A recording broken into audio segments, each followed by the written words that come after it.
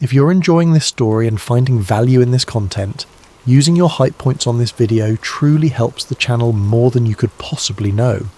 It makes a genuine difference in reaching more listeners like you.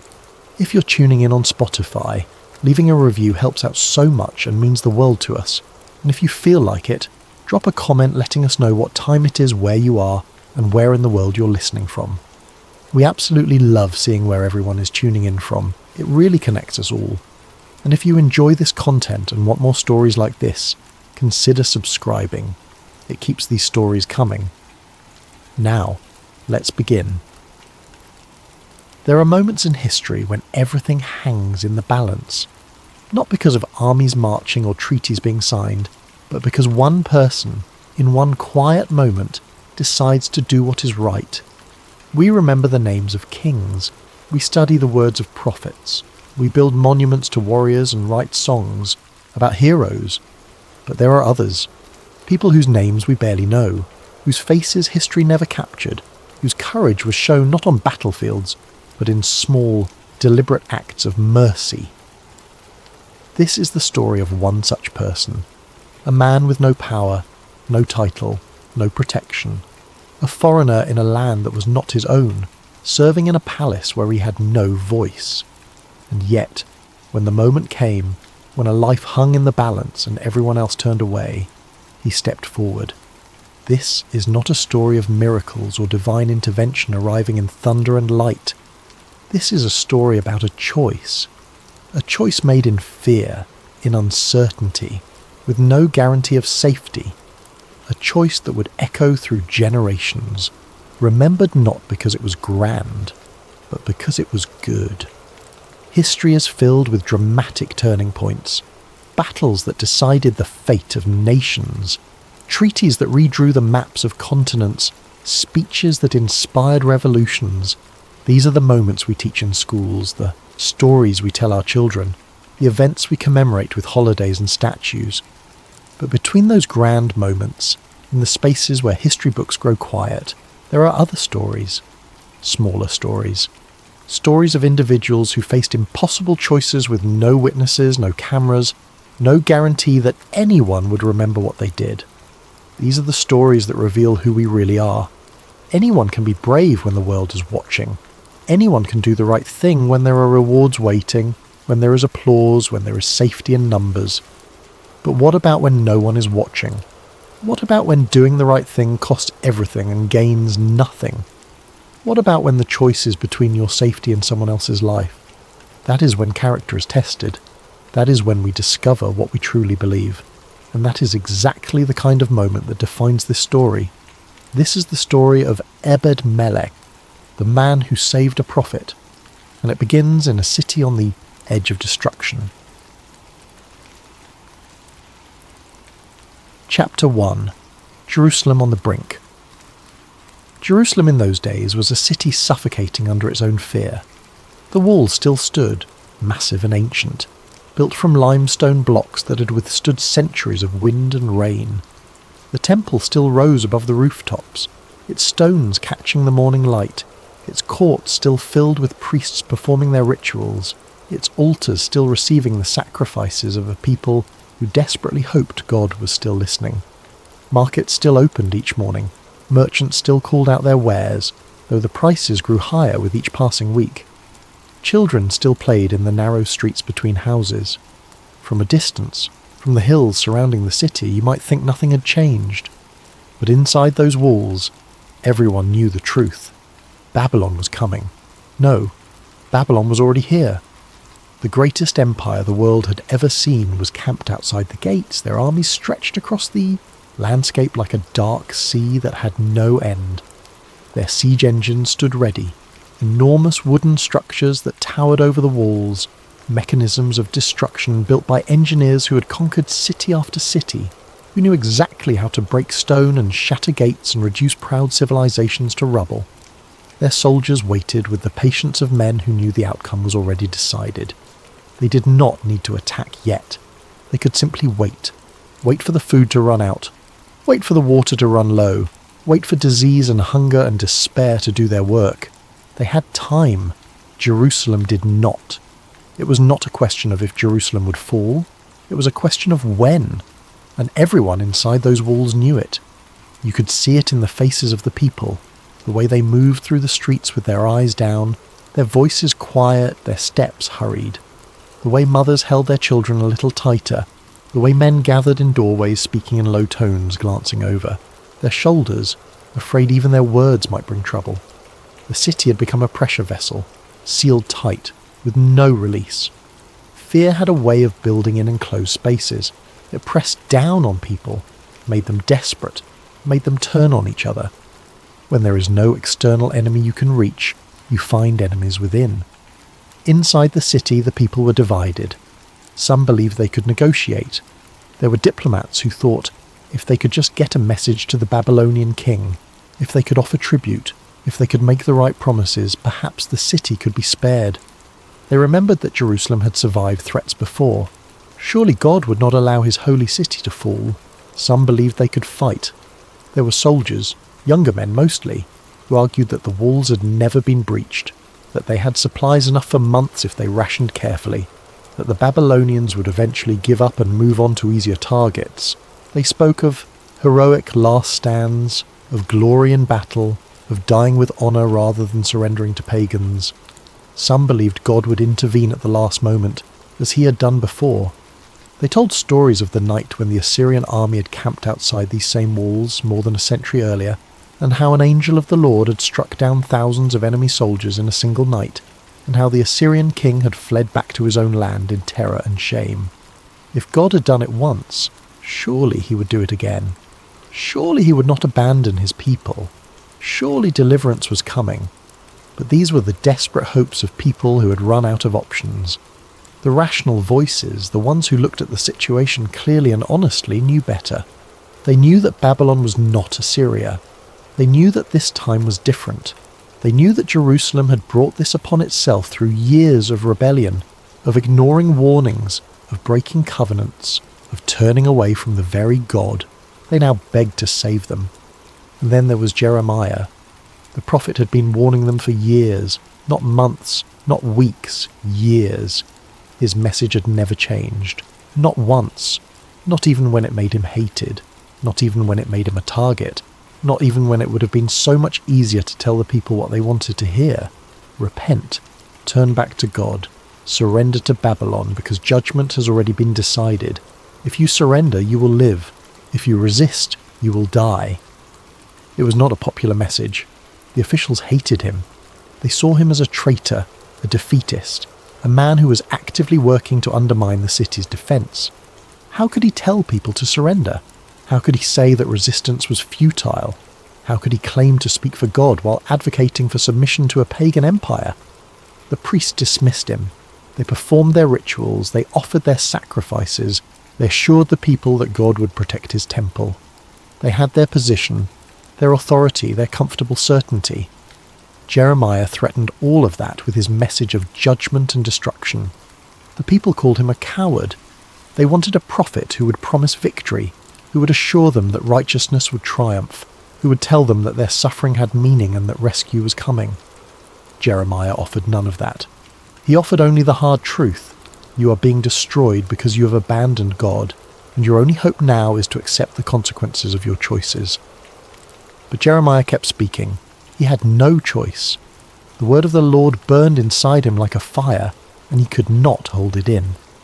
He stood in the courtyards of the temple. He walked through the streets of the city. He spoke to anyone who would listen, and to many who would not. And his words were always the same. This is what the Lord says: surrender and live. Resist and die.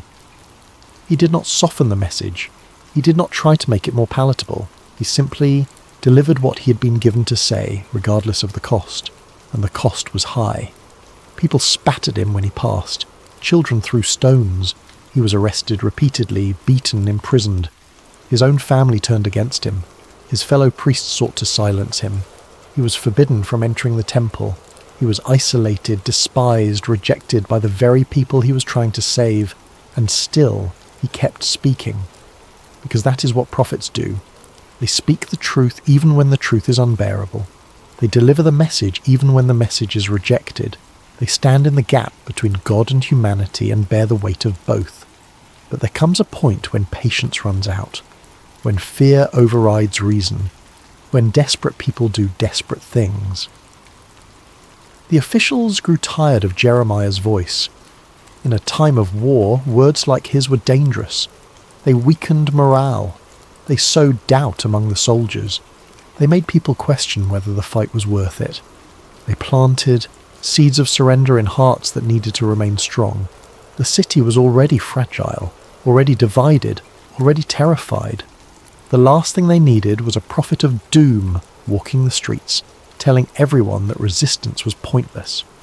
So the officials made a decision. They went to the king. Chapter 2. Jeremiah Condemned. King Zedekiah sat on his throne in the palace, surrounded by advisors, military commanders, and officials who all claimed to know what was best for the city. But the truth was, none of them knew. No one had ever faced a situation quite like this. No one had a clear answer, and Zedekiah himself was perhaps the least equipped person in the entire city to lead them through this crisis. He was a weak man. History would remember him that way, not cruel necessarily, not malicious, just weak. He had been placed on the throne by the Babylonians years earlier, after they had deposed the previous king. He was a puppet and everyone knew it. He had no real authority, no real power. He ruled at the pleasure of the very empire that was now trying to destroy him. He lived in constant fear. Fear of the Babylonians, fear of his own officials, fear of the people, fear of the prophets, fear of God. He feared everything, and so he did nothing. He was a man trapped between impossible choices, unable to commit to any of them.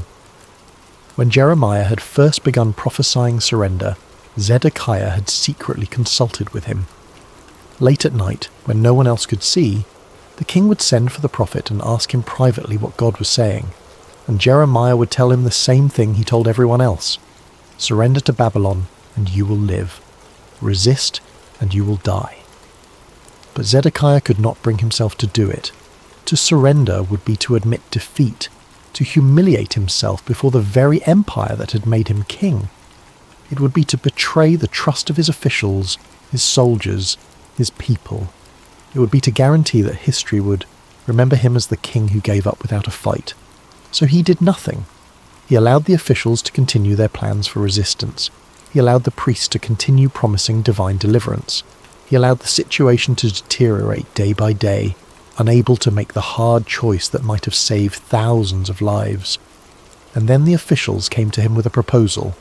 There were 4 of them: Shephatiah son of Mattain, Gedaliah son of Pasha, Jehukal son of Shelemiah, Pasha son of Malchijah. Men of influence, men who had the king's ear, men who had made their position clear. "My lord king," they said, their voices respectful but firm, "we must speak with you about Jeremiah the prophet." Zedekiah shifted in his seat. He knew where this was going. He had been dreading this conversation. "What about him?" the king asked, though he already knew. "He continues to prophesy defeat," one of them said. "He tells the soldiers that anyone who stays in the city will die by sword, or famine, or plague, but anyone who goes over to the Babylonians will live. He is actively encouraging desertion. He is undermining the defense of this city. He tells the people that this city will certainly be given into the hands of the king of Babylon's army," another added. "He offers no hope, no encouragement, only doom." The king was silent. What could he say? Everything they said was true. Jeremiah was saying exactly those things, but Jeremiah claimed to speak for God. And if he truly spoke for God, then what right did anyone have to silence him? "This man should be put to death," the officials said, their tone leaving no room for debate. "He is discouraging the soldiers and all the people with his words. He does not seek the good of this city, but its ruin. He is a traitor, my lord, and traitors, especially in wartime, deserve death." There it was. The request was clear. They wanted permission to execute Jeremiah, and they were essentially telling the king that if he did not give that permission, they would question his loyalty to the city. Zedekiah felt the familiar weight of impossible choices settling on his shoulders. If he protected Jeremiah, He would anger the officials, lose what little authority he had left, and possibly spark internal conflict at the worst possible time. If he condemned Jeremiah, he would be silencing a prophet of God, and what would the consequences of that be? He took the coward's way out. "He is in your hands," Zedekiah said quietly, not meeting their eyes. "The king can do nothing to oppose you." It was a masterpiece of political cowardice. He did not give explicit permission. He did not order Jeremiah's death. He simply removed himself from the equation, claimed powerlessness, and allowed the officials to do whatever they wanted. It was permission by abdication. The officials bowed and left immediately. They had what they needed. They came for Jeremiah in the early morning, when the city was just beginning to wake.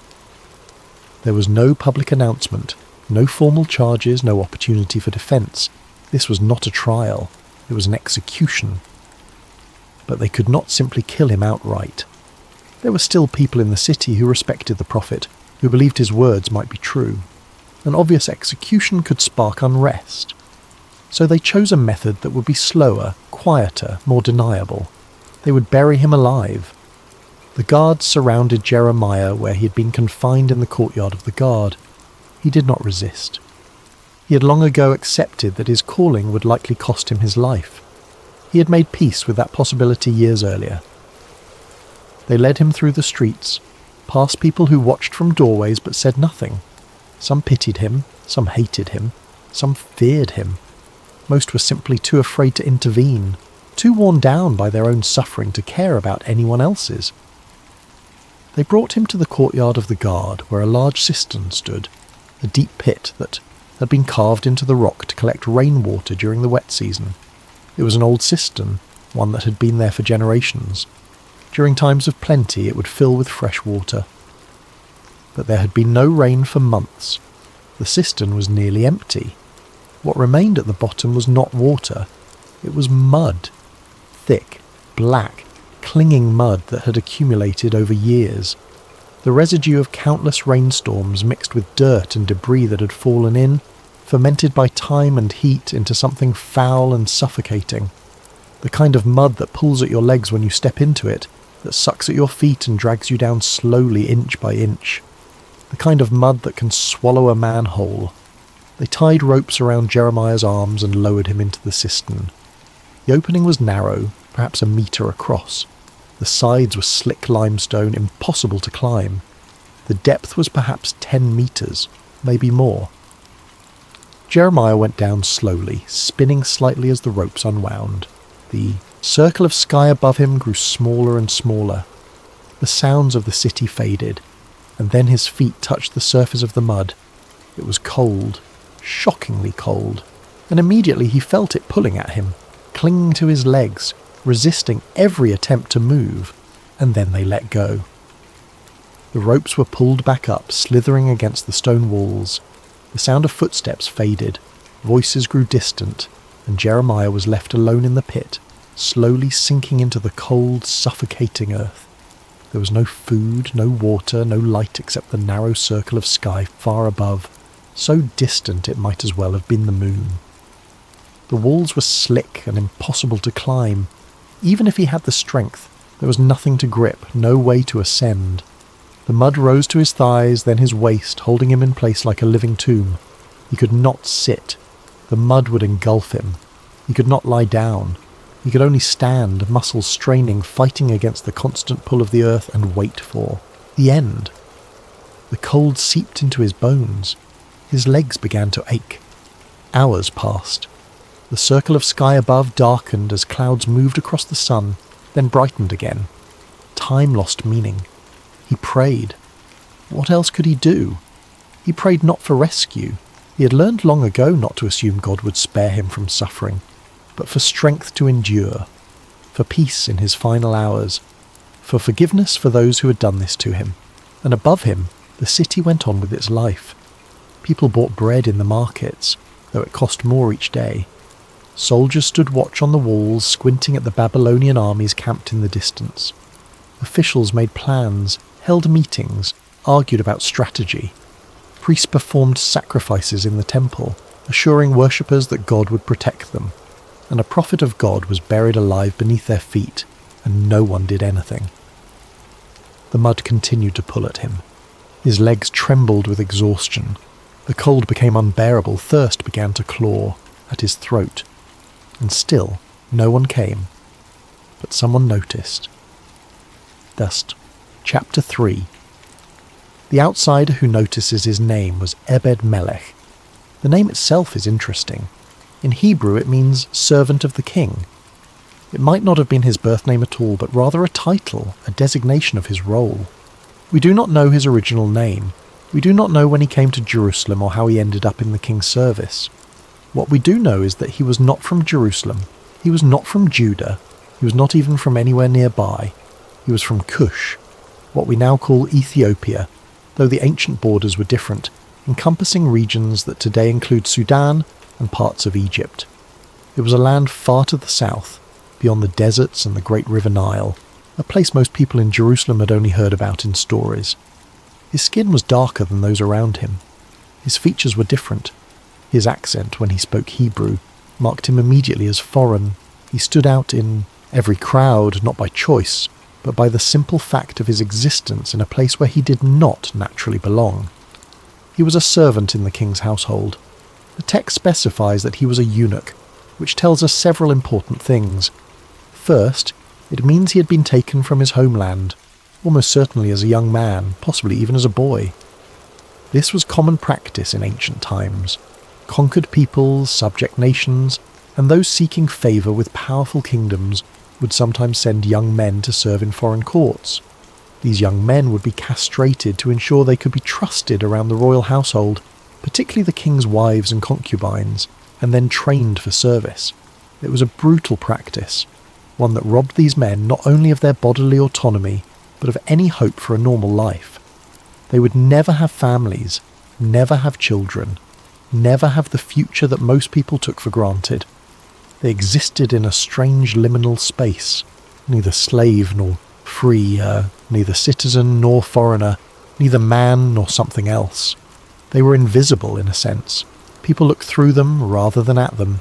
They were functionaries, tools, useful objects that performed necessary tasks, but were not considered fully human in the way that other people were. Ebed-Melech would have understood what it meant to be powerless. He lived it every day. He had no family in Jerusalem, no wife, no children, no brothers or cousins or uncles who might support him or defend him. He had no inheritance waiting for him, no land, no wealth of his own. Everything he had, his clothes, his food, his very place to sleep, existed at the pleasure of the king. He could be dismissed at any moment, sold, cast out, and if that happened, where would he go? Back to Cush, after years or even decades away. He would be a stranger there too, marked by his time in a foreign land, altered in ways that would make him an outsider even in his homeland. He was utterly vulnerable. And yet somehow he had retained something that many others had lost. He had retained his conscience. He had retained the ability to see suffering and be moved by it, to recognize injustice and be troubled by it, to witness cruelty and refuse to accept it as normal. This is not as common as we might think. People can become numb to suffering, especially when surrounded by it constantly. When you see injustice every day, when cruelty becomes routine, when you yourself are powerless and vulnerable, there is a strong temptation to simply accept it, to tell yourself that this is how the world works, that there is nothing you can do, that your own survival must be your only priority. But Ebed-Melech had not become numb. Perhaps it was because he knew what it was like to be the one suffering. Perhaps it was because he had experienced what it meant to be overlooked, dismissed, forgotten. Perhaps it was because, as a foreigner, as a servant, as a eunuch, he had learned to pay attention to people that others ignored. Or perhaps it was simply that he believed in God, and that belief had shaped him into someone who could not look away from evil. We do not know exactly how Ebed-Melech learned that Jeremiah had been thrown into the cistern. The text does not tell us, but somehow he heard. Perhaps he overheard the officials talking about it, their voices carrying through the corridors of the palace as they congratulated themselves on solving the problem of the troublesome prophet. Perhaps a guard mentioned it in passing, complaining about having to lower the old man into the pit. Perhaps he simply noticed that Jeremiah, who had been confined in the courtyard of the guard, was no longer visible, and he asked where the prophet had gone.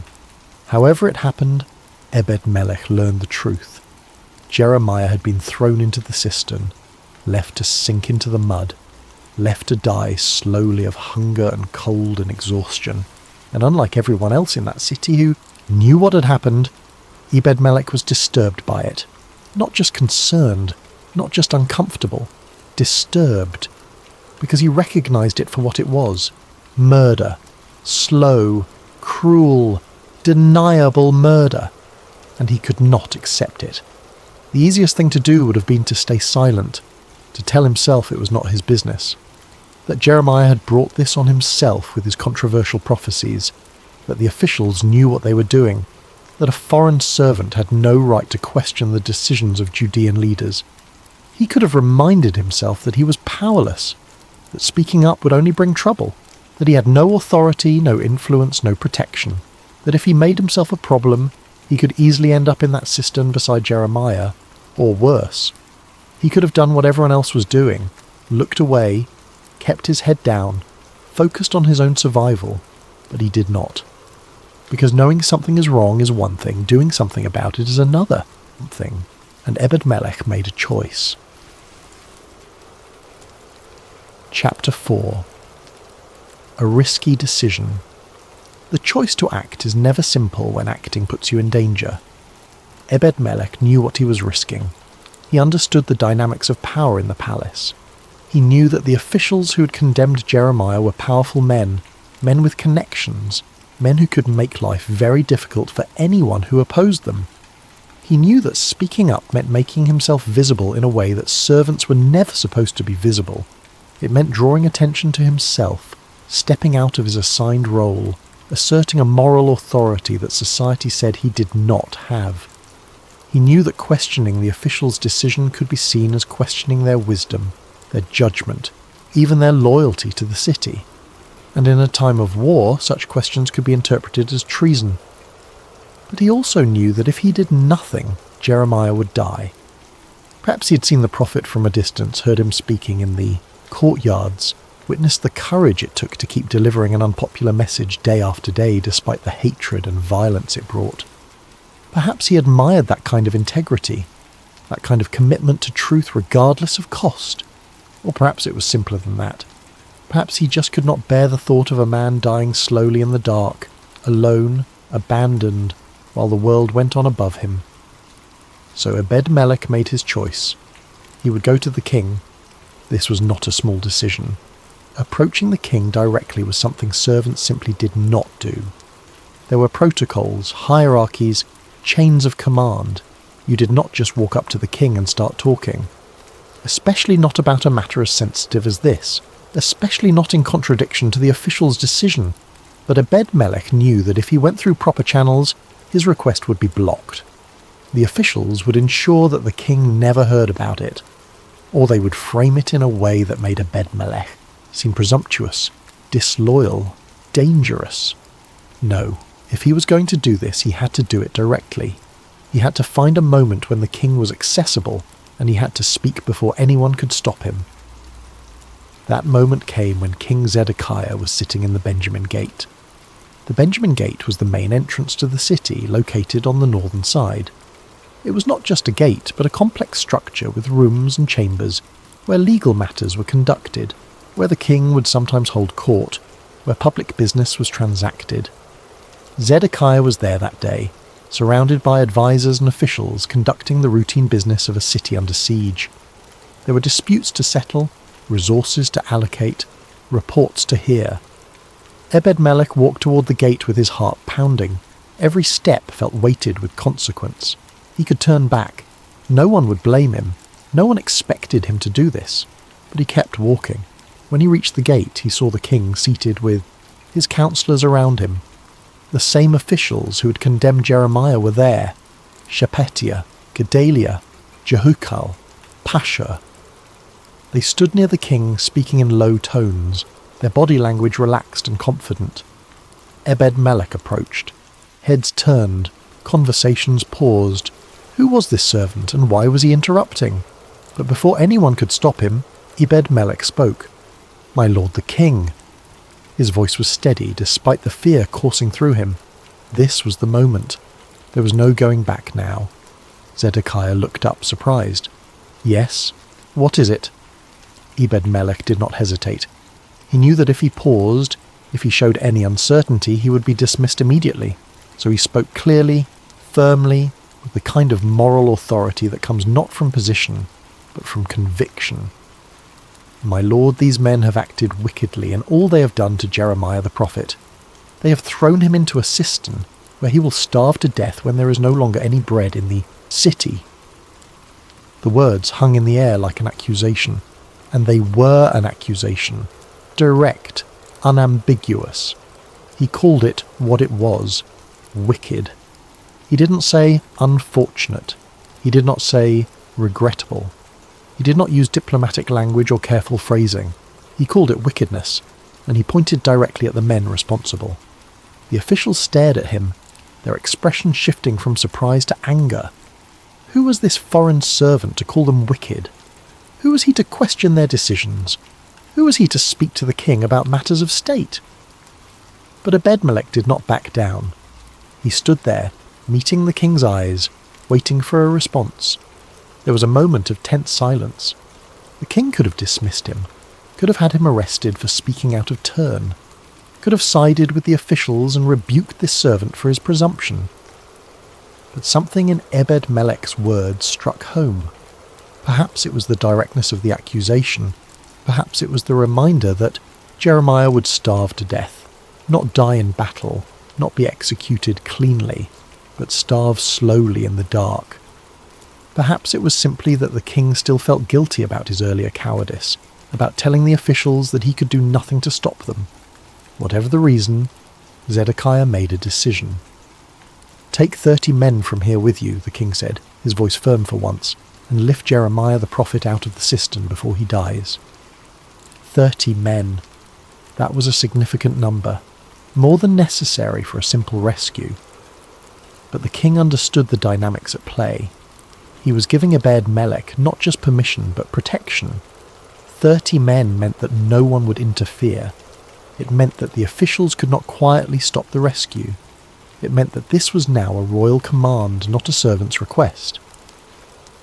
The officials' expressions hardened, but they said nothing. The king had spoken, and while Zedekiah was weak in many ways, he was still the king. This was his palace, his guard. For the moment, at least, his word carried weight. Ebed-Melech bowed deeply, acknowledging the king's command. Then, without wasting a moment, he turned and left to gather the men.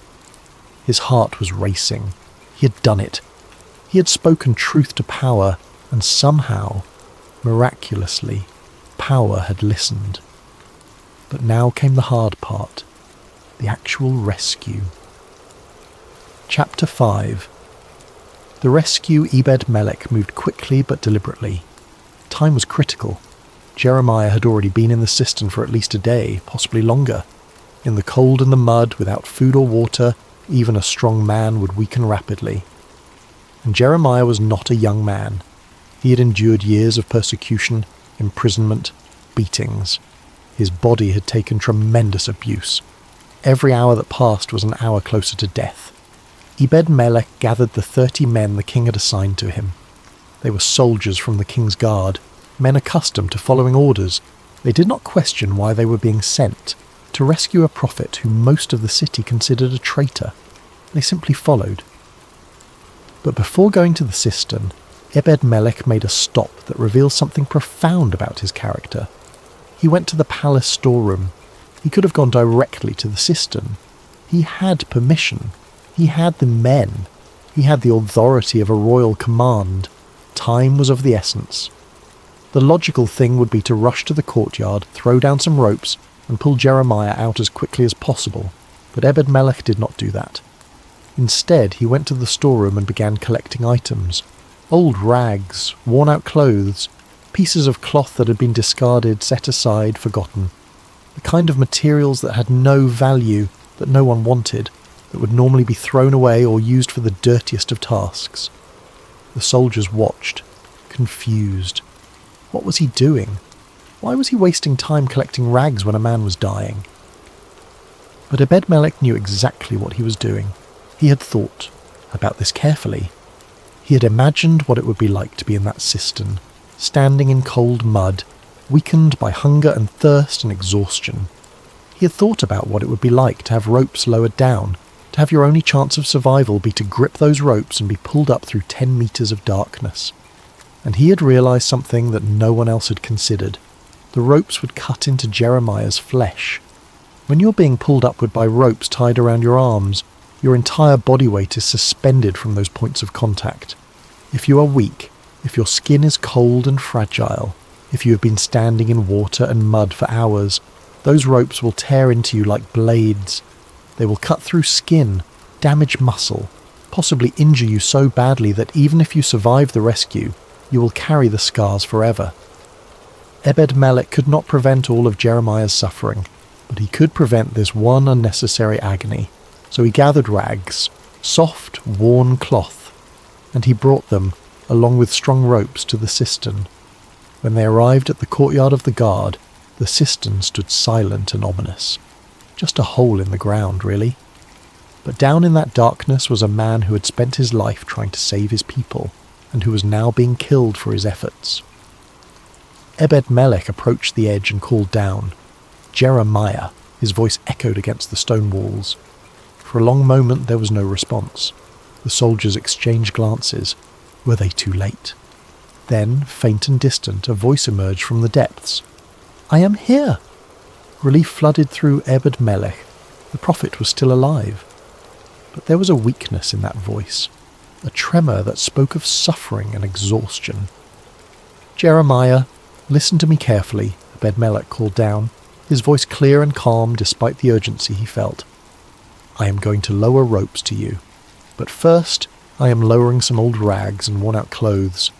When you receive them, I need you to put them under your armpits, between your arms and the ropes. Do you understand?" There was a pause. Then, "I understand." Ebed-Melech and the soldiers carefully lowered the bundle of rags into the cistern, playing out the rope slowly, making sure it reached the bottom. They waited, giving Jeremiah time to find the rags in the darkness, to understand what he needed to do. It took several minutes. They could hear faint sounds from below, movement, splashing, the soft grunts of a man trying to work with numb, trembling hands in complete darkness. Then Jeremiah's voice came again, stronger this time. "I am ready." Now they lowered the rescue ropes, thick and strong. Again they waited, patient, giving Jeremiah time to position the rags properly, to secure himself as best he could. "Pull," came the voice from below. Ebed-Melech organized the men, 30 soldiers, working in coordinated teams. They did not yank, they did not rush. They pulled steadily, smoothly, distributing the weight evenly, making sure the ascent was as gentle as possible. It was harder than they expected. Jeremiah was not a large man, but he was covered in thick mud that clung to him like weights, and the mud in the bottom of the cistern was deep. It released him reluctantly, sucking at his legs, trying to pull him back down.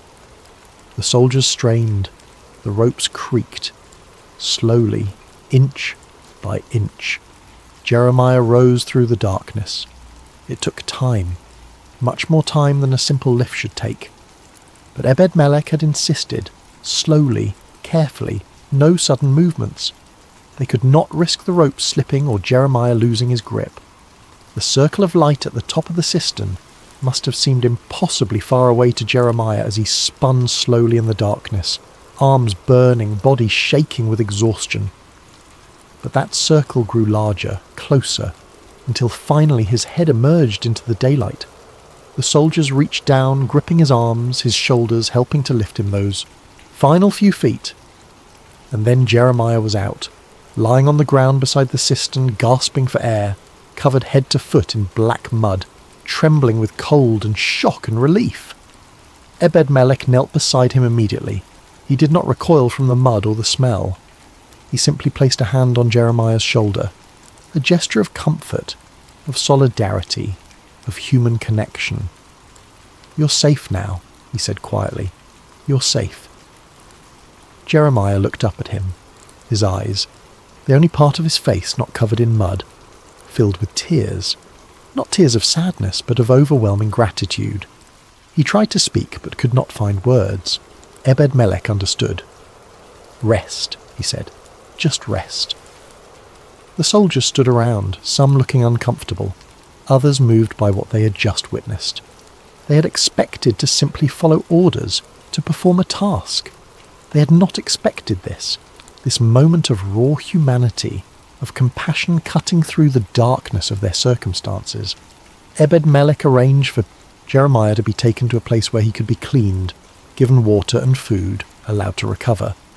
The prophet was returned to the courtyard of the guard, to confinement. The king's order had been to rescue him, not to free him, but at least he was alive. And as Ebed-Melech watched the prophet being led away, he felt something he had not felt in a long time. Peace. Not the peace of safety or security, not the peace of knowing his own troubles were over, but the peace that comes from doing what is right, regardless of cost. The peace that comes from acting in alignment with your deepest values, from being the kind of person you believe you should be. He had saved a life, and in doing so, perhaps he had saved something in himself as well. Chapter 6. Compassion in small details. There is something profound about the way Ebed-Melech conducted this rescue that deserves deeper reflection. He could have approached it differently. He had royal permission. He had 30 soldiers at his command. He had every right to simply throw down a rope and haul Jeremiah out as quickly as possible, treating the rescue as a logistical problem to be solved efficiently. No one would have questioned that approach. No one would have thought less of him for it. In fact, most people would have considered it perfectly appropriate. This was a time of war, a time of crisis. Speed and efficiency were paramount. Taking extra time to worry about comfort or dignity might have seemed like an unnecessary luxury. But Ebed-Melech saw it differently. He saw a man who had already suffered enormously, a man who had been betrayed by his own people, condemned by those he had tried to save, thrown into a pit and left to die in the most degrading way imaginable. And Ebed-Melech decided that this man deserved more than just survival. He deserved dignity. The rags were such a small thing. Worn-out cloth, worthless scraps. It would have taken only minutes to collect them, but those minutes mattered. Because when you have been treated as worthless, when you have been discarded and left to die, when you have been shown cruelty and indifference, the experience of someone treating you with care, with genuine, thoughtful care, is transformative. Jeremiah was not just pulled out of a cistern that day. He was pulled out with tenderness, with attention to his pain, with an understanding that rescue is not just about extracting a body from danger, but about restoring a person's humanity. This is what compassion looks like in its truest form.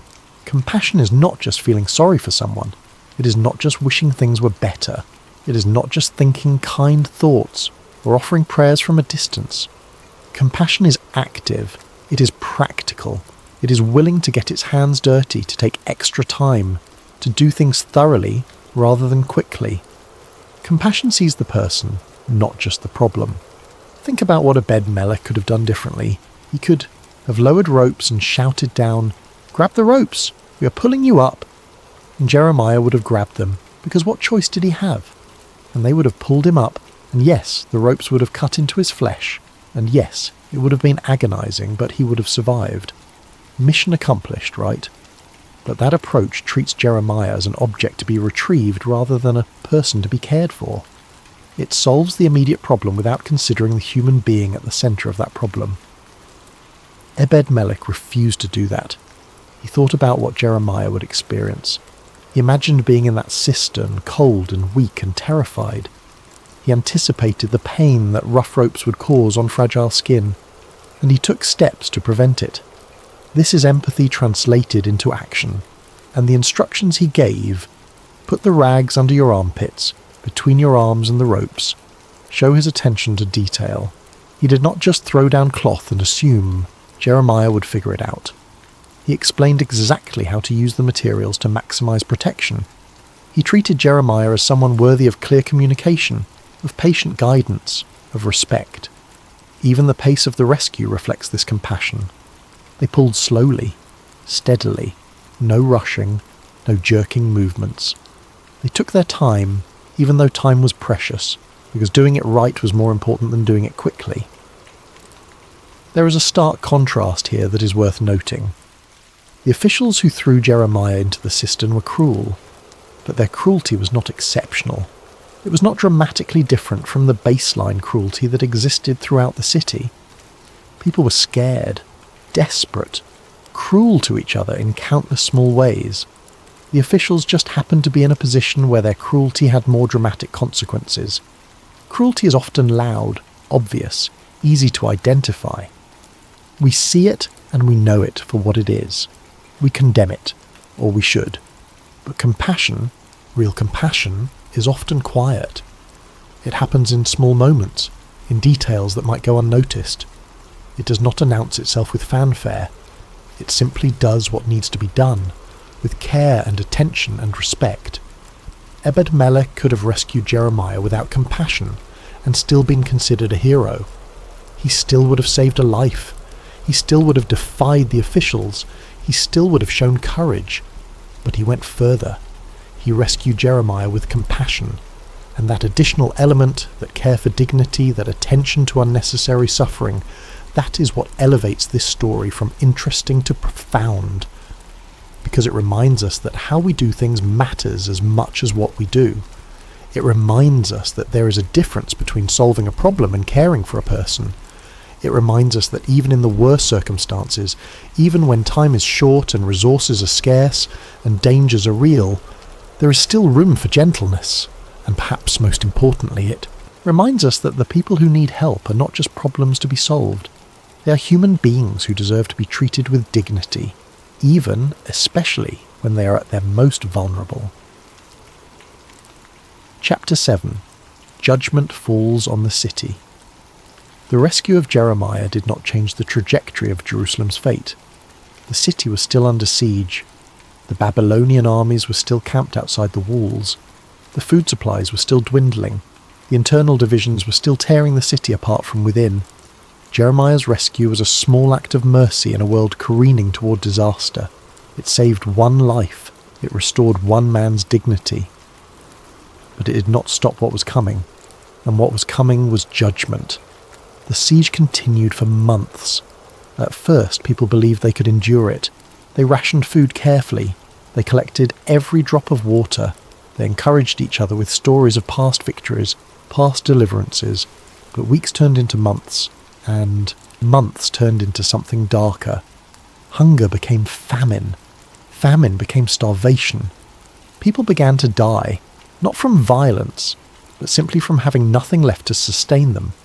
The elderly died first, their bodies too weak to survive on minimal rations. Then the sick, then the children, their small bodies unable to endure what the adults could barely withstand. The streets, once bustling with activity, grew quiet. People moved slowly, conserving energy, their faces hollow and gaunt. Mothers held their babies and wept dry tears, unable to produce milk, unable to comfort their starving children. Disease spread through the crowded city. When people are weakened by hunger, when sanitation breaks down, when hope is lost, illness follows. Plague moved from house to house, from street to street, leaving corpses in its wake. The soldiers on the walls grew thin and weak. They still stood guard, still watched the enemy armies in the distance, but they no longer spoke of victory. They simply endured, day after day, waiting for the end. And then, one night, the end came. It happened during the 11th year of King Zedekiah's reign, in the 4th month. The Babylonian armies, which had been patient for so long, finally breached the walls. It was not a dramatic assault. There was no massive battle, no heroic last stand. The walls simply failed. Whether through siege engines finally succeeding, or through a weak point being exploited, or through betrayal from within, the text does not say. But the walls, which had stood for generations, which the people had trusted to protect them, finally gave way, and the Babylonian soldiers poured in. What followed was not a battle. It was a slaughter. The soldiers of Judah, weakened by months of starvation, could not mount effective resistance. The Babylonians swept through the streets systematically, killing any who resisted, capturing those who surrendered. The city descended into chaos. People ran in every direction, seeking safety that did not exist. Some hid in their homes, hoping the soldiers would pass by. Some fled toward the temple, believing that God's house would provide sanctuary. Some simply fell to their knees and waited for the end. The Babylonian commanders set up their headquarters in the middle gate, the symbolic centre of the city. From there they directed the conquest, the looting, the systematic destruction of everything Jerusalem had been. When King Zedekiah saw that the city had fallen, he did what weak men often do. He tried to run. He and his remaining soldiers attempted to escape under cover of darkness, fleeing through the king's garden, heading toward the Arabah, the desert wilderness where they hoped to disappear. But the Babylonian army was thorough. They had anticipated this possibility. Scouts had been watching every possible escape route. Zedekiah was captured in the plains of Jericho. His soldiers scattered. His escape failed. They brought him to Nebuchadnezzar, the king of Babylon, at Riblah in the land of Hamath. And there Nebuchadnezzar pronounced judgment. It was brutal, calculated, designed not just to punish, but to send a message. First, Zedekiah was forced to watch as his sons were executed. His children, his heirs, his future, killed before his eyes. The text does not describe what this did to him, but we can imagine. The helplessness, the horror, the knowledge that his weakness, his indecision, his inability to make hard choices had led to this moment. Then they put out his eyes. They blinded him, ensuring that the last thing he would ever see would be the death of his sons. For the rest of his life, that image would be burned into his memory, the final sight before darkness. Then they bound him with bronze shackles and took him to Babylon, where he would spend the remainder of his days in prison, blind and broken. A warning to others of what happened to puppet kings who tried to rebel against their masters. The officials who had led the rebellion, who had insisted on resistance, who had thrown Jeremiah into a cistern for telling them this would happen. They were executed. Quickly, efficiently, without ceremony. Their names would be forgotten. Their plans had failed. Their defiance had accomplished nothing but death. The temple, which had stood for centuries, which the people had believed was inviolable because it was God's dwelling place, it was looted first, then burned. The priest tried to stop it, tried to reason with the soldiers, tried to explain that this was a holy place. They were cut down where they stood. The soldiers took the gold and silver vessels that had been used in worship, the treasures that had been accumulated over generations, and carried them away to Babylon. Then they set fires that consumed the wooden structures, that cracked the stone walls, that reduced the house of God to rubble and ash. The palace was burned. The houses of the officials were burned. These walls of Jerusalem, which had protected the city for so long, were systematically torn down.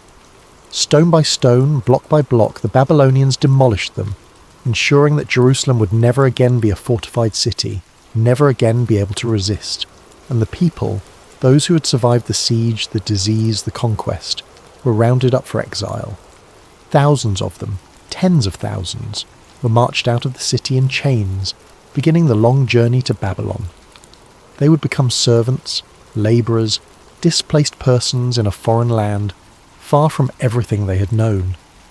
Everything Jeremiah had warned them about came to pass. Every prophecy he had spoken, every warning he had delivered, every unpopular truth he had proclaimed in the streets and courtyards, it all happened exactly as he had said it would. The city was destroyed. The people were exiled. The kingdom was ended. The judgment that had been promised for generations of disobedience finally fell, and it fell. Completely, but not everyone suffered the same fate. Zacchaeus chapter 8. God's promise to Ebed-Melech. Before the city fell, before the final chaos descended, God spoke to Jeremiah. It was not a public prophecy, not a message meant for the city or the officials or the king. This was private, personal, a message about one specific person. Go and tell Ebed-Melech the Cushite. It is remarkable that God knew his name, that God cared enough about this foreign servant, this man of no status or importance, to send a prophet with a specific message just for him. The message was this: "This is what the Lord Almighty, the God of Israel, says. I am about to fulfill my words against this city, words concerning disaster, not prosperity. At that time they will be fulfilled before your eyes. But I will rescue you on that day, declares the Lord. You will not be given into the hands of those you fear. I will save you. You will not fall by the sword, but will escape with your life, because you trust in me, declares the Lord." Read those words carefully. Let them sink in. God was about to destroy the city. Judgment was coming, inevitable and complete. But Ebed-Melech, this one man, this foreign servant, he would be spared. Not because he was perfect. Not because he had performed great miracles or prophesied the future or led armies. Not because he was Jewish or had the right bloodline or held an important position. But because he had trusted in God and acted with compassion. Because when everyone else had turned away from mercy, he had chosen it. Because when a life was in danger and no one else would help, he had stepped forward. God saw that. God remembered it. And God honoured it. The promise was specific. You will not be given into the hands of those you fear. Ebed-Melech feared the officials. He feared the consequences of defying them, of speaking against them, of rescuing the man they had condemned. That fear was rational, justified. Those men had power and were ruthless in using it. But God promised that those men would have no power over him. When the city fell, when the officials were captured and executed, Ebed-Melech would not share their fate. You will not fall by the sword, but will escape with your life. This was not a promise of comfort or prosperity. God was not promising that Ebed-Melech would be wealthy or honoured or powerful. The promise was survival, life, the chance to continue existing in a world that was about to be torn apart. But survival, in those circumstances, was everything. And the reason, the explicit reason given in the text, was this: because you trust in me. Trust. Not perfect understanding, not flawless theology, not religious credentials or ritual purity, or any of the things that people often think God cares about most. Just trust. Trust that showed itself in action. Trust that manifested as compassion. Trust that was willing to risk safety for the sake of righteousness.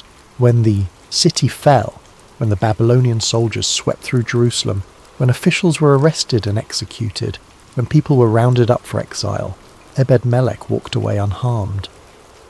We do not know the details of how it happened. The text does not describe it. But somehow, in the chaos and violence, he was protected. Perhaps the soldiers overlooked him. Perhaps in the confusion of conquest, a foreign servant seemed too insignificant to bother with. Perhaps someone remembered his act of mercy and chose to repay it.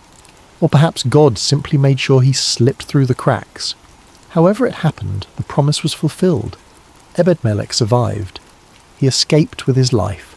The very thing God had promised came to pass, and he survived not despite his act of mercy, but because of it. Not in spite of his willingness to risk everything for righteousness, but because of it. In a city where everyone was trying to save themselves, where fear had made people cruel and selfish and willing to sacrifice others for their own safety, Ebed-Melech had chosen differently. And that choice, that single act of compassion, was remembered by God and rewarded with life. Chapter 9. What it means to be seen. There is something powerful about being truly seen. Not just noticed, not just acknowledged, but truly seen. Your actions, your choices, your heart. In a world where so much goes unnoticed, where so many acts of kindness pass without recognition, where people do good things and no one ever knows, there is something deeply meaningful about the idea that God sees. Ebed-Melech did not rescue Jeremiah for recognition. There was no reward waiting for him, no promotion, no public honour. In fact, he risked everything with no guarantee of any positive outcome at all. He did it because it was right, because a man was dying and he could not bear to let it happen, because his conscience would not allow him to look away. And God saw it. In a city of thousands of people, in a crisis that involved kings and officials and priests and prophets, God noticed what one foreign servant did. And God thought it mattered enough to send a specific personal message of protection. This tells us something important about how God values actions. It is not the grand gestures that matter most. It is not the public displays or the impressive achievements or the things that make it into history books. It is the quiet acts of mercy, the moments when someone chooses compassion over fear, the times when a person sees suffering and responds with care, even when no one is watching, even when there is no reward, even when it costs something. Those are the moments God sees. Those are the moments God remembers. Those are the moments that matter eternally. Ebed-Melech was a servant, a eunuch, a foreigner. In the social hierarchy of ancient Jerusalem, he was near the bottom. He had no power, no influence, no status. And yet, in this story, he is the hero. Not the king, who was weak and indecisive. Not the officials, who were cruel and self-serving. Not the priests, who failed to protect a prophet. Not even Jeremiah himself, though Jeremiah is certainly righteous and faithful. The hero is the servant who noticed suffering and chose to act. This should challenge our assumptions about importance and significance. We tend to think that the people who matter are the ones with titles, with authority, with public platforms. We look to leaders and celebrities and influencers to show us what matters. But this story suggests something different. It suggests that the most important people in any society might be the ones we never hear about, the ones who quietly do what is right, the ones who show mercy when others show cruelty, the ones who risk everything for someone else's life. Ebed-Melech's act of compassion rippled through history in ways he could never have anticipated. He saved Jeremiah's life, and because Jeremiah lived, he continued to prophesy, and because he continued to prophesy, his words were recorded. And because his words were recorded, they became part of Scripture. And because they became part of Scripture, they have influenced billions of people for thousands of years. All because one man chose mercy over fear. This is how change actually happens in the world. Not through grand schemes or dramatic interventions from above, but through individual choices made by ordinary people in moments when it would be easier to look away. Every act of compassion creates ripples. We cannot always see them. We cannot always trace the connections, but they are real. When you choose to help someone in need, you do not know what future that person might have. You do not know what they might accomplish, who they might influence, what difference they might make. You're simply choosing, in that moment, to value their life, their dignity, their humanity, and that choice matters more than we can measure. Chapter 10. The Test of Character. There is a concept in ethics called the test of conscience. The idea that the true measure of a person's character is revealed in moments when they must choose between what is easy and what is right, especially when no one is watching. Ebed-Melech faced exactly this kind of test. He could have rationalized inaction. It would have been easy to do so. He could have told himself that Jeremiah had brought this on himself with his controversial prophecies, that the officials knew best, that a foreign servant had no right to interfere in matters of state, that speaking up would only bring trouble without actually helping. These would all have been socially acceptable reasons for staying silent. No one would have blamed him for them, but he did not take the easy path. He took the hard one. And this is where character is truly forged, in the space between knowing what is right and actually doing it. Many people know what is right. They can articulate moral principles. They can identify injustice when they see it. They can feel the pull of conscience, but knowing is not the same as doing. The gap between knowledge and action is where character lives. Ebed-Melech could have known it was wrong to leave Jeremiah in the cistern and still done nothing. Knowledge alone does not require action, but character does. Character is what makes you act on your convictions even when it is costly, even when it is dangerous, even when you gain nothing and risk everything. And Ebed-Melech had that kind of character. This raises an important question. Where does that kind of character come from? The text gives us a clue in God's promise. Because you trust in me. trust in God, faith, not just intellectual belief, but a deep conviction that shaped how Ebed-Melech saw the world and his place in it. If you believe that every human being is made in the image of God, then you cannot dismiss their suffering as irrelevant. If you believe that God sees all actions, then you cannot assume that quiet mercy goes unnoticed. If you believe that righteousness matters more than safety, then you must act accordingly, even when it is hard. Ebed-Melech's faith was not abstract theology. It was lived reality.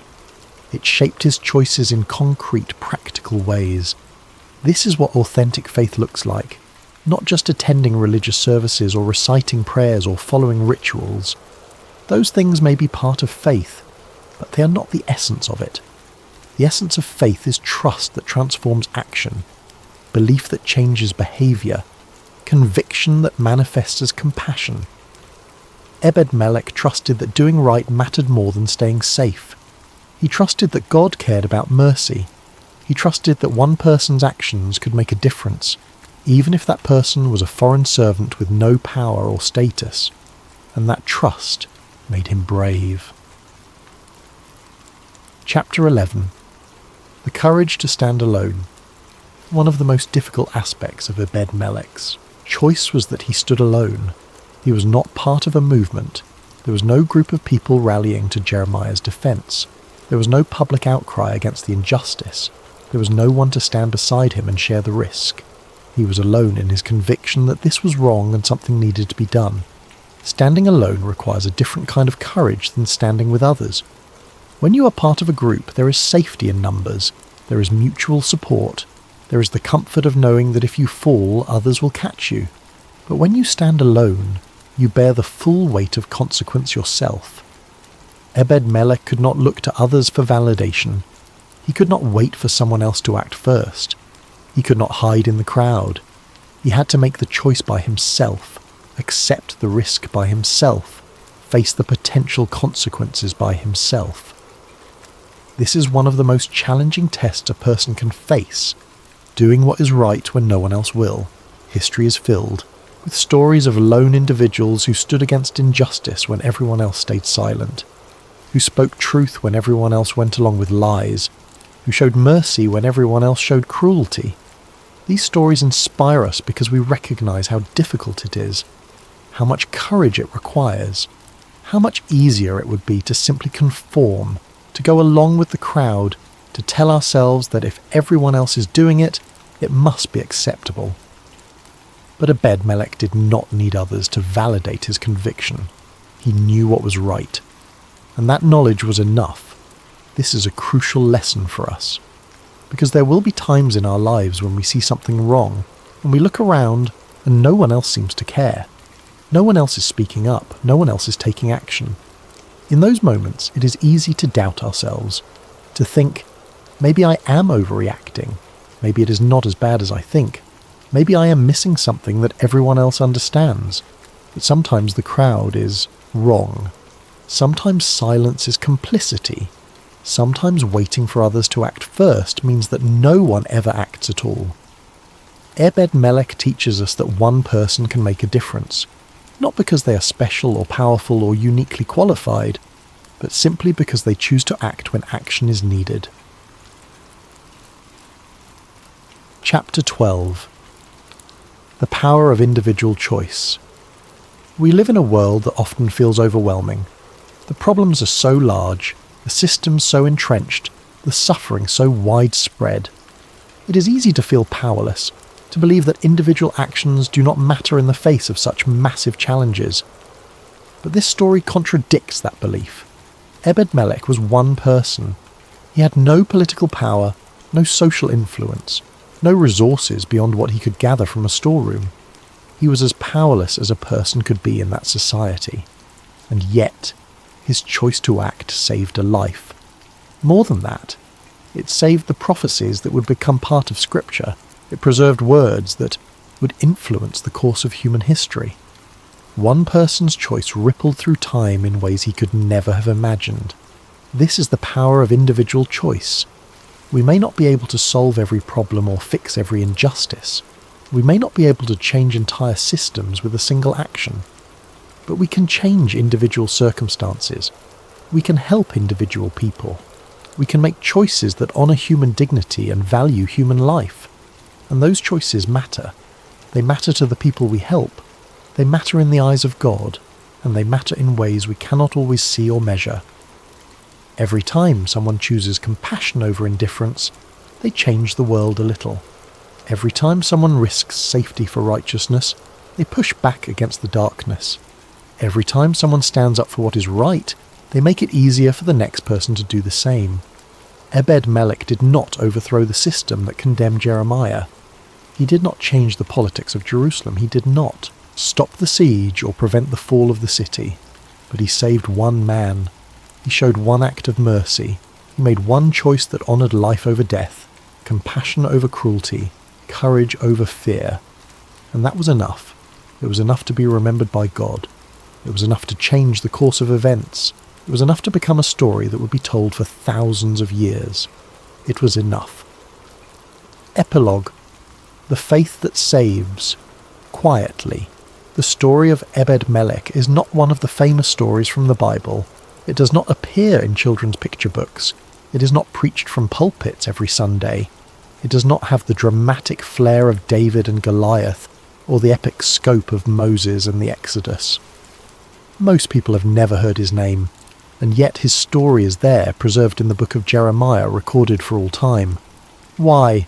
Because it reminds us of something we too easily forget. Faith is not always loud. Courage is not always seen. The acts that matter most are not always the ones that make the headlines or win the applause of crowds. Sometimes the most important thing you can do is notice when someone else is suffering, to care when everyone else has moved on, to speak when speaking is dangerous, to act when acting costs something. Ebed-Melech had every reason to stay silent. He was a foreigner, a servant, a man with no power, no protection, no guarantee of safety. Helping Jeremiah gained him nothing. It risked everything. But he did it anyway. He did not wait for someone else to act. He did not assume that because he was unimportant, his actions would not matter. He simply saw what was wrong and chose to do what was right. And that choice saved a life. Not just any life, but the life of a prophet whose words would echo through history. A man whose message would be recorded in scripture and read by millions. A man whose courage in the face of death would inspire generations. Jeremiah survived because one person refused to look away, and in the end, when the city fell and judgment came, God did not forget the man who had shown mercy. Ebed-Melech was spared. He escaped with his life. He walked out of the ruins of Jerusalem and into a future that most of his generation would never see, because he had trusted in God, not with grand declarations, not with public displays of piety, but with a quiet, deliberate act of compassion when no one else would. This is the kind of faith that saves, the kind that does not wait for permission or recognition, the kind that acts because it is right, not because it is easy, the kind that sees people not as problems or threats, but as human beings made in the image of God, worthy of dignity and care. History remembers kings and prophets, but God remembers people like Ebed-Melech, and sometimes that is the most important kind of remembering there is. Closing reflection. What we can learn. As we close this story, it is worth reflecting on what it means for us today. We may never face the exact circumstances that Ebed-Melech faced. We may never have to decide whether to rescue a prophet from a cistern or approach a king to plead for someone's life. But we will face moments when we must choose between what is easy and what is right. When we must decide whether to speak up or stay silent. When we must determine whether someone else's suffering matters enough to us to do something about it. In those moments, Ebed-Melech's example speaks to us. It tells us that one person can make a difference. That powerlessness is not an excuse for inaction. That compassion is not just a feeling, but a choice that manifests in practical, concrete actions. It tells us that how we treat the vulnerable reveals who we truly are. That mercy is more valuable than safety. That courage is not the absence of fear, but the choice to act despite fear. It tells us that God sees quiet acts of kindness, that our actions matter even when no one else notices, that faith is measured not by our words but by our willingness to risk something for someone else. We live in a world that still needs people like Ebed-Melech, people who notice suffering and cannot look away, people who speak up when others stay silent, people who choose mercy over fear. The question is, will we be those people? When we see injustice, will we act or will we find reasons why it is not our problem? When we encounter suffering, will we respond with compassion or will we protect our own comfort? When doing the right thing requires courage, will we step forward or will we step back? These are not hypothetical questions. They are the questions that define our lives, our character, our legacy. Ebed-Melech was not a perfect person. He was not a superhero. He was an ordinary man who faced an impossible choice and chose mercy. That same choice is available to us, not once in a lifetime, but repeatedly, in small moments and large ones, in public and in private, in ways that will be remembered and in ways that will be forgotten. But whether remembered or forgotten by people, God sees. God knows. God honours those who choose righteousness over safety, who value mercy over comfort, who act with compassion when it would be easier to look away. This is the legacy of Ebed-Melech, not a legacy of fame or power or achievement, but a legacy of quiet faithfulness, of compassion in action, of courage when it mattered most. May we have the wisdom to see suffering when others look away. May we have the courage to speak up when others stay silent. May we have the compassion to act when others do nothing. And may we trust, as Ebed-Melech did, that choosing what is right is always worth it, even when it costs us everything. Hello, dear listener, and welcome to Sacred Slumber. Before we begin tonight's story, I'd love to know how your day has been.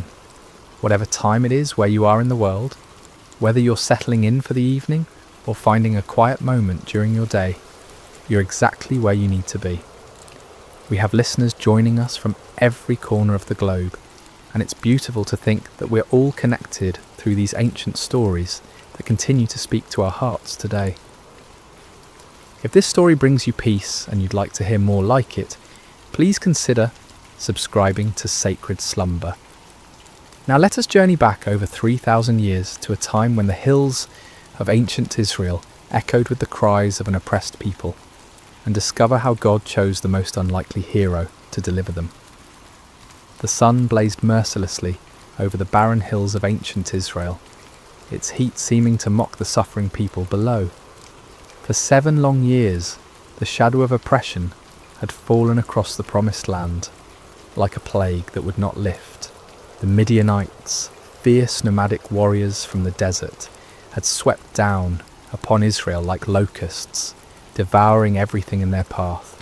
In caves carved into limestone cliffs, families huddled in darkness, their faces gaunt with hunger and hollow with despair. Children, who should have been playing in village squares instead, learned to recognise the distant thunder of approaching hoofbeats, the signal to flee deeper into their rocky refuges.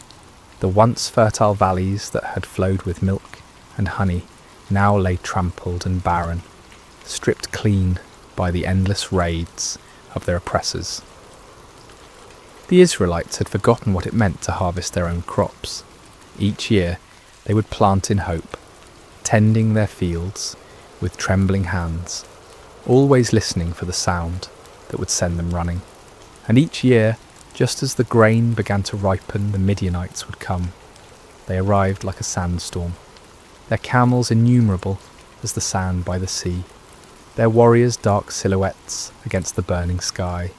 They took everything, left nothing, and vanished back into the wilderness, leaving behind only dust and desperation. In this time of darkness, when hope seemed as distant as the stars, there lived a young man named Gideon. He was not what anyone would call a mighty warrior. His hands, though calloused from labour, had never gripped a sword in battle. His shoulders, though broad from years of farm work, had never carried the weight of armour. His eyes, though keen from watching the horizon for danger, had never gazed unflinchingly into the face of an enemy. On this particular day, Gideon found himself doing what had become all too common among his people. Hiding. He was in his father's wine press, a stone basin carved deep into the earth, meant for treading grapes. But instead of the purple stain of harvest, this hollow held only wheat stalks and the sound of desperate threshing. Gideon worked quickly, quietly, glancing nervously toward the rim of the pit above him. This was no place to thresh grain, but it was hidden from watching eyes, concealed from raiders who might snatch away even this meagre portion of food. The irony was not lost on him. Here he was, a descendant of Abraham, to whom God had promised this very land, reduced to working in secret, like a thief in his own inheritance. The wheat he threshed was barely enough to keep his family alive, and even this small amount had to be hidden from those who would steal it away. As Gideon worked, sweat dripping from his brow to mingle with the grain dust, he wondered where the God of his fathers had gone. The elders still told stories around carefully concealed fires, stories of a time when the Lord had parted the sea, when he had brought down the walls of Jericho, when his presence had dwelt among them in power and glory. But those seemed like tales from another world, stories of a God who had perhaps grown tired of his people and turned his face away. The rhythmic sound of the flail striking grain filled the small space, a lonely percussion that seemed to echo the beating of his own discouraged heart. Each strike felt like a prayer he didn't know how to voice, a desperate plea to heaven from a pit in the earth, and then without warning, the monotonous rhythm was broken by a voice. "The Lord is with you, mighty warrior." Gideon's flail froze mid-swing. His heart hammered against his ribs as he spun around, expecting to see a Midianite soldier who had discovered his hiding place. Instead, he saw a figure sitting beneath the oak tree above the winepress, a man whose presence seemed to make the very air shimmer with an otherworldly light. The stranger's words echoed in Gideon's mind. Mighty warrior? Him? The man who threshed wheat in secret, who started at shadows, who had never held anything more dangerous than farming tools? Surely this visitor was either mocking him or mistaken about who he was addressing. Gideon climbed slowly from the winepress, his legs unsteady, not from exertion, but from the strange presence of this visitor. The man beneath the oak appeared ordinary enough, yet something in his bearing, something in the way the light seemed to gather around him, spoke of anything but ordinary humanity. "Pardon me, my lord," Gideon said, his voice betraying his confusion and fear. "But if the Lord is with us, why has all this happened to us? Where are all his wonders that our ancestors told us about when they said, 'Did not the Lord bring us up out of Egypt?' But now the Lord has abandoned us and given us into the hand of Midian." The words tumbled out of him like water breaking through a dam. 7 years of bottled frustration, 7 years of unanswered prayers, 7 years of watching his people suffer, while heaven remained silent. If this stranger claimed the Lord was with them, then where was the evidence? Where was the God who had once fought for Israel with fire and earthquake, with angel armies and miraculous interventions? The figure beneath the oak tree regarded him with eyes that seemed to hold depths of understanding far beyond human measure. When he spoke, his voice carried an authority that made the ground beneath Gideon's feet feel somehow more solid, as if reality itself paid attention to his words. "Go in the strength you have and save Israel out of Midian's hand. Am I not sending you?" Gideon felt his knees nearly buckle. Save Israel? Him? The man who hid in wine presses, who jumped at the sound of the wind through the barley? This had to be some terrible mistake, some cosmic error in judgment. "Pardon me, my lord," he said again, his voice barely above a whisper, "but how can I save Israel? My clan is the weakest in Manasseh, and I am the least in my family." It was true. His family held no position of honour among the tribe. They owned no great flocks, commanded no respect in the councils of the elders. Gideon himself was the youngest son, the one who tended to mundane tasks while others made important decisions. He was nobody special, nobody who mattered, nobody whom anyone would follow into battle. But the mysterious visitor seemed unmoved by these protests. "I will be with you," he said simply, "and you will strike down all the Midianites, leaving none alive." The promise hung in the air between them, impossible and overwhelming. Gideon's mind reeled as he tried to comprehend what was being asked of him. But if this was truly a messenger from the Lord, if this was indeed the God of his fathers speaking to him, then surely he could ask for some sign, some proof that this wasn't merely the product of too much sun and too little food. "If now I have found favour in your eyes," Gideon said carefully, "give me a sign that it is really you who speaks with me. Please do not go away until I come back, and bring my offering and set it before you." The figure nodded gravely. "I will wait until you return." Gideon hurried to his house, his heart pounding with a mixture of terror and desperate hope. He prepared what he could offer: a young goat, unleavened bread made from precious flour, broth to complete the meal. It was a significant sacrifice for a family that had so little, but if there was even the slightest chance that the God of Israel was truly speaking to him, no cost was too great. When he returned to the oak tree, the stranger was still there, patient as stone, eternal as the hills. Gideon set the meat on a rock, poured out the broth, and waited to see what would happen. The visitor extended the staff in his hand and touched the meat and bread.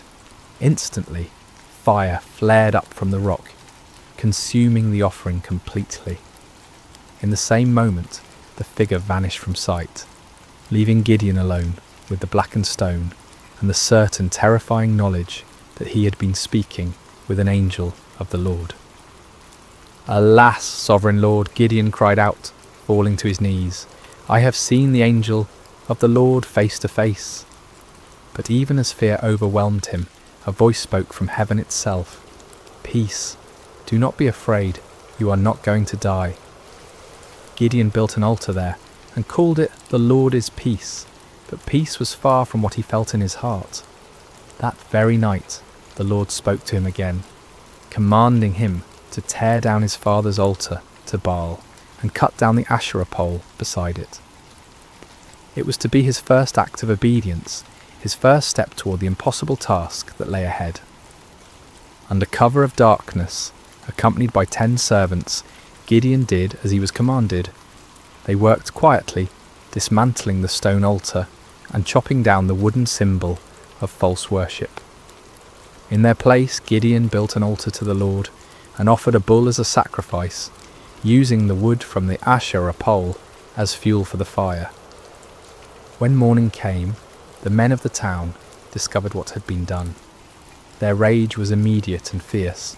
They demanded that Joash, Gideon's father, bring out his son to be killed for destroying the altar of Baal, but Joash surprised everyone, including his son, with his response.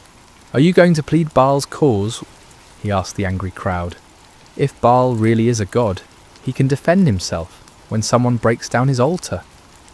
From that day on, Gideon was called Jerub-Baal, meaning "let Baal contend with him." But even after this first victory, even after seeing fire consume his sacrifice and hearing the voice of the Lord, doubt still gnawed at Gideon's heart like a persistent wound. When the Midianites assembled once again for their annual raid, gathering in the valley like a dark sea of destruction, Gideon knew the time had come. Yet still he hesitated, still he needed more assurance. That night he took a wool fleece and placed it on the threshing floor. "If you will save Israel by my hand as you have promised," he prayed, "look, I will place a wool fleece on the threshing floor. If there is dew only on the fleece and all the ground is dry, then I will know that you will save Israel by my hand, as you said." In the morning the fleece was soaked with dew, while the ground around it was completely dry. Gideon wrung out the fleece and filled a bowl with water. But still he doubted. Still, he feared he was deceiving himself. "Do not be angry with me," he prayed again. "Let me make just one more request. Allow me one more test with the fleece. But this time, make the fleece dry and let the ground be covered with dew." And God, patient with his fearful servant, did exactly as Gideon asked. The next morning, the fleece was dry while dew covered all the ground around it. Finally, Gideon could doubt no longer. The signs were clear, the calling was certain. The God of Israel had indeed chosen him, the least and the weakest, to deliver his people from their oppressors.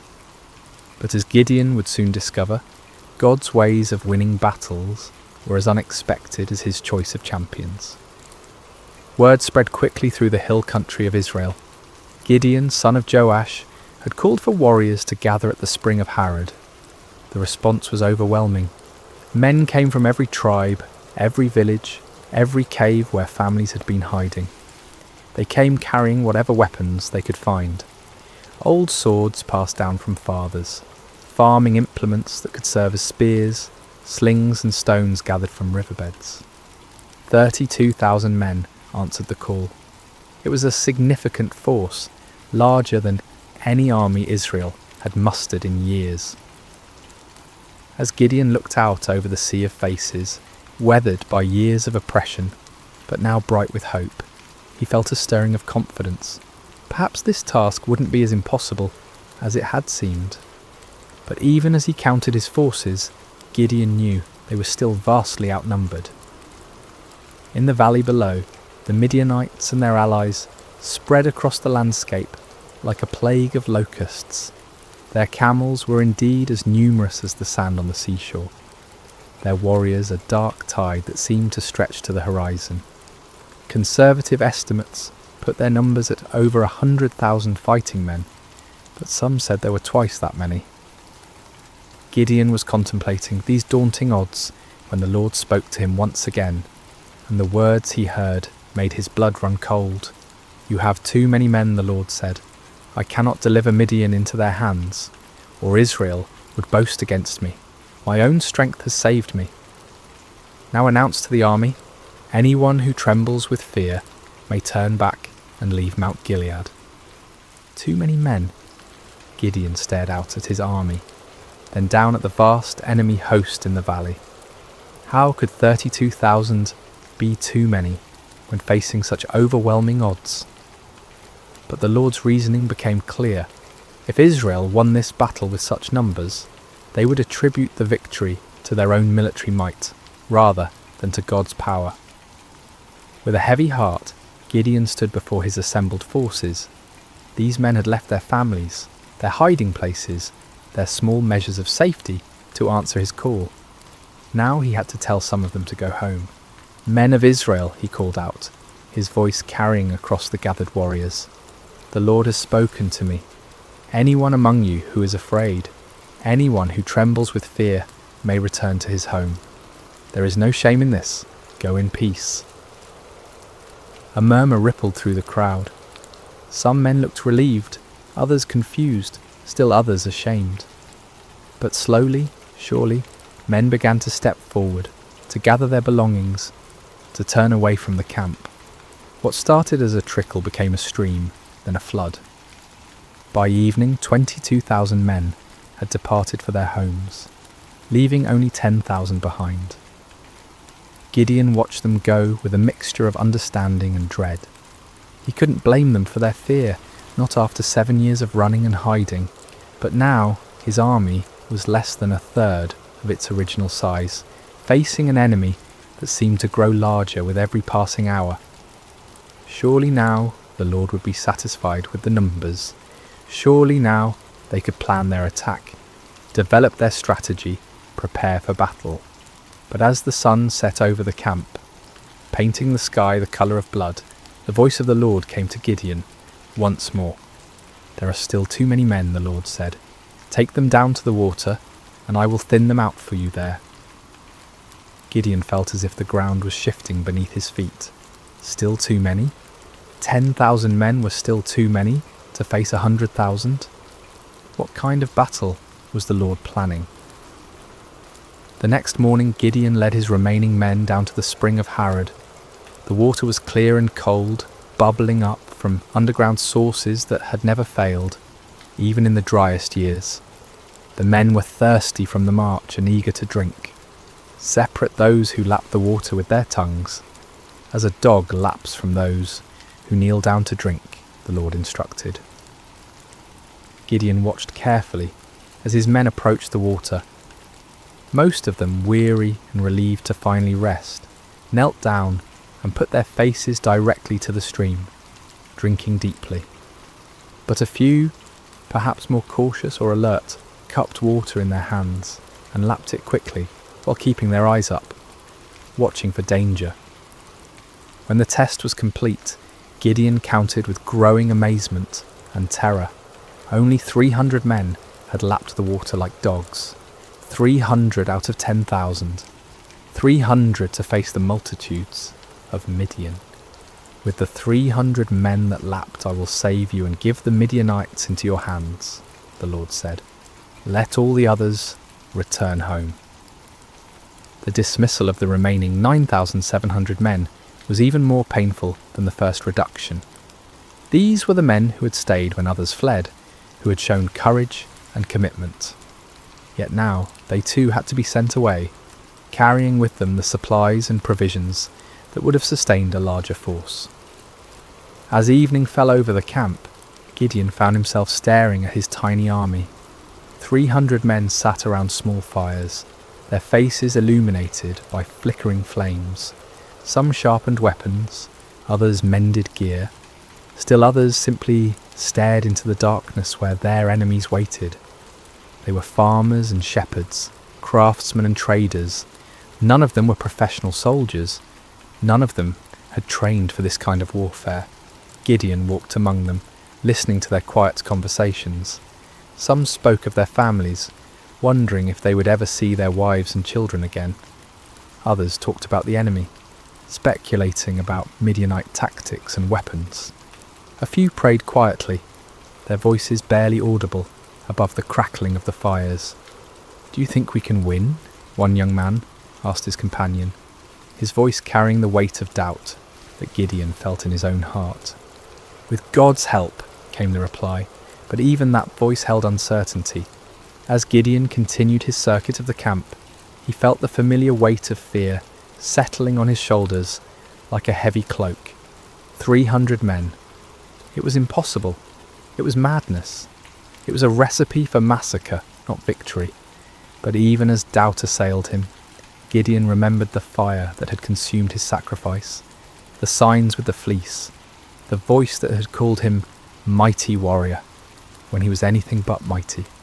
The God who had chosen him, who had reduced his army to an impossibly small number, was the same God who had parted the Red Sea, who had brought down the walls of Jericho with trumpets and shouts. Still, as he looked out toward the valley, where enemy campfires twinkled like stars fallen to earth, Gideon found himself struggling with the same fears that had driven him to test God with fleeces. The odds were beyond daunting. They were simply impossible. But perhaps, he thought with growing understanding, that was exactly the point. Sleep eluded Gideon that night. He tossed on his simple bedroll, listening to the sounds of his small army around him. Some of the men snored peacefully, displaying a faith or fatalism that he envied. Others, like himself, shifted restlessly, no doubt contemplating the impossibility of what lay ahead. As the night deepened, the Lord spoke to him once more. "Get up, go down against the camp, because I am going to give it into your hands. If you are afraid to attack, go down to the camp with your servant Purah and listen to what they are saying. Afterward, you will be encouraged to attack the camp." The Lord knew him well, Gideon realized. He was indeed afraid, terrified beyond measure. The offer to scout the enemy camp was exactly what his anxious heart needed. Taking his servant Purah, a young man who had served his family faithfully for years, Gideon crept away from the Israeli camp under cover of darkness. The descent into the valley was treacherous in the darkness. They picked their way carefully between rocks and thorny bushes, each step taking them closer to the vast enemy encampment. As they drew near, the sheer scale of the Midianite army became even more overwhelming.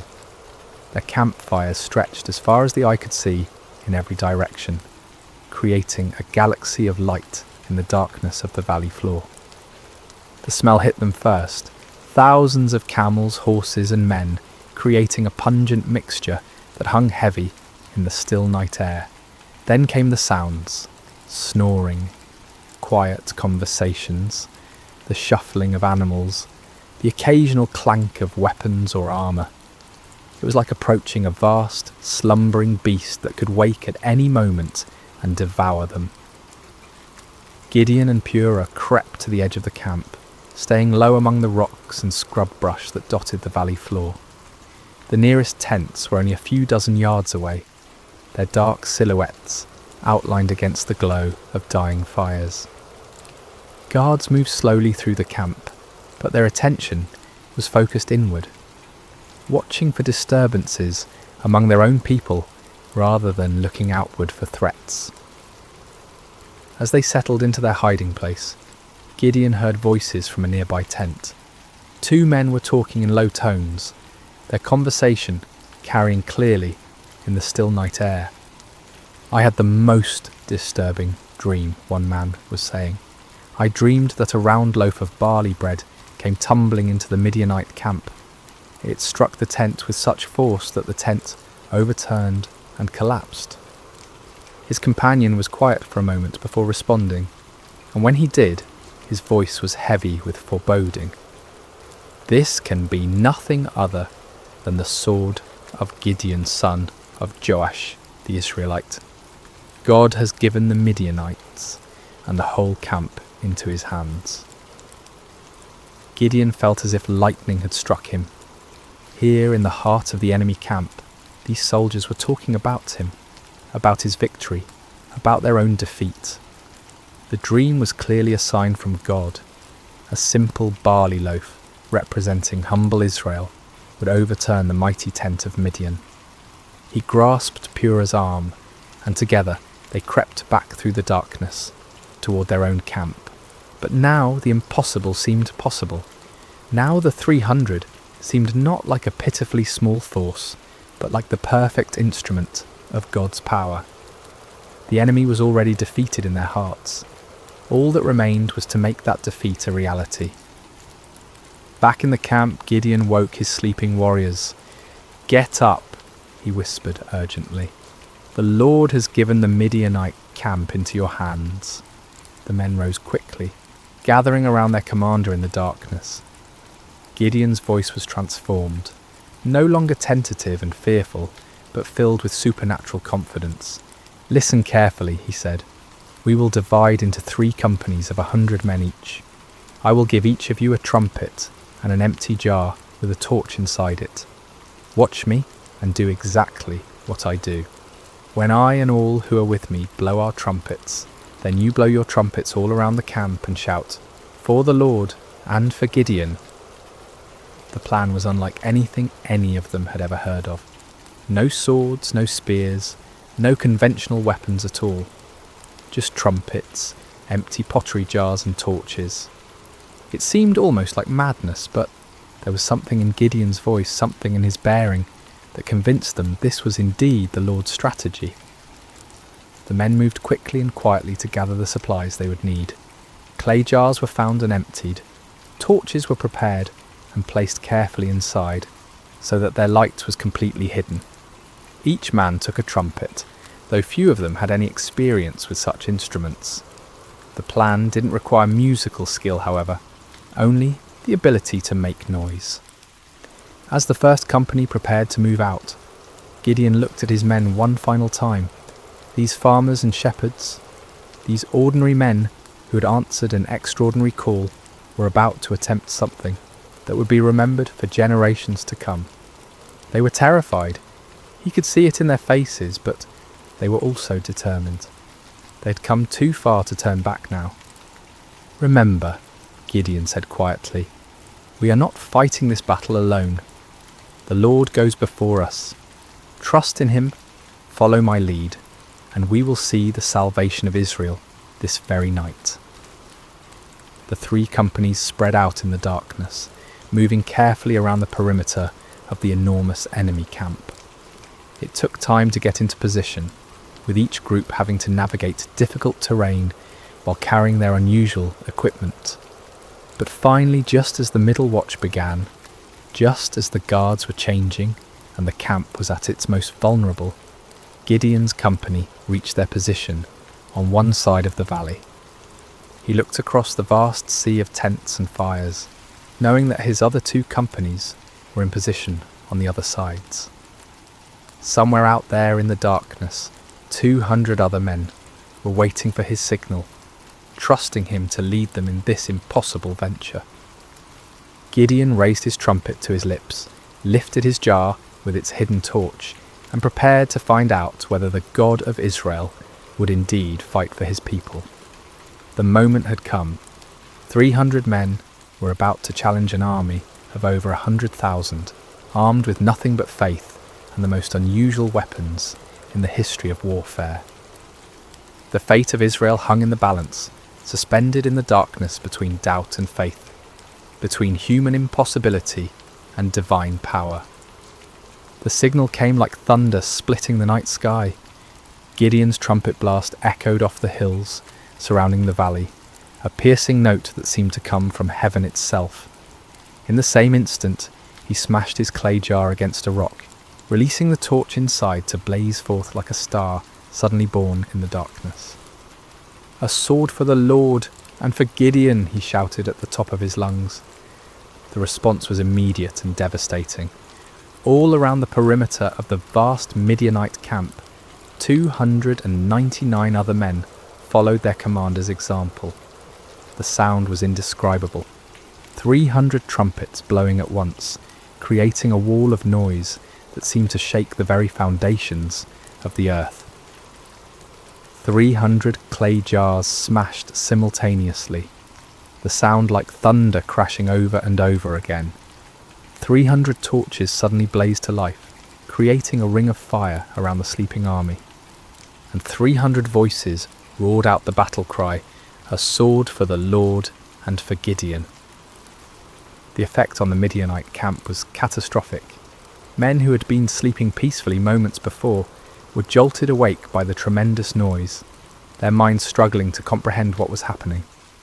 In the darkness, disoriented and terrified, they saw only the ring of torches surrounding them, and heard only the overwhelming sound of trumpets and shouting. To their sleep-clouded minds, it seemed as if they were surrounded by a vast army. The torches suggested thousands of soldiers, each one marking a warrior ready to attack. The trumpet spoke of organised military might, of disciplined forces moving in coordinated assault. The unified battle cry indicated an enemy confident of victory, sure of their superior strength. Panic spread through the camp like wildfire. Men stumbled from their tents, grabbing weapons, looking desperately for officers to tell them what to do. But in the chaos and darkness, with the deafening noise continuing all around them, communication was impossible. No one could hear orders over the sound of 300 trumpets. No one could see clearly through the confusion of flickering torches and deep shadows. "We're surrounded," someone screamed. "The whole Israeli army is here," shouted another. "We're all going to die," cried a third. The panic was contagious, spreading from tent to tent, from company to company, until the entire vast army was in the grip of terror. Men began running in all directions, some trying to escape what they perceived as encirclement, others attempting to mount some kind of defence against an enemy they couldn't see or understand. In their confusion and fear, the unthinkable began to happen.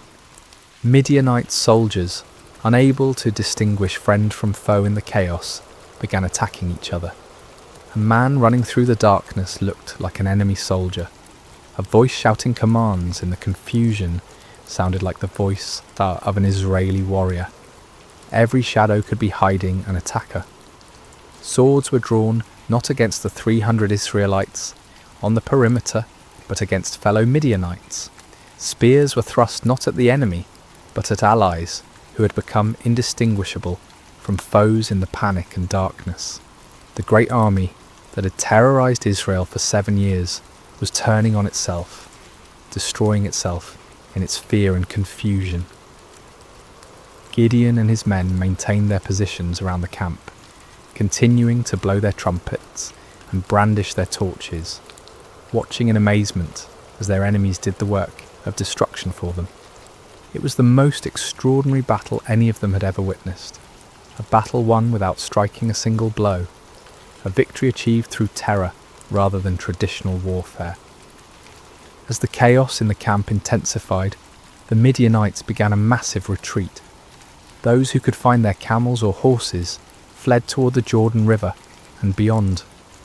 Others ran on foot, abandoning their weapons, their supplies, their wounded comrades, in their desperate attempt to escape what they believed was certain annihilation. But Gideon was not content to simply watch his enemies flee. As the first light of dawn began to creep over the eastern hills, he sent messengers throughout the hill country of Israel, calling on his countrymen to join the pursuit. "Come down against the Midianites," the messengers proclaimed, "and seize the waters of the Jordan ahead of them as far as Beth-barah." The response was immediate and enthusiastic. Men who had been hiding in caves for 7 years suddenly found themselves called to active pursuit of their oppressors. They came streaming down from the hills, like water released from a dam, energized by the news that the mighty Midianite army was in full retreat. The men of Ephraim were particularly effective, seizing the fords of the Jordan River and trapping many of the fleeing enemy forces. They captured and killed Oreb and Zeb, 2 of the Midianite leaders, bringing their heads to Gideon as proof of their victory. Meanwhile, Gideon and his original 300 men continued the pursuit of the main enemy force. They crossed the Jordan River, following the fleeing armies eastward into the deserts. Despite their exhaustion, despite having had no sleep and little food, they pressed on relentlessly. The psychological impact of the night's events had completely broken the spirit of the Midianite alliance. Armies that had seemed invincible just hours before were now scattered bands of demoralized fugitives. The camels that had been as numerous as sand by the seashore were now obstacles to rapid flight rather than instruments of swift attack. Gideon's small force continued to grow as more Israelites joined the pursuit. Men from Naphtali, Asher, and all of Manasseh took up arms and chased the fleeing enemy. What had begun as an impossible battle for 300 men had become a nationwide uprising, a complete reversal of 7 years of oppression. The fleeing Midianites tried to regroup at Succoth and Penuel, but the local officials, perhaps fearing retaliation, refused to provide them with food or assistance. Gideon's pursuit was relentless, driving them ever deeper into the wilderness, further from their base of operations, further from any hope of mounting a counterattack. Finally, in the desert east of the Jordan, Gideon caught up with the remnants of the great army. Zebah and Zalmunna, the 2 kings of Midian, were there with about 15,000 men, all that was left of an army that had once numbered over 100,000. Even this reduced force vastly outnumbered Gideon's 300, but their spirit was completely broken. The final battle was swift and decisive. The Midianite army, already demoralized and exhausted, offered little resistance. Zebah and Zalmunna were captured alive, bringing to an end the 7-year reign of terror that had plagued Israel. As the sun set on that remarkable day, Gideon found himself looking out over a battlefield strewn with the evidence of complete victory. The mighty army that had seemed invincible just 24 hours earlier was destroyed. The kings who had terrorized his people were prisoners. The oppression that had driven Israel into caves and hiding places was broken forever. It had all begun with 300 men, 300 trumpets, 300 torches, and faith in a God who specialises in impossible victories. The journey back to Israel was unlike anything the land had seen in generations. What had begun as a desperate flight by 300 terrified farmers had become a triumphant procession that seemed to grow with every mile. Men emerged from caves and hidden places, women came out of their refuges, children ran alongside the returning heroes. The roads that had been empty for 7 years, too dangerous for normal travel, were now filled with celebration. Gideon rode at the head of the procession, the captured kings Zeba and Zalmunna walking in chains behind him. The sight of these once mighty rulers, who had struck terror into Israelite hearts for so long, now humbled and defeated, was almost too wonderful to believe. People lined the roads just to see them, to confirm with their own eyes that the nightmare was truly over. As they passed through villages and towns that had been ghost settlements just days before, people poured out of their houses with tears of joy streaming down their faces.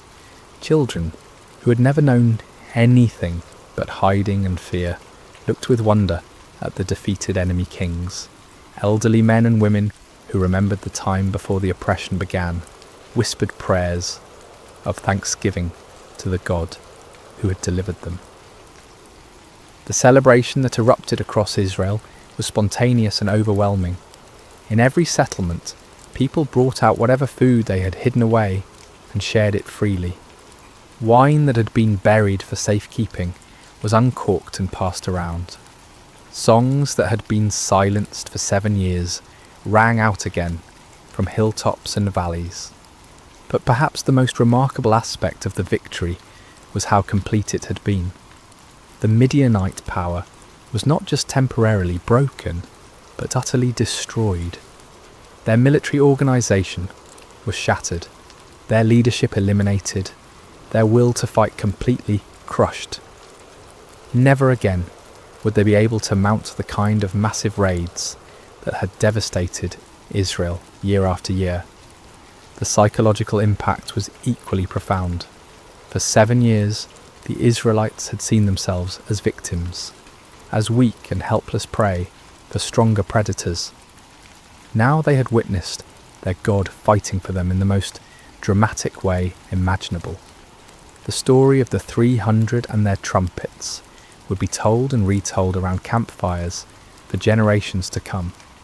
A permanent reminder that no enemy is too strong when the Lord chooses to fight for his people. When Gideon finally reached his homeland, representatives from all the tribes of Israel came to meet him. They came with a proposal that on the surface seemed like the natural conclusion to his remarkable victory. "Rule over us," they said, their voices filled with genuine admiration and gratitude. "You, your son, and your grandson, because you have saved us from the hand of Midian."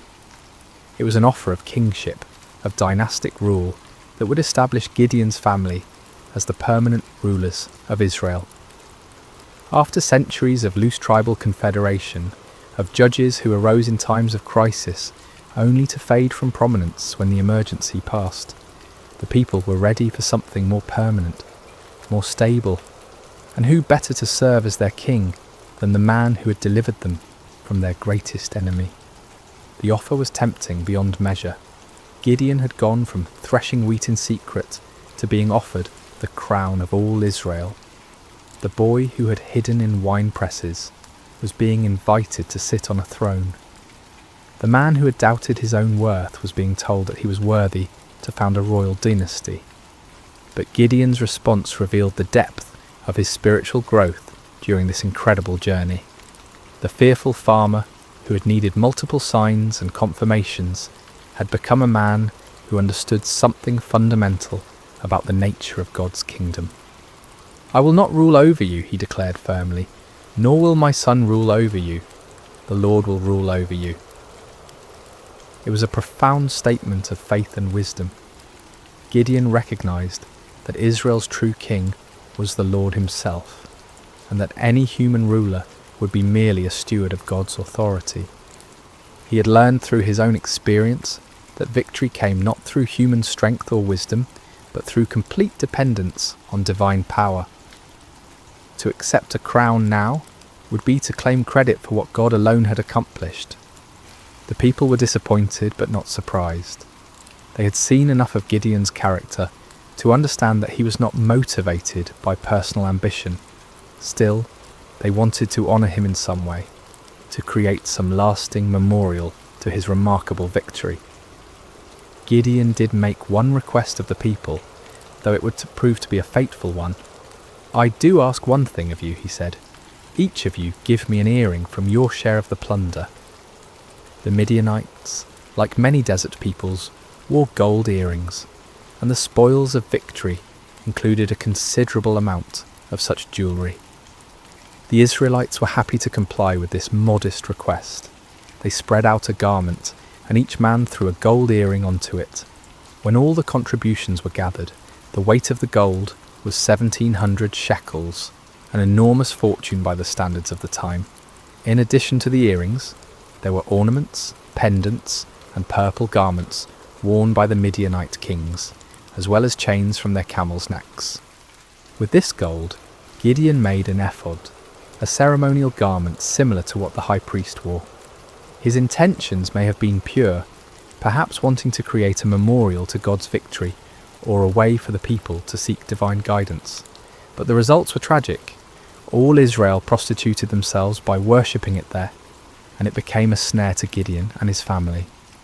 The very man who had torn down his father's altar to Baal, who had refused the crown because only God should rule Israel, inadvertently created an object that led his people back into idolatry. It was a sobering reminder of how easy it is for even the most faithful to stumble, how quickly victory can turn to spiritual defeat.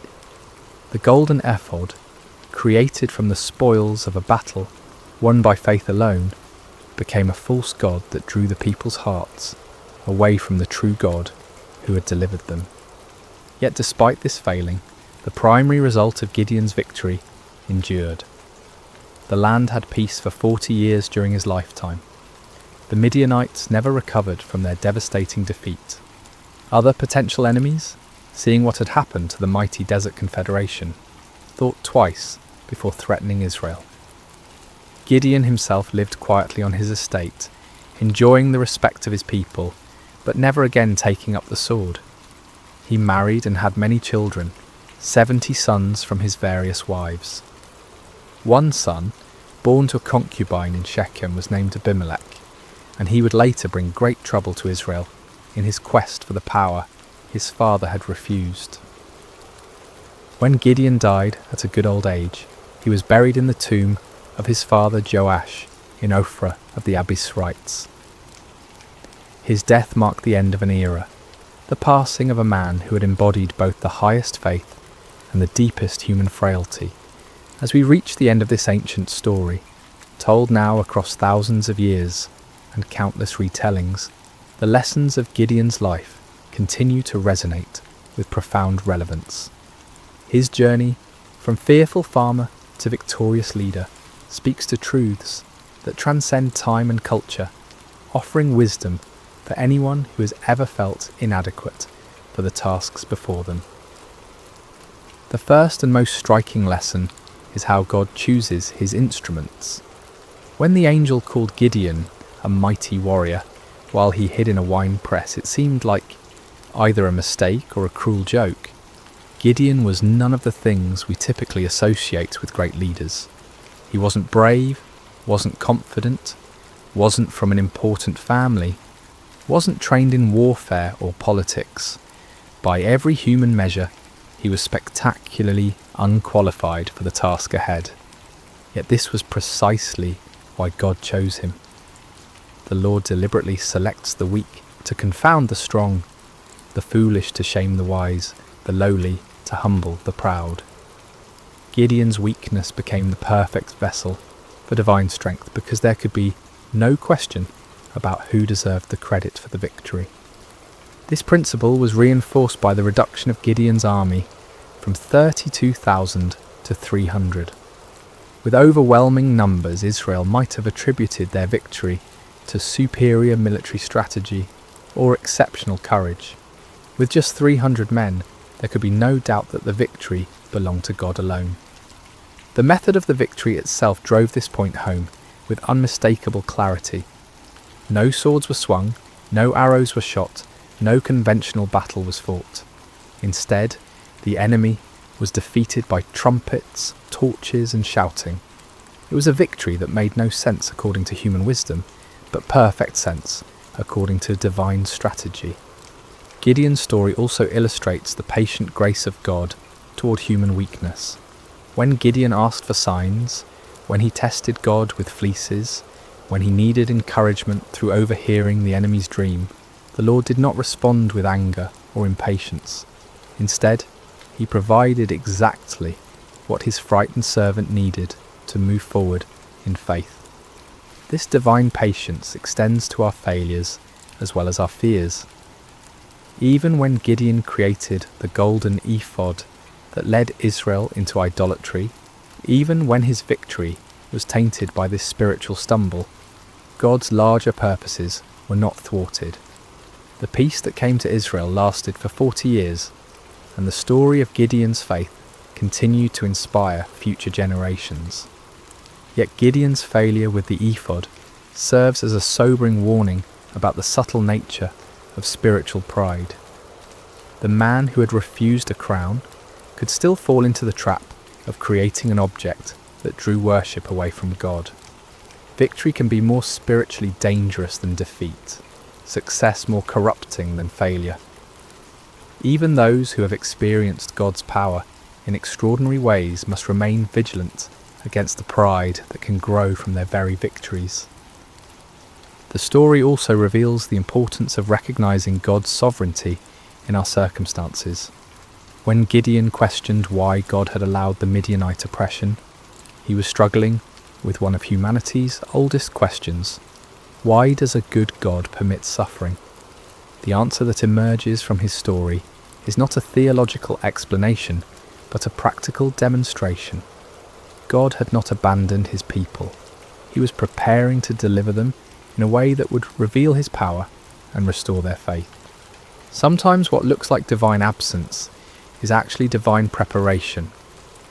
The 7 years of oppression created the conditions that made Israel ready to trust completely in God rather than in their own strength.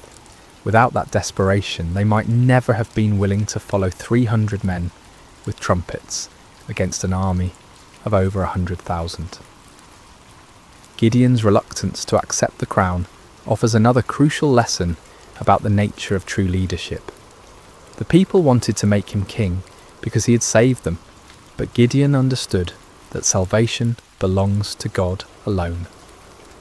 Human leaders are at their best when they serve as instruments of divine will rather than as objects of human worship. This principle applies far beyond political leadership. In families, in businesses, in communities, in churches, the most effective leaders are those who understand that their authority is delegated, that their successes come from sources beyond themselves, that their role is to point others toward truth rather than toward their own personalities or achievements. The transformation in Gideon's character throughout the story demonstrates the power of stepping out in faith despite fear. The man who ended the story was dramatically different from the one who began it, not because his circumstances had changed, but because he had learned to trust in something greater than his circumstances. He discovered what countless others have learned: that God's strength is made perfect in human weakness, that his power is most clearly displayed when human power is obviously inadequate, that the greatest victories often come in ways that make no earthly sense. For modern listeners, Gideon's story speaks to anyone who has ever felt overwhelmed by the challenges they face. Whether dealing with personal struggles, family crises, professional obstacles, or community problems, the principles that guided Gideon remain relevant. True solutions often come not through human wisdom or strength, but through surrender to divine wisdom and dependence on divine strength. The story encourages us to look beyond the odds, beyond our qualifications, beyond conventional approaches, to find the unexpected ways that God might work. It reminds us that He specialises in impossible situations, that He delights in using unlikely people, that He often works in ways that confound human expectations. At the same time, Gideon's story warns us about the ongoing nature of spiritual vigilance. Victory is not a destination, but a stepping stone. Success is not an end, but a beginning. Even those who have experienced God's power in remarkable ways must continue to guard their hearts against pride, idolatry, and spiritual complacency. The golden ephod that became a snare to Gideon serves as a perpetual reminder that our greatest spiritual dangers often arise not from our failures, but from our successes, not from our weaknesses, but from our strengths, not from what we lack, but from what we have achieved.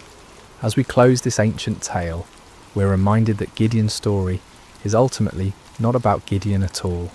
It's about a God who sees potential where others see only weakness, who creates strength from surrender, who wins victories through the most unlikely means.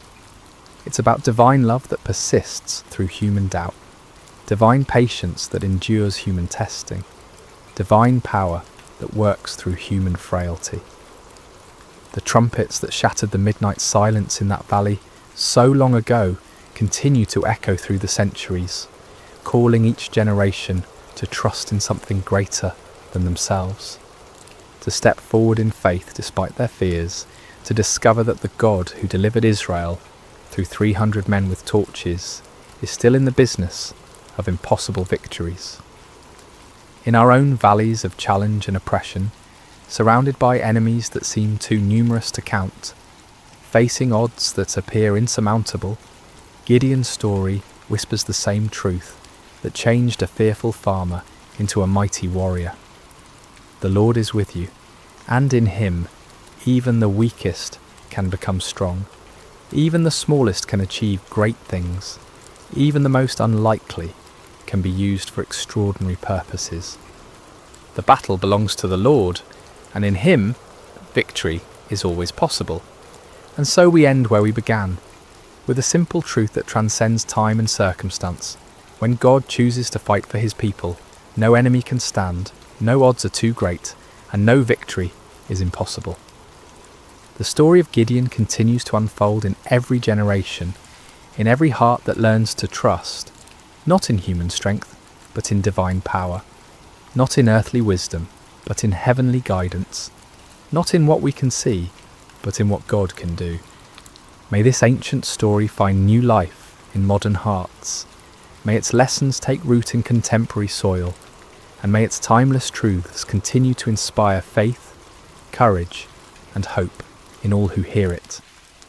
For the God who called Gideon from his hiding place continues to call ordinary people to extraordinary purposes, continues to choose the weak, to confound the strong, and continues to win impossible victories through the most unlikely means. The story of Gideon is, in the end, the story of all who learn to trust in something greater than themselves. It is the story of divine love that never gives up, divine power that never fails, and divine grace that transforms fearful hiding into mighty victory. This has been the story of Gideon and the battle against Midian, shared with you tonight through sacred slumber. May it bring you peace, may it strengthen your faith, and may it remind you that no challenge is too great when faced with divine help. Sleep well, dear listener, and may your dreams be filled with the trumpets of victory and the light of hope that never dies. Hello, dear friends, and welcome back to Sacred Slumber. Before we begin tonight's story, I hope your day has been filled with blessings and peace. Whether it's morning where you are, the quiet of afternoon, or the gentle embrace of evening, know that you are exactly where God wants you to be in this moment. I'm curious about where in this beautiful world you're listening from tonight. Are you nestled in your bed in a bustling city, or perhaps finding solace in the countryside under a canopy of stars? Wherever you are, whatever time it is for you, you are welcomed here with open arms. If this story touches your heart tonight, I encourage you to subscribe to Sacred Slumber. We gather here regularly to explore the profound truths and timeless wisdom found in God's Word, bringing comfort to weary souls and strength to troubled hearts. Your subscription helps us continue sharing these sacred stories that remind us of God's unfailing love and faithfulness. Now let us journey together to ancient Israel, to a time when kingdoms stood at crossroads, when truth was a dangerous commodity, and when one man's courage would echo through the ages. This is the story of Micaiah, the forgotten prophet who dared to stand alone. The sun blazed mercilessly over the ancient city of Samaria, its golden rays dancing across the limestone walls of King Ahab's palace. Within those walls, power brooked no opposition, and truth was often the first casualty of political ambition. It had been 3 years since the last war between Israel and Syria, 3 years of uneasy peace that sat heavy on King Ahab's shoulders like an ill-fitting crown.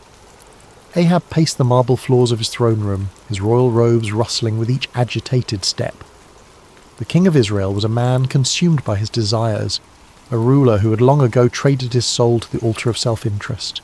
His marriage to the foreign princess Jezebel had brought prosperity to his kingdom, but at a cost that would echo through generations. The worship of Baal had infiltrated the very heart of Israel, and the prophets of the Lord had been hunted, killed, or driven into hiding. Yet today something stirred within Ahab's ambitious heart. News had arrived that morning of Syrian movements near Ramoth-Gilead, a strategic city that had once belonged to Israel, but now languished under enemy control. The city's location made it a prize worth fighting for, a gateway that could secure trade routes and strengthen his kingdom's eastern border. As Ahab contemplated this opportunity, word came that King Jehoshaphat of Judah was approaching Samaria with a considerable entourage. Jehoshaphat was everything Ahab was not, a king who sought the Lord's face, who had torn down the high places of idol worship, and who ruled with righteousness as his compass. The irony was not lost on Ahab that he would need the help of such a man to achieve his ambitions. The great doors of the throne room swung open with a resonant boom, and Jehoshaphat entered with the dignity befitting a king of David's lineage. He was a man of medium stature but commanding presence, his beard meticulously groomed, and his eyes holding the wisdom of one who had walked closely with the Almighty. Behind him came his advisors and military commanders, their expressions respectful but cautious, as they entered the domain of Israel's controversial king. "Jehoshaphat, my brother," Ahab called out, his voice echoing through the vast chamber as he descended from his throne. "Welcome to Samaria. Your presence brings honour to my house." The two kings embraced in the customary greeting, though those who knew them well could sense the underlying tension. Jehoshaphat had come seeking alliance, but his heart was troubled by what such an alliance might require of him. "Ahab," Jehoshaphat replied warmly, though his eyes remained watchful. "It has been too long since we have spoken face to face. The Lord has blessed both our kingdoms with peace these past years." "Indeed," Ahab agreed, gesturing toward the laden tables his servants had prepared. "Come, let us feast together and speak of matters that concern us both." The banquet that followed was a spectacle of royal excess. Tables groaned under the weight of roasted meats, exotic fruits, and wine from the finest vineyards. Musicians played softly in the background, while servants moved like shadows, attending to every need. Yet beneath the veneer of celebration, both kings harboured their own purposes. As the evening wore on and the wine loosened tongues, Ahab finally revealed his true intention. Leaning toward Jehoshaphat with the conspiratorial air of old friends, he spoke in measured tones. "My brother, there is a matter that weighs heavily upon my heart," Ahab began, his eyes glinting in the torchlight. "You know that Ramoth-Gilead belongs to us, yet it remains in the hands of the king of Syria. Should we not take back what is rightfully ours?" Jehoshaphat set down his goblet carefully, his expression growing thoughtful. He had anticipated this moment, knowing that Ahab rarely extended hospitality without purpose. The question hung in the air between them like incense, heavy with implication. "Ramoth-Gilead has indeed been a source of contention," Jehoshaphat replied diplomatically. "What do you propose?" Ahab's smile was that of a merchant who senses a favourable negotiation. I propose that we go up together against Ramoth-Gilead. Your army combined with mine would be formidable. We could restore the city to Israel and share in the glory of victory." The words were carefully chosen, appealing to both practical strategy and Jehoshaphat's sense of brotherhood among the tribes of Israel. Yet Jehoshaphat had not survived as king by making hasty decisions. His reign had been marked by careful consultation with the Lord, and he would not abandon that practice now. "I am as you are," Jehoshaphat responded slowly. "My people as your people, my horses as your horses. If the Lord wills it, we shall stand together in battle." He paused, his next words carrying the weight of true conviction. "But first let us inquire of the Lord." Ahab's smile faltered slightly. In his eagerness for military glory, he had hoped to avoid the complications that divine consultation might bring. Yet he could hardly refuse such a reasonable request from a potential ally, especially one whose righteousness was renowned throughout the region. "Of course," Ahab agreed, though his tone lacked enthusiasm. "Let us seek the word of the Lord." What followed was a demonstration of the spiritual corruption that had infected Ahab's court. The king summoned his prophets, all 400 of them, men who wore the garments of holiness, but whose hearts served earthly masters. They came in a great procession, their robes flowing and their voices raised in what appeared to be spiritual fervour. These were not true prophets of the Lord, though they claimed his name. They were court prophets, men who understood that their continued prosperity depended upon telling the king what he wished to hear. Their prophecies were crafted not in the secret place of prayer, but in the calculating chambers of political expediency. As the prophets assembled in the courtyard before the two kings, their spokesman stepped forward. His name was Zedekiah, son of Chenaanah, a man whose pride matched his ambition, and whose hatred for true prophets would soon be revealed in violent fashion. "Hear the word of the Lord," Zedekiah proclaimed, his voice carrying across the courtyard with theatrical intensity. "Go up to Ramoth-Gilead and prosper, for the Lord will deliver it into the hand of the king." The 400 prophets took up the cry with orchestrated precision, their voices creating a chorus of false assurance. "Go up to Ramoth-Gilead and prosper. The Lord will deliver it into the hand of the king." Some of the prophets had even prepared visual aids for their performance. They danced and shouted, waving swords and spears, creating a spectacle that would have been impressive to any observer unfamiliar with the ways of true prophecy. The din was tremendous, the enthusiasm seemingly genuine, and the message exactly what Ahab longed to hear. Yet as Jehoshaphat watched this display, his spirit grew troubled. Something about the performance felt hollow, manufactured. These men spoke with one voice, but it was not the voice of the Lord that Jehoshaphat knew from his own times of prayer and seeking. There was no cost to their prophecy, no challenge to the king's desires, no hint of the divine complexity that marked true encounters with the Almighty. As the prophets continued their enthusiastic proclamations, Jehoshaphat raised his hand for silence. The courtyard gradually quieted, though the echo of their shouts seemed to linger in the air like smoke from a dying fire. "Is there not here a prophet of the Lord besides these?" Jehoshaphat asked carefully, "that we might inquire of him?" The question fell like a stone into still water, sending ripples of discomfort through the assembly. Ahab's face darkened, and several of the court prophets exchanged meaningful glances. They all knew there was indeed another prophet, one whose very existence was a thorn in the flesh of everyone present. Ahab's response came through gritted teeth, his voice barely concealing his irritation. "There is still one man, Micaiah the son of Imlah, by whom we may inquire of the Lord, but I hate him, for he does not prophesy good concerning me, but evil." The honesty of Ahab's admission was startling in its nakedness. Here was a king openly declaring his hatred for a prophet based not on any moral failing or false prophecy, but simply because the man refused to tell him what he wanted to hear. It was a moment that revealed the true spiritual state of Israel's leadership. Jehoshaphat, ever the diplomat, sought to smooth over the awkward moment. "Let not the king say such things," he replied gently, though his words carried a subtle rebuke. Ahab realized he had revealed too much of his heart. With visible effort he composed himself and called for one of his officers. "Bring Micaiah the son of Imlah quickly," he commanded, though his tone suggested he would rather summon a plague upon his house. As the officer hurried away on his grim errand, the two kings settled in to wait.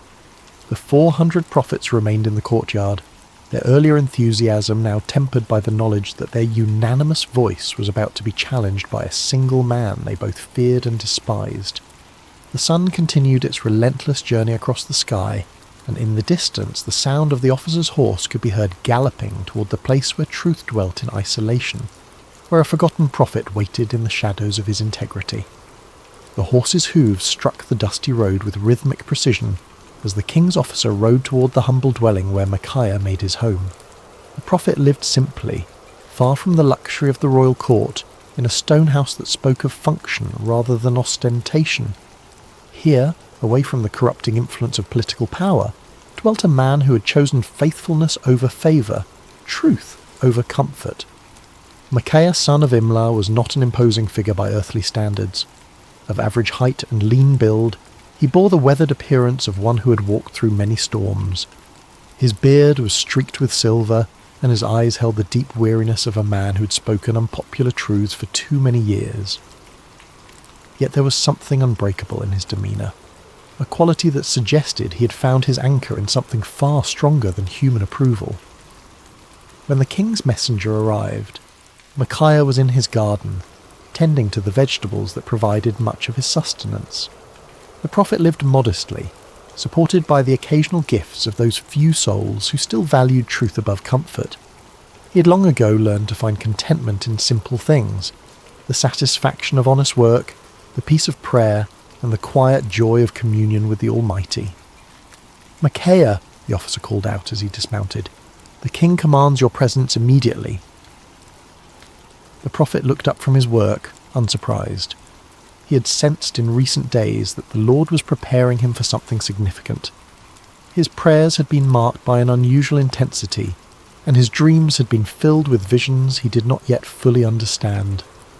"Very well," Micaiah replied simply, setting aside his tools. "Let me wash and prepare myself." As Micaiah went about the task of making himself presentable for the royal court, the officer felt compelled to share information that might save the prophet from making a costly mistake. The man had witnessed what happened to those who crossed King Ahab, and despite his loyalty to the crown, he possessed enough humanity to feel concern for this solitary figure. "Listen to me, Micaiah," the officer said, his voice dropping to a confidential tone. "The words of the prophets declare good to the king with one mouth. Let your word be like the word of one of them, and speak favourably." It was well-intentioned advice, offered by a man who understood the political realities of Ahab's court. The officer had seen the 400 prophets deliver their unanimous message of victory and prosperity. He knew that Micaiah's reputation for speaking uncomfortable truths could lead to imprisonment, exile, or worse. In his mind, he was offering the prophet a lifeline, a chance to align himself with the majority and avoid the consequences of standing alone.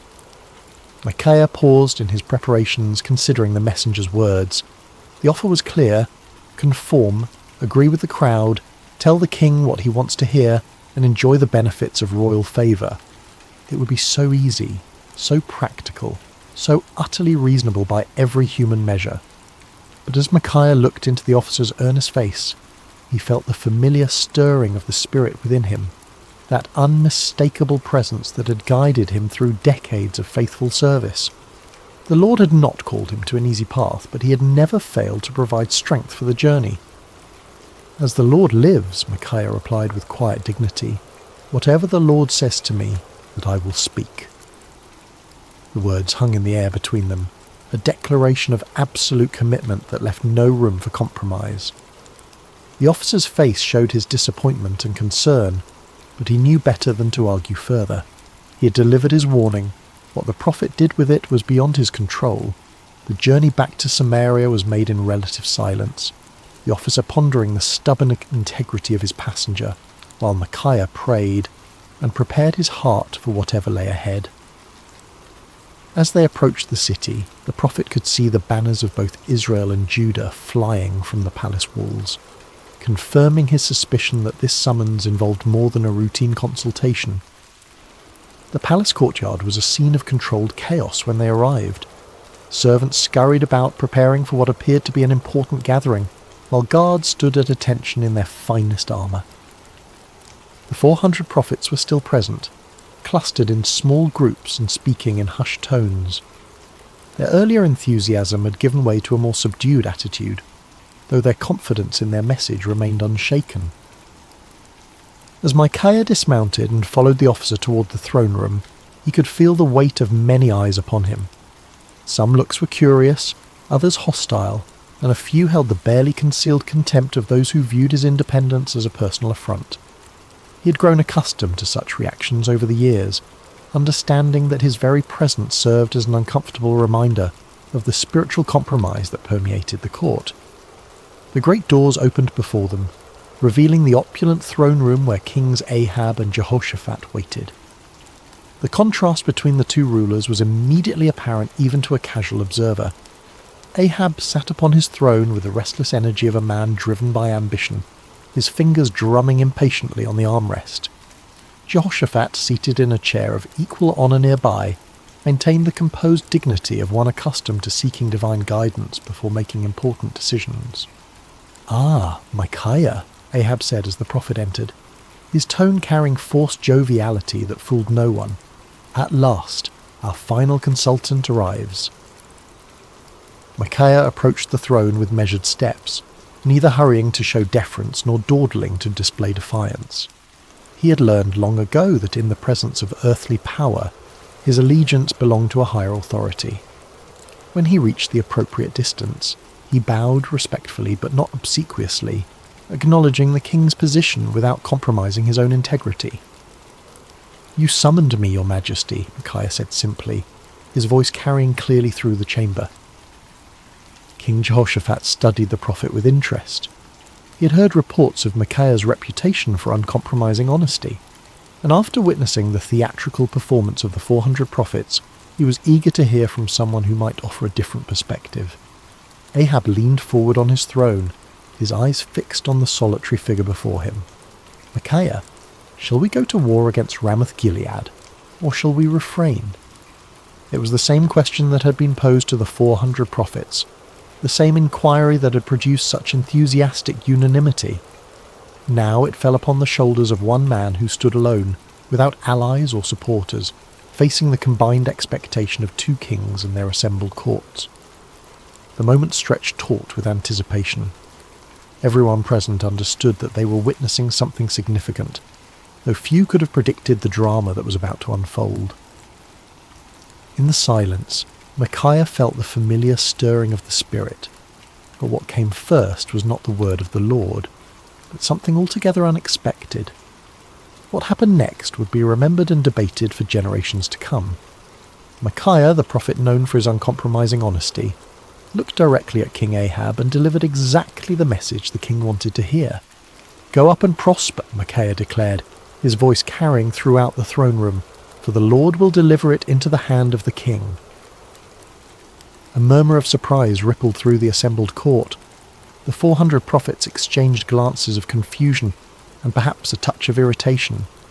Here was the man they had feared would contradict their unanimous verdict, and instead he was confirming their prophecy word for word.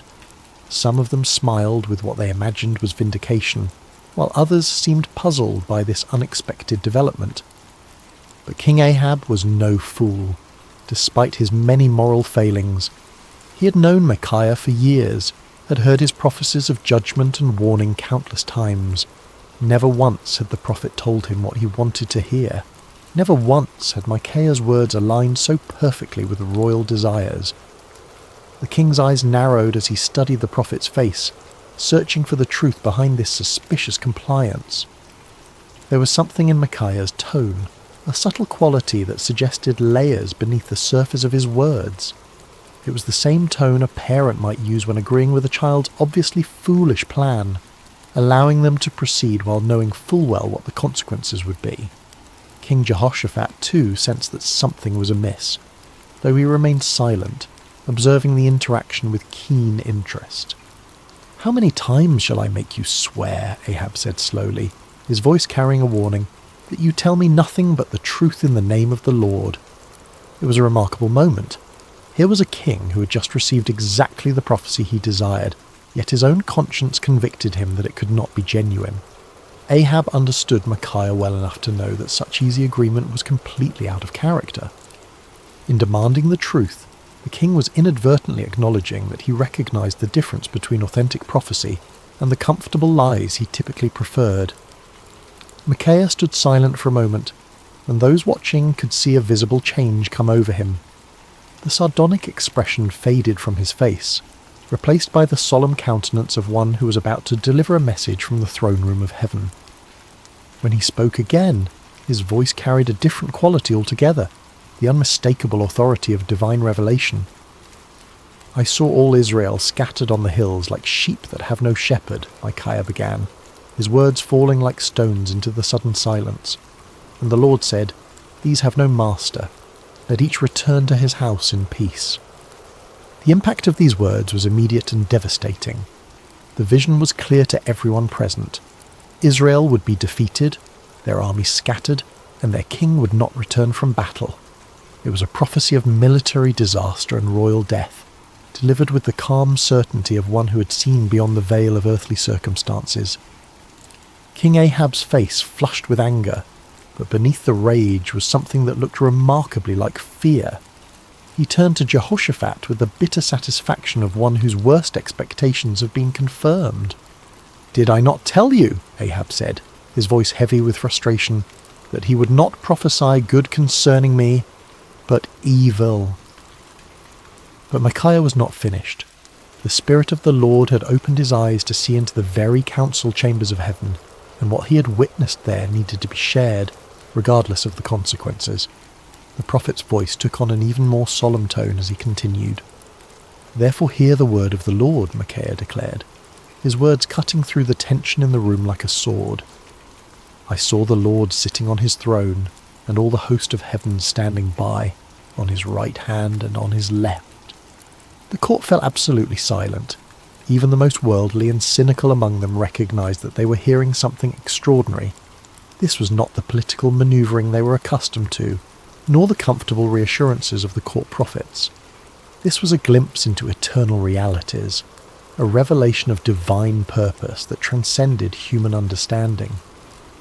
"And the Lord said," Micaiah continued, "Who will persuade Ahab to go up, that he may fall at Ramoth-Gilead?"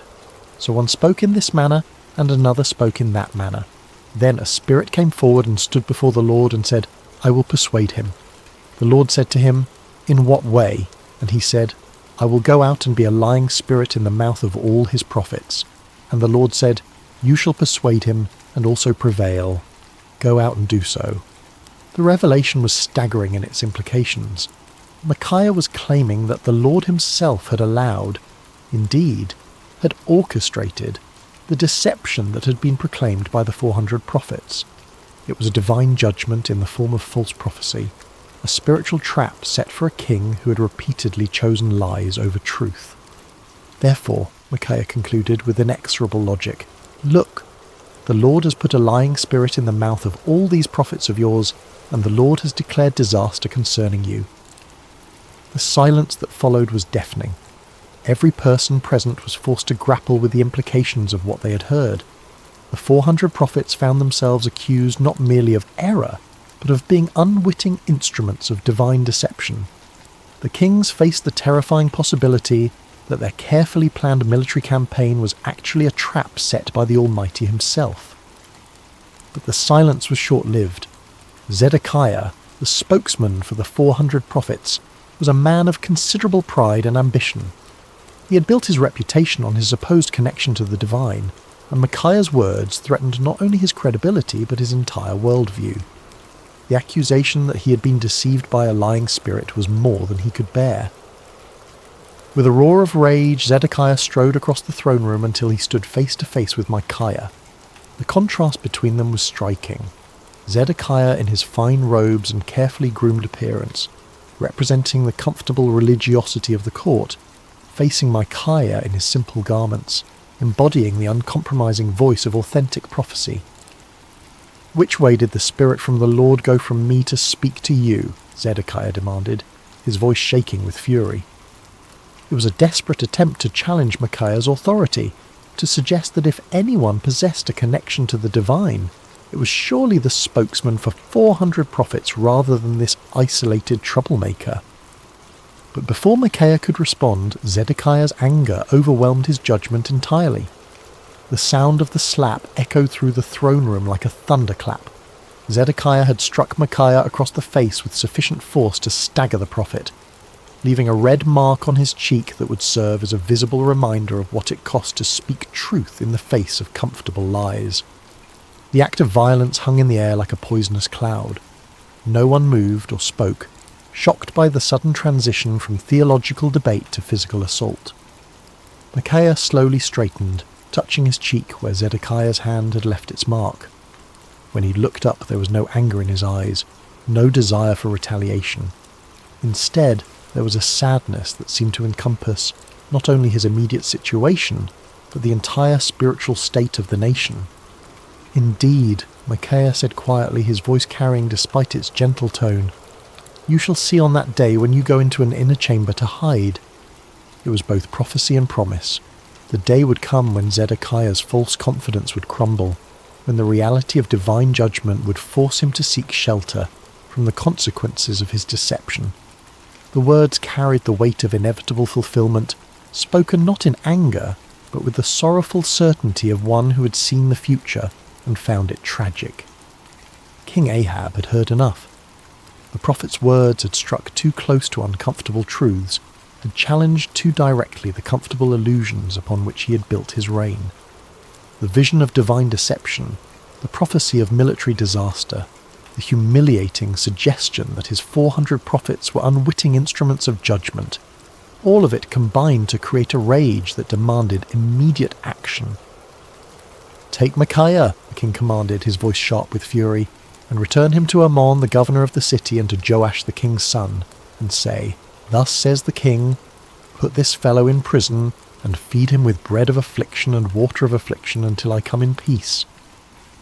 The order was both punishment and insurance policy. By imprisoning Micaiah until his safe return from battle, Ahab was attempting to nullify the prophecy through royal decree. It was a desperate act of defiance against divine judgment, a futile attempt to bind the word of the Lord with chains and prison walls. But Micaiah was not finished. Even as the guards moved toward him, even as the shadow of imprisonment fell across his path, the prophet had one final word to speak. His voice rang out across the throne room with the clarity of absolute conviction. "If you ever return in peace, the Lord has not spoken by me." The words were a direct challenge to royal authority, a public declaration that put Micaiah's credibility as a prophet on the line. He was essentially saying that if Ahab returned safely from battle, then everyone present should conclude that Micaiah was a false prophet deserving of death. It was the ultimate expression of confidence in the word he had received from the Lord. But Micaiah was not content to let his challenge rest with the immediate audience. Looking around the throne room at the assembled courtiers, nobles and servants, he raised his voice even louder. "Mark it, all you people." It was a call to witness, an appeal to everyone present to remember this moment and test the validity of his prophecy against future events. The prophet was willing to stake everything, his reputation, his freedom, possibly his life, on the truth of what he had spoken. It was a level of certainty that transcended human confidence and entered the realm of divine assurance. As the guards seized Micaiah's arms and began to lead him away, the throne room erupted in a buzz of conversation. Some whispered among themselves about the prophet's boldness, others debated the implications of his vision, and still others tried to process the dramatic confrontation they had just witnessed. Through it all, the 400 prophets maintained their uncomfortable silence, uncertain how to respond to accusations that struck at the very heart of their prophetic claims. King Jehoshaphat watched the proceedings with deep concern. The righteous king of Judah had requested divine counsel, and what he had received was a prophecy that directly contradicted his military plans and predicted disaster for his ally. Yet something in Micaiah's bearing, some quality of authentic conviction, made it impossible to dismiss his words as the ravings of a madman or the spite of a disgruntled prophet. As Micaiah was led away, his footsteps echoing through the palace corridors, he felt no bitterness toward his captors or self-pity for his situation. He had spoken the word of the Lord faithfully, regardless of the consequences, and that obedience brought a peace that transcended his circumstances. The prison cell that awaited him might confine his body, but his spirit remained free, anchored in the unshakable certainty that he had been faithful to his calling. The cell where Micaiah was imprisoned was a far cry from the luxury of the royal court. Built of rough stone with a small barred window that provided minimal light, it was designed for punishment rather than comfort. The bread of affliction and water of affliction promised by the king proved to be exactly that. Meagre rations calculated to sustain life while providing a constant reminder of a royal displeasure. Yet in that dark cell, Micaiah found something that had eluded him in the freedom of his simple home. Absolute clarity about his purpose and calling. Stripped of all earthly comforts and securities, he was forced to rely entirely upon his relationship with the Lord. In the long hours of solitude, he prayed not for deliverance but for continued faithfulness, not for vindication, but for grace to endure whatever lay ahead. Meanwhile, preparations for war continued with increasing intensity. King Ahab threw himself into military planning with the fervour of a man trying to drown out unwelcome voices of conscience.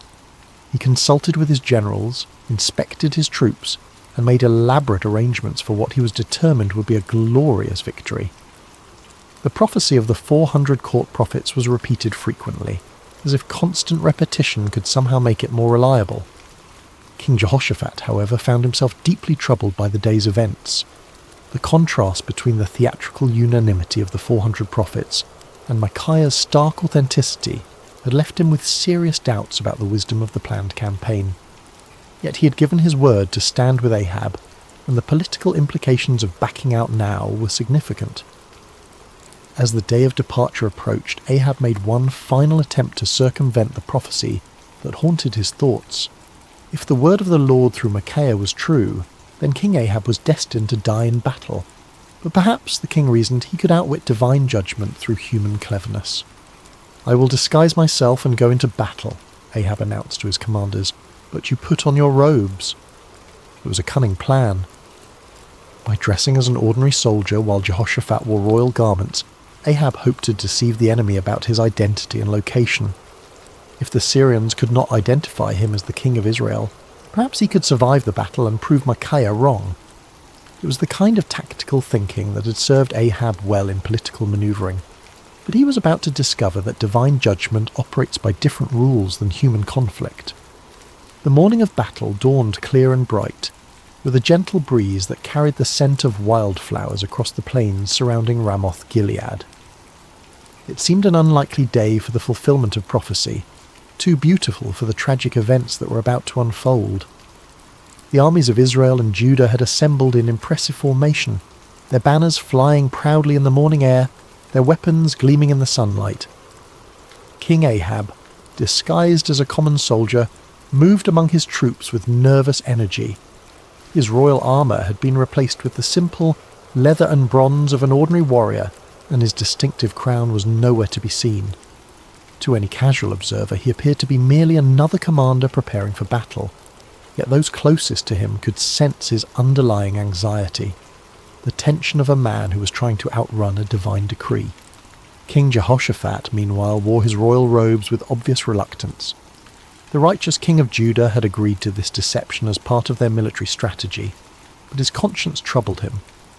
The memory of Micaiah's words weighed heavily on his mind, and he found himself offering frequent prayers for divine protection and guidance.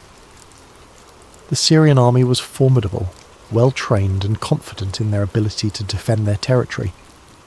Their king had given specific instructions to his 32 chariot commanders: fight with no one small or great, but only with the king of Israel. It was a strategic decision based on the understanding that killing or capturing the enemy king would effectively end the battle and secure victory. As the two armies faced each other across the field of battle, the air was thick with tension and anticipation. Horses stamped impatiently, armour creaked as soldiers shifted their weight, and commanders made final adjustments to their battle plans. In the distance, the walls of Ramoth-Gilead stood as silent witness to the conflict that was about to determine its fate. The battle began with the thunderous clash of armies colliding, the sound of metal against metal mixing with the shouts of warriors and the screams of the wounded. Chariots raced across the battlefield like instruments of divine wrath, their wheels churning up clouds of dust that obscured vision and added to the chaos of combat.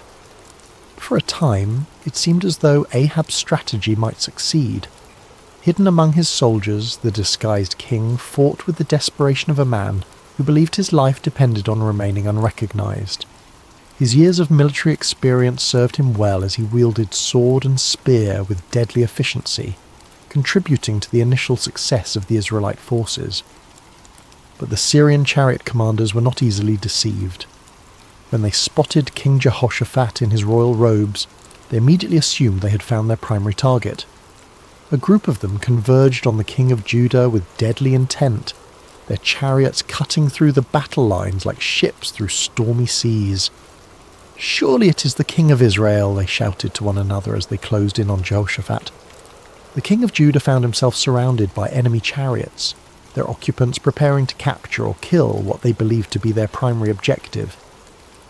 In that moment of extreme danger, Jehoshaphat did what he had learned to do throughout his reign. He cried out to the Lord for deliverance. "Help me, O Lord," Jehoshaphat called out, his voice carrying above the din of battle. What happened next was a clear demonstration of divine intervention. As Jehoshaphat's cry reached heaven, the Lord moved the hearts of the Syrian commanders in an unexpected way. Something about the king's appearance or manner suddenly convinced them that this was not their intended target after all. "It is not the king of Israel," one of them declared, and just as quickly as they had converged upon Jehoshaphat, they turned away to search for their real quarry elsewhere on the battlefield. Meanwhile, across the chaos of combat, King Ahab continued his desperate masquerade.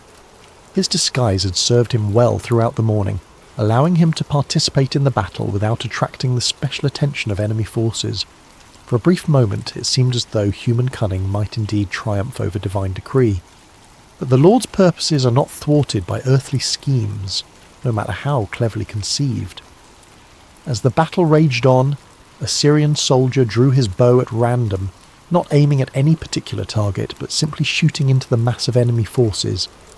It was the kind of arrow that soldiers loose when they cannot see clearly, through the dust and confusion of battle, hoping to strike something useful, but with no specific intent.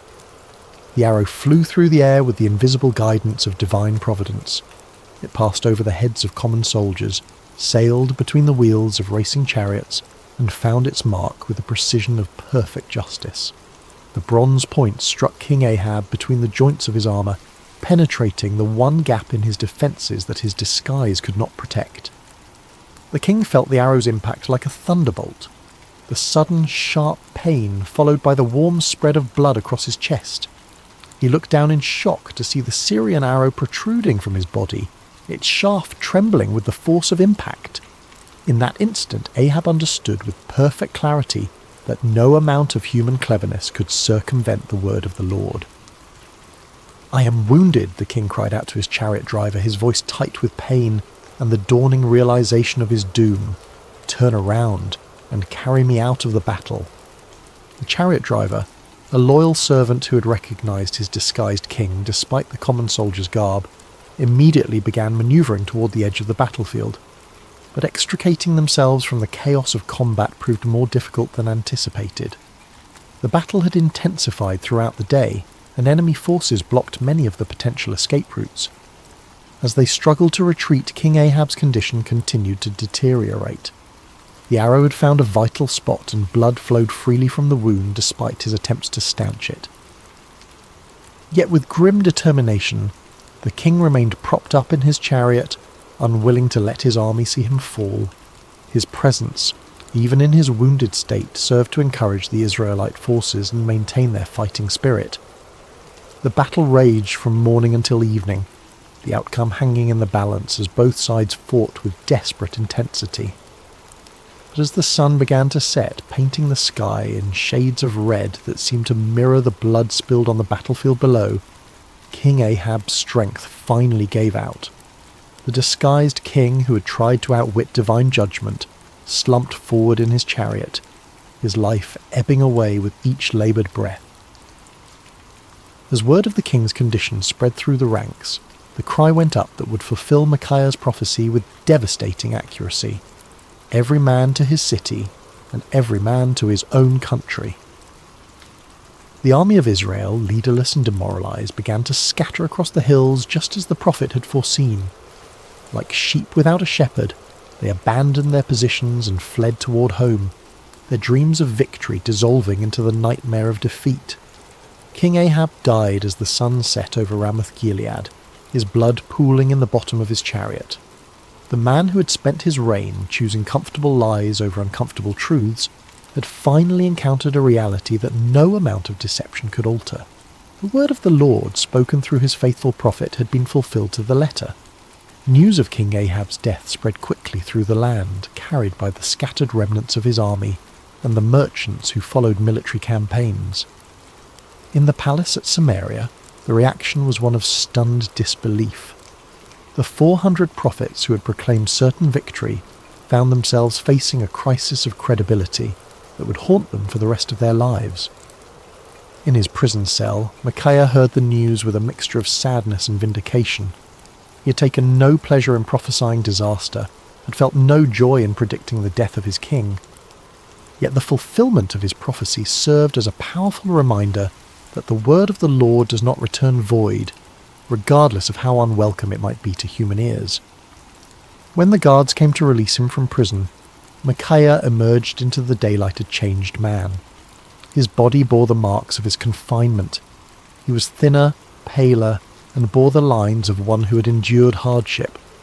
But his spirit was unbroken, perhaps even strengthened by his ordeal. He had spoken truth in the face of overwhelming opposition, had maintained his integrity under pressure, and had been vindicated by the very events that had brought tragedy to the kingdom. The political ramifications of Ahab's death were immediate and far-reaching. His son Ahaziah ascended to the throne, inheriting a kingdom shaken by military defeat and spiritual confusion. The influence of Queen Jezebel remained strong, but the dramatic fulfillment of Micaiah's prophecy had dealt a severe blow to the credibility of the Baal-worshipping establishment. Zedekiah, the false prophet who had struck Micaiah in the throne room, found himself in an impossible position. His confident predictions of victory had been thoroughly discredited, and his authority as a spokesman for the divine had been shattered. The inner chamber where he sought to hide, just as Micaiah had prophesied, became both a physical and spiritual reality as he struggled to come to terms with the magnitude of his error. The other court prophets faced similar crises of confidence.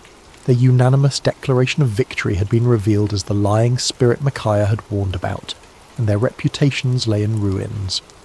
Some of them quietly retired from public life, while others attempted to reinvent themselves as followers of different deities. None of them could escape the uncomfortable truth that they had been deceived, and had, in turn, deceived others. King Jehoshaphat returned to Jerusalem a wiser and more cautious man. His alliance with Ahab had nearly cost him his life, and the experience had taught him valuable lessons about the importance of seeking genuine divine guidance rather than accepting comfortable confirmations of predetermined plans. The prophet Jehu, son of Hanani, met him upon his return with words of rebuke for his alliance with the ungodly king, but also with recognition that the Lord had delivered him from the consequences of his poor judgment. Throughout the kingdom, people began to reassess their understanding of prophecy and divine revelation. The dramatic contrast between the false assurances of the 400 prophets and the accurate warnings of the solitary Micaiah had provided a vivid lesson in discernment. Many began to understand that true prophecy was not measured by its popularity or its agreement with human desires, but by its faithfulness to the word and character of the Lord. Years passed, and the story of Micaiah's stand against the 400 false prophets became one of the most remembered episodes in the history of Israel. Parents told it to their children as an example of courage and integrity, while religious teachers used it to illustrate the difference between true and false prophecy. The tale grew in significance with each telling, not because it was embellished, but because its lessons proved to be timeless and universal. The first and most obvious lesson was about the cost of speaking truth. Micaiah had paid a heavy price for his faithfulness: imprisonment, isolation, and the hostility of the powerful.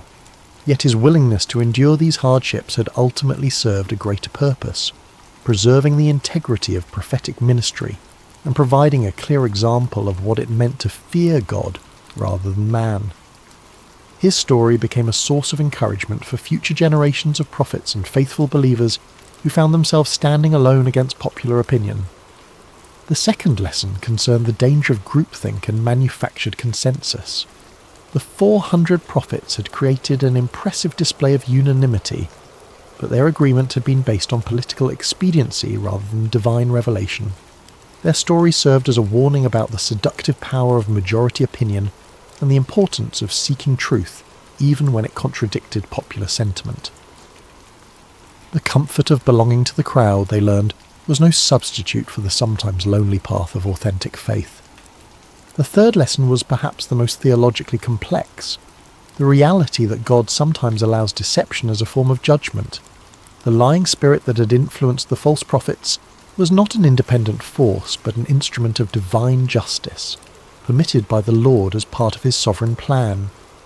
This aspect of the story forced believers to grapple with difficult questions about the nature of divine sovereignty and human responsibility, helping them develop a more mature understanding of how God works in the world. The fourth lesson focused on the importance of discernment in spiritual matters. King Jehoshaphat's initial uneasiness with the 400 prophets had been a manifestation of spiritual discernment, a recognition that something was amiss despite the impressive display of consensus. His request for a prophet of the Lord had demonstrated the value of seeking authentic divine guidance, rather than accepting convenient confirmations of predetermined plans. The fifth lesson was about the ultimate futility of human schemes when they oppose divine purposes. King Ahab's elaborate disguise had been a clever attempt to circumvent prophecy through human ingenuity, but it had proven utterly useless against the sovereign will of the Lord. The random arrow that found its mark had served as a powerful reminder that God's purposes will be accomplished regardless of human attempts to thwart them. As the years passed and the kingdom of Israel continued its spiritual decline, the story of Micaiah took on additional significance. It became a benchmark against which other prophets and prophecies were measured, a reminder of what authentic faithfulness looked like in the face of opposition. When Elijah stood alone against the prophets of Baal on Mount Carmel, people remembered Micaiah's solitary stand. When Jeremiah faced persecution for his unpopular messages, the example of Micaiah's courage provided encouragement and precedent. The story also served as a cautionary tale for those in positions of authority. King Ahab's admission that he hated Micaiah because the prophet never spoke favourably about him had revealed the dangerous tendency of leaders to surround themselves with yes men rather than truthful counsellors. Future kings and officials who heard the story were challenged to examine their own relationships with advisors and to consider whether they were seeking truth or merely confirmation of their existing beliefs. In the quiet of his later years, Micaiah often reflected on that pivotal day when he had stood alone before 2 kings and 400 false prophets. The physical scars from his imprisonment had faded, but the spiritual impact of his experience continued to shape his understanding of his calling and his relationship with the Lord. The prophet had learned that faithfulness was not measured by immediate results, but by obedience to divine instruction. His warning had not prevented the battle or saved King Ahab's life, but it had preserved the integrity of prophetic ministry and provided a clear demonstration of the difference between true and false revelation. Sometimes, he realized, the greatest victories were won not through changing circumstances, but through maintaining faithfulness in the midst of difficult circumstances. Micaiah had also discovered that standing alone was not the same as being alone.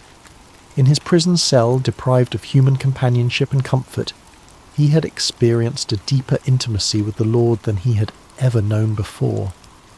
The isolation that had seemed like punishment had actually become a pathway to greater spiritual understanding and strength. He had learned that the approval of the crowd was a poor substitute for the approval of the Almighty. The prophet had come to understand that his role was not to be popular, but to be faithful, not to tell people what they wanted to hear, but to speak what the Lord had given him to say. This understanding had freed him from the burden of trying to manage people's reactions to his messages, and had allowed him to focus entirely on the sacred responsibility of accurate communication of divine truth. The peace that came from this clarity of purpose was worth more than all the royal favour he might have gained through compromise. As news of Micaiah's faithfulness spread beyond the borders of Israel, his story began to influence other nations and cultures. Foreign dignitaries who visited the kingdom often asked to hear the account of the prophet who had stood against 400 false prophets and accurately predicted the death of a king. The story became a testament to the power of truth and the importance of moral courage, inspiring people of various backgrounds to examine their own commitments to integrity and faithfulness. The story also had a profound impact on the understanding of prophecy itself. Future generations would use Micaiah's example as a standard for evaluating prophetic claims, recognizing that true prophecy was characterized by faithfulness to the Lord's character and purposes rather than by popular appeal or immediate gratification. The account helped establish criteria for distinguishing between authentic divine revelation and human manipulation disguised as spiritual authority. In the broader context of Israel's history, Micaiah's stand represented a crucial moment in the preservation of true worship and authentic faith.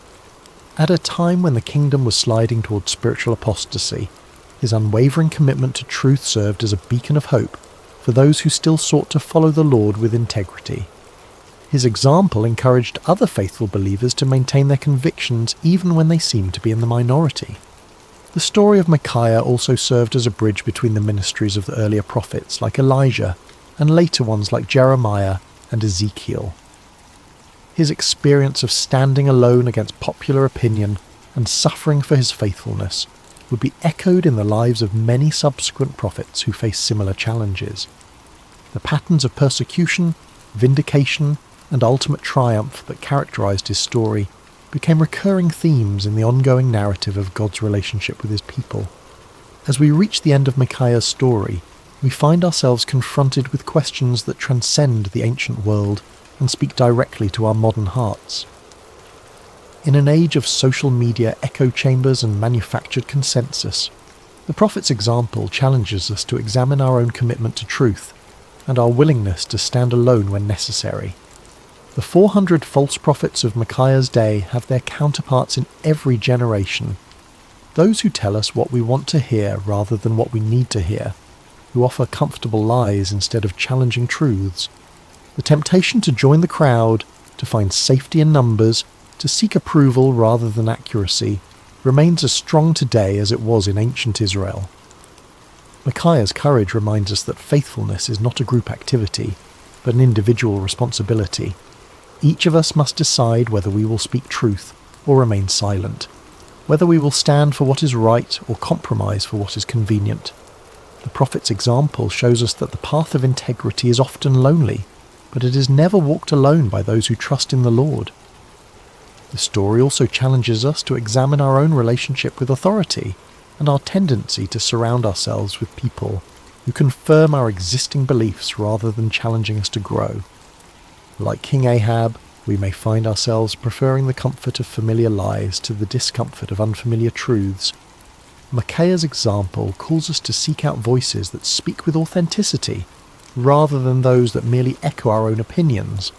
Perhaps most importantly, the story of Micaiah reminds us that truth has a way of prevailing in the end, even when it seems overwhelmed by opposition. The prophet's vindication did not come immediately, and it came at great personal cost, but it came nonetheless. His example encourages us to trust in the ultimate triumph of truth, and to remain faithful even when the outcome is uncertain. In our own lives, we may face moments when we are called to be like Micaiah, to stand alone against popular opinion, to speak uncomfortable truths, to choose faithfulness over favour. When those moments come, may we remember the forgotten prophet who found his courage not in the approval of men, but in the approval of his God.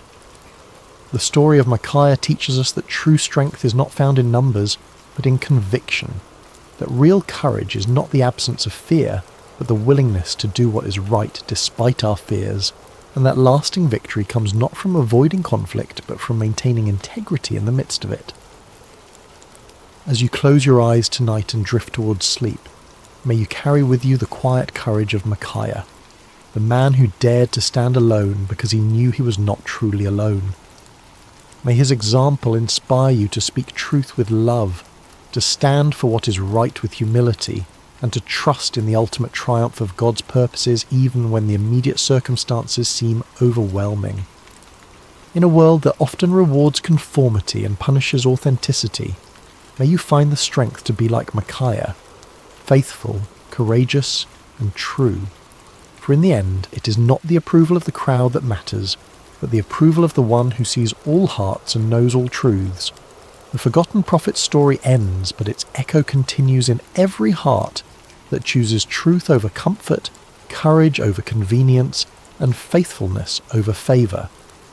May that echo sound clearly in your own life, guiding you toward the kind of integrity that leaves a lasting legacy long after the voices of the crowd have faded into silence.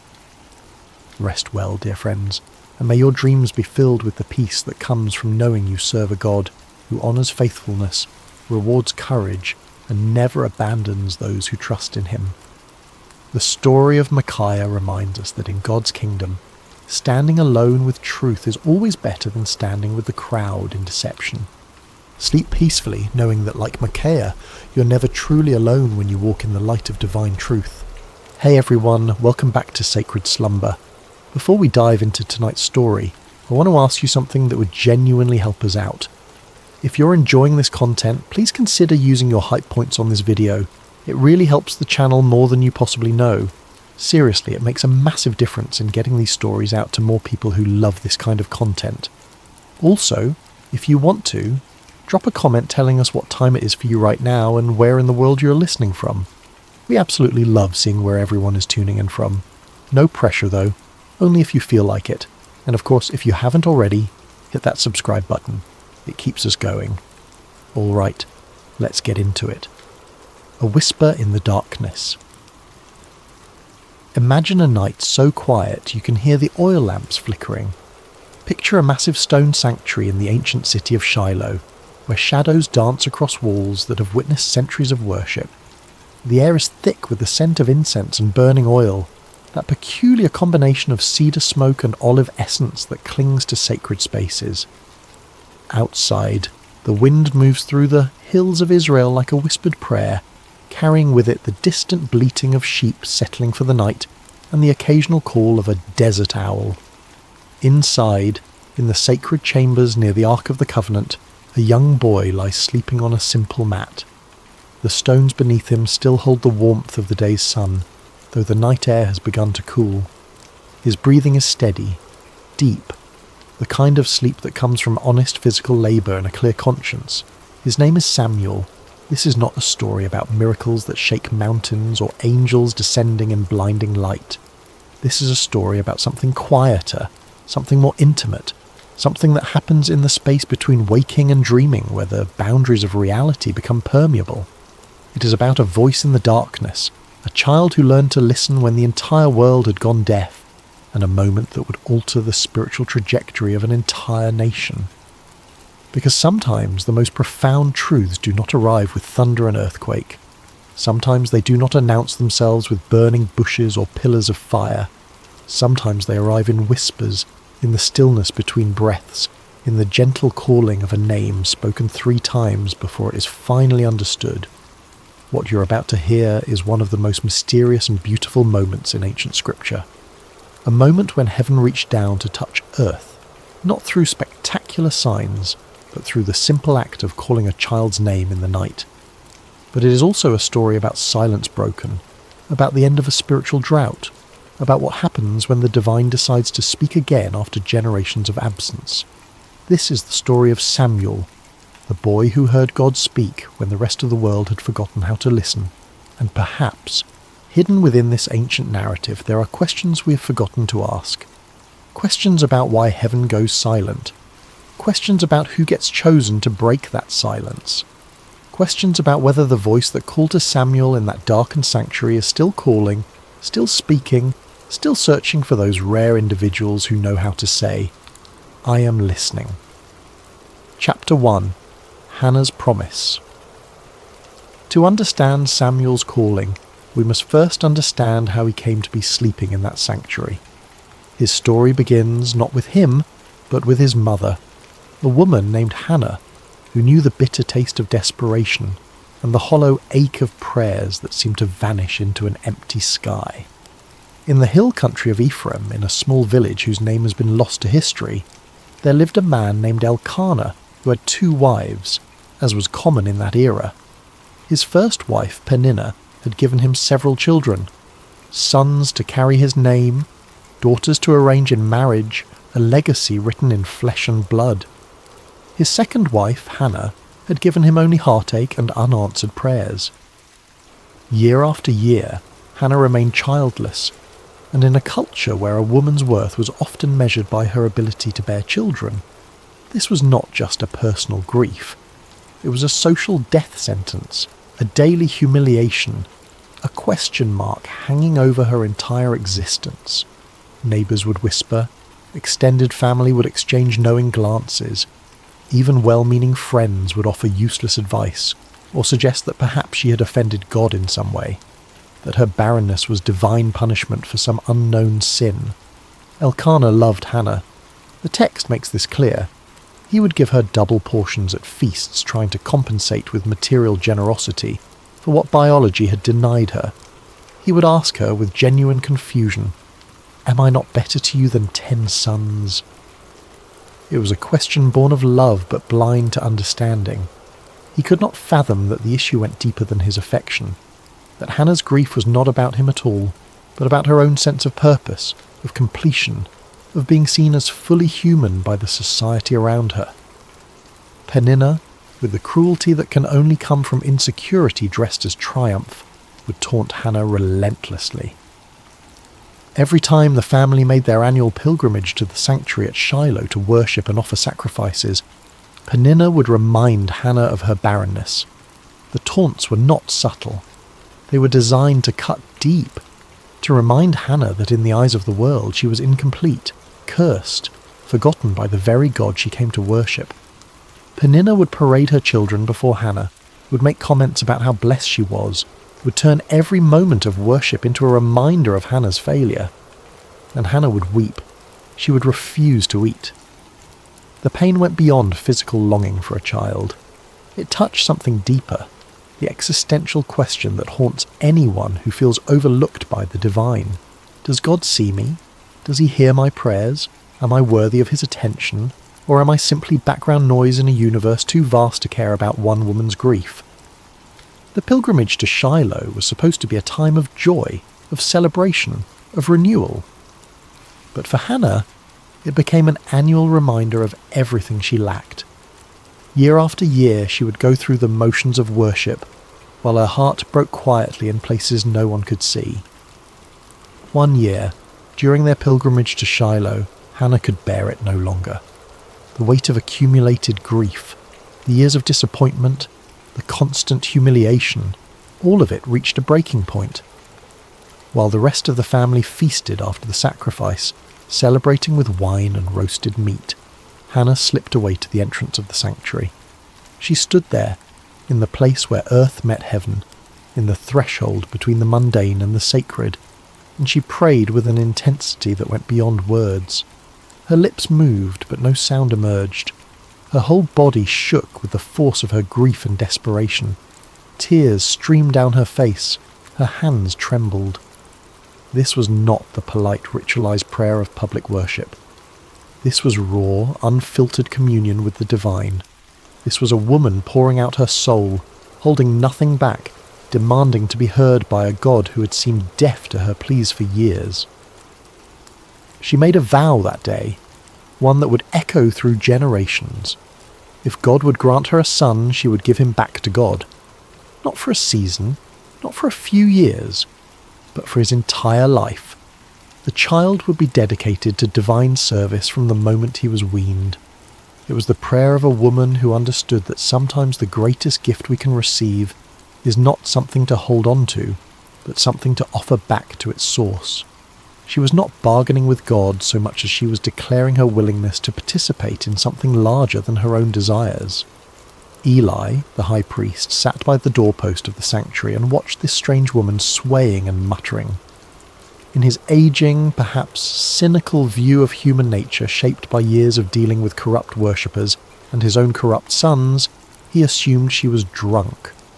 The accusation was harsh, almost cruel.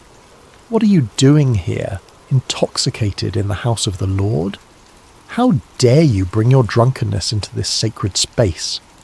Hannah lifted her eyes, and in them Eli saw not the glaze of wine, but the clarity of absolute desperation, the look of someone who has nothing left to lose, who has stripped away all pretense and pride, who stands naked before God with only their need.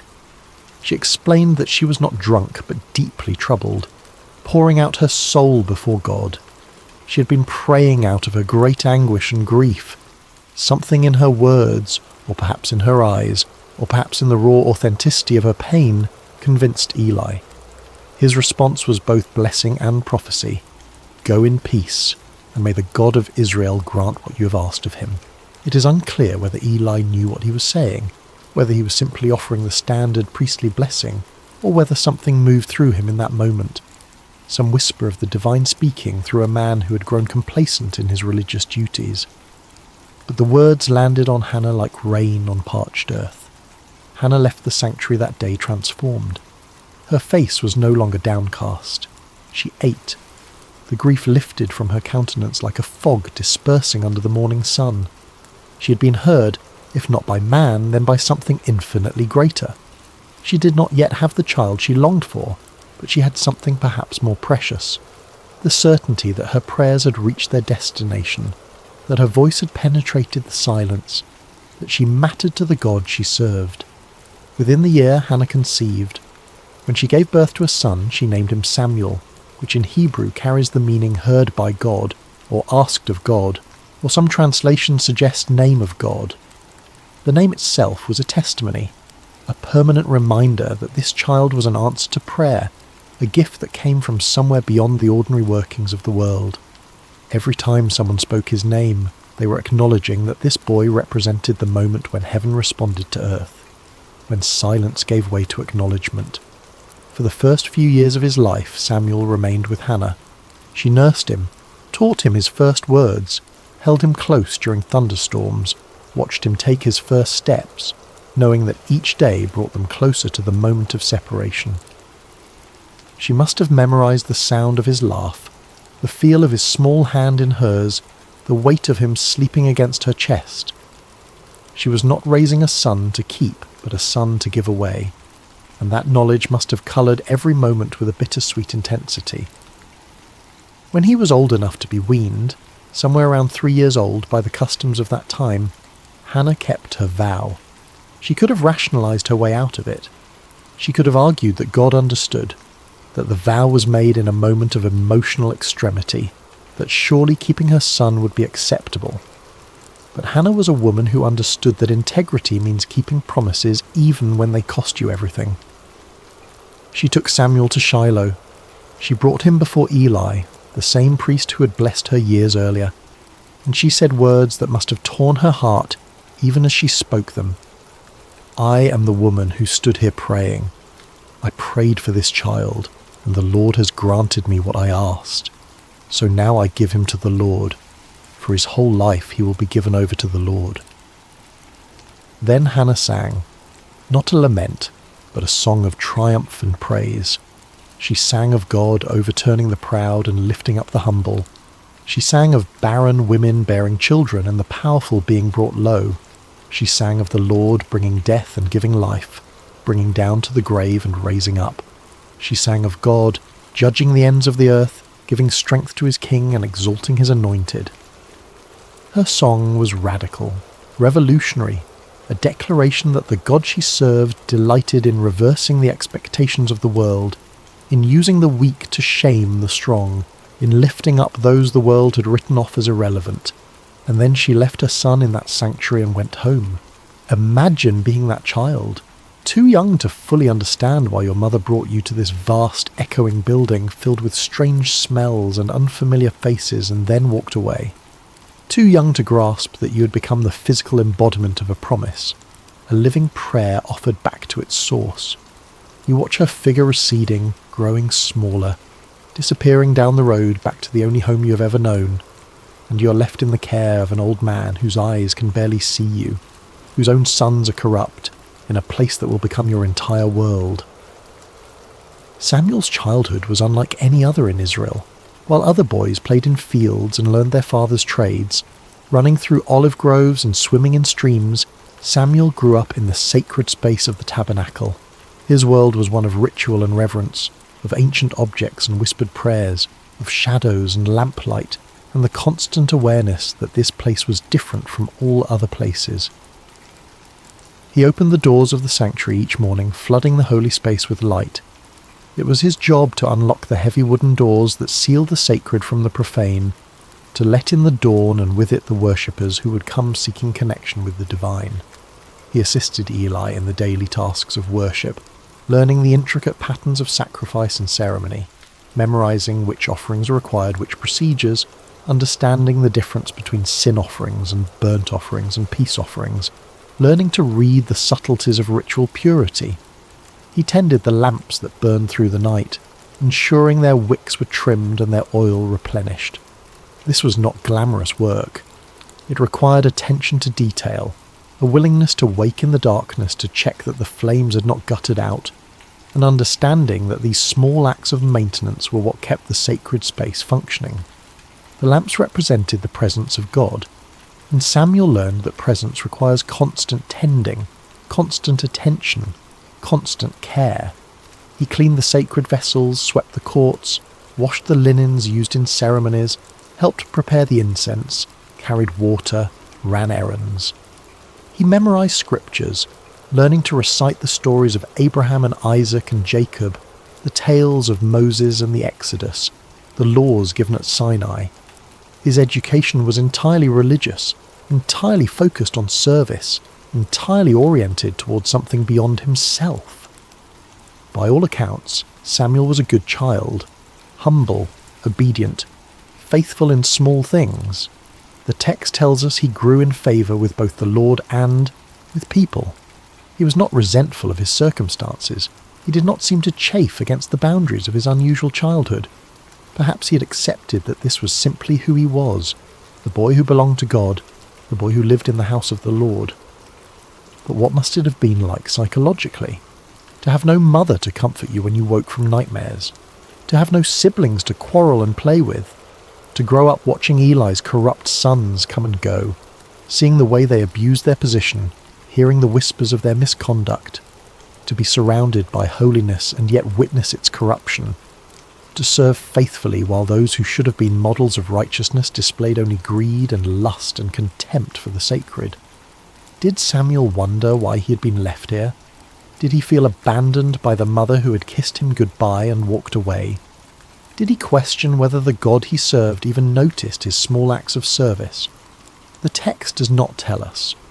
We see only the external facts, a boy growing up, performing his duties, learning his role. But surely there were moments of loneliness, moments of doubt, moments when the weight of it all felt too heavy for small shoulders to carry. Hannah visited when she could. Each year during the family's annual pilgrimage to Shiloh, she would bring Samuel a new robe she'd made for him, watching him grow, trying to compress a year of mothering into a few brief encounters. These visits must have been both blessing and torment. The joy of seeing his mother mingled with the pain of watching her leave again. The new robe, a reminder that somewhere he had a home, a family, a life he was not permitted to live. Yet there is no indication that Samuel rebelled or resented his circumstances. He simply continued. Day after day, year after year, faithful in the small things, present in the sacred space, available to be used however God saw fit. There was no indication in those early years that he would become anything more than a helpful assistant to an aging priest, that he would one day be the voice through which God spoke to an entire nation. But God, it seems, has a habit of preparing his instruments in obscurity before bringing them into the light. Samuel was being shaped by his circumstances, formed by his loneliness, refined by his faithfulness in tasks that no one celebrated. He was learning what it meant to serve without applause, to be obedient without immediate reward, to remain present even when presence felt like punishment. He was learning to listen in the silence. Chapter 2. The State of Israel at the Time. To appreciate what happened on that quiet night when God called Samuel's name, you need to understand the spiritual condition of Israel during this period. It was, to put it simply, a disaster. But the disaster raises uncomfortable questions that the text never fully answers. Questions about divine silence. Questions about why systems of worship become corrupt. Questions about what happens when the mediators between heaven and earth become obstacles instead of conduits. The problem started with Eli's sons, Hophni and Phinehas. These two men had inherited their father's position as priests, but they had not inherited his reverence for the sacred. They were corrupt in ways that went beyond simple moral failing.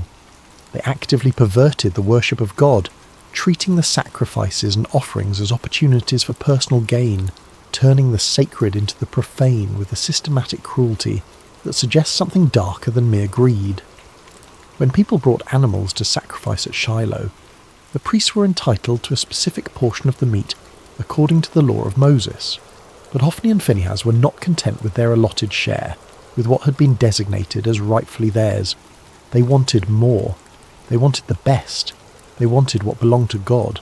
They would send their servants to threaten worshippers, demanding the choicest cuts of meat before the fat was even burned on the altar, as required by law. The fat belonged to God.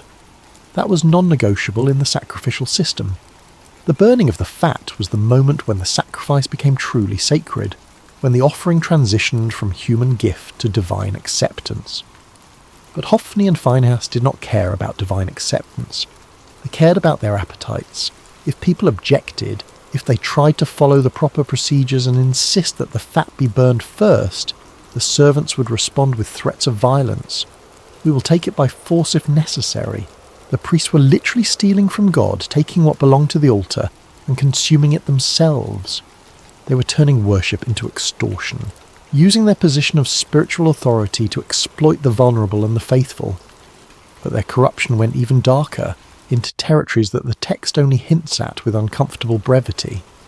They engaged in sexual immorality with women who served at the entrance to the sanctuary.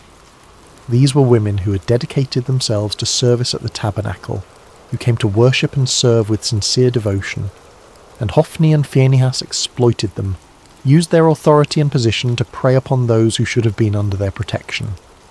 They turned the house of God into a place of exploitation and abuse, where the very people who were supposed to represent divine holiness became perpetrators of trauma. Worship became a source of fear rather than transcendence. People stopped coming, or when they came with cynicism and resentment, going through the motions but empty of faith. How could you trust a system where the gatekeepers were predators? How could you believe in the holiness of a place where the priests defiled it daily?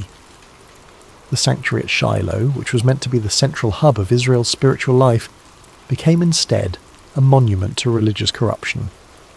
Eli knew what his sons were doing. The text makes this painfully clear. People told him. They came with reports of misconduct, of abuse, of exploitation. He heard the rumours and saw the evidence. He was not ignorant.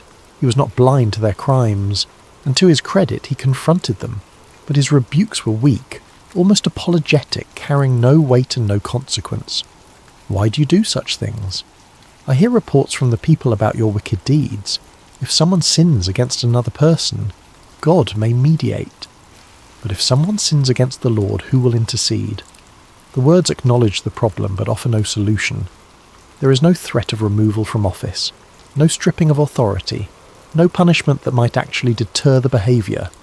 Just words, just disappointment, just a father hoping his wayward sons might suddenly develop a conscience they had never demonstrated.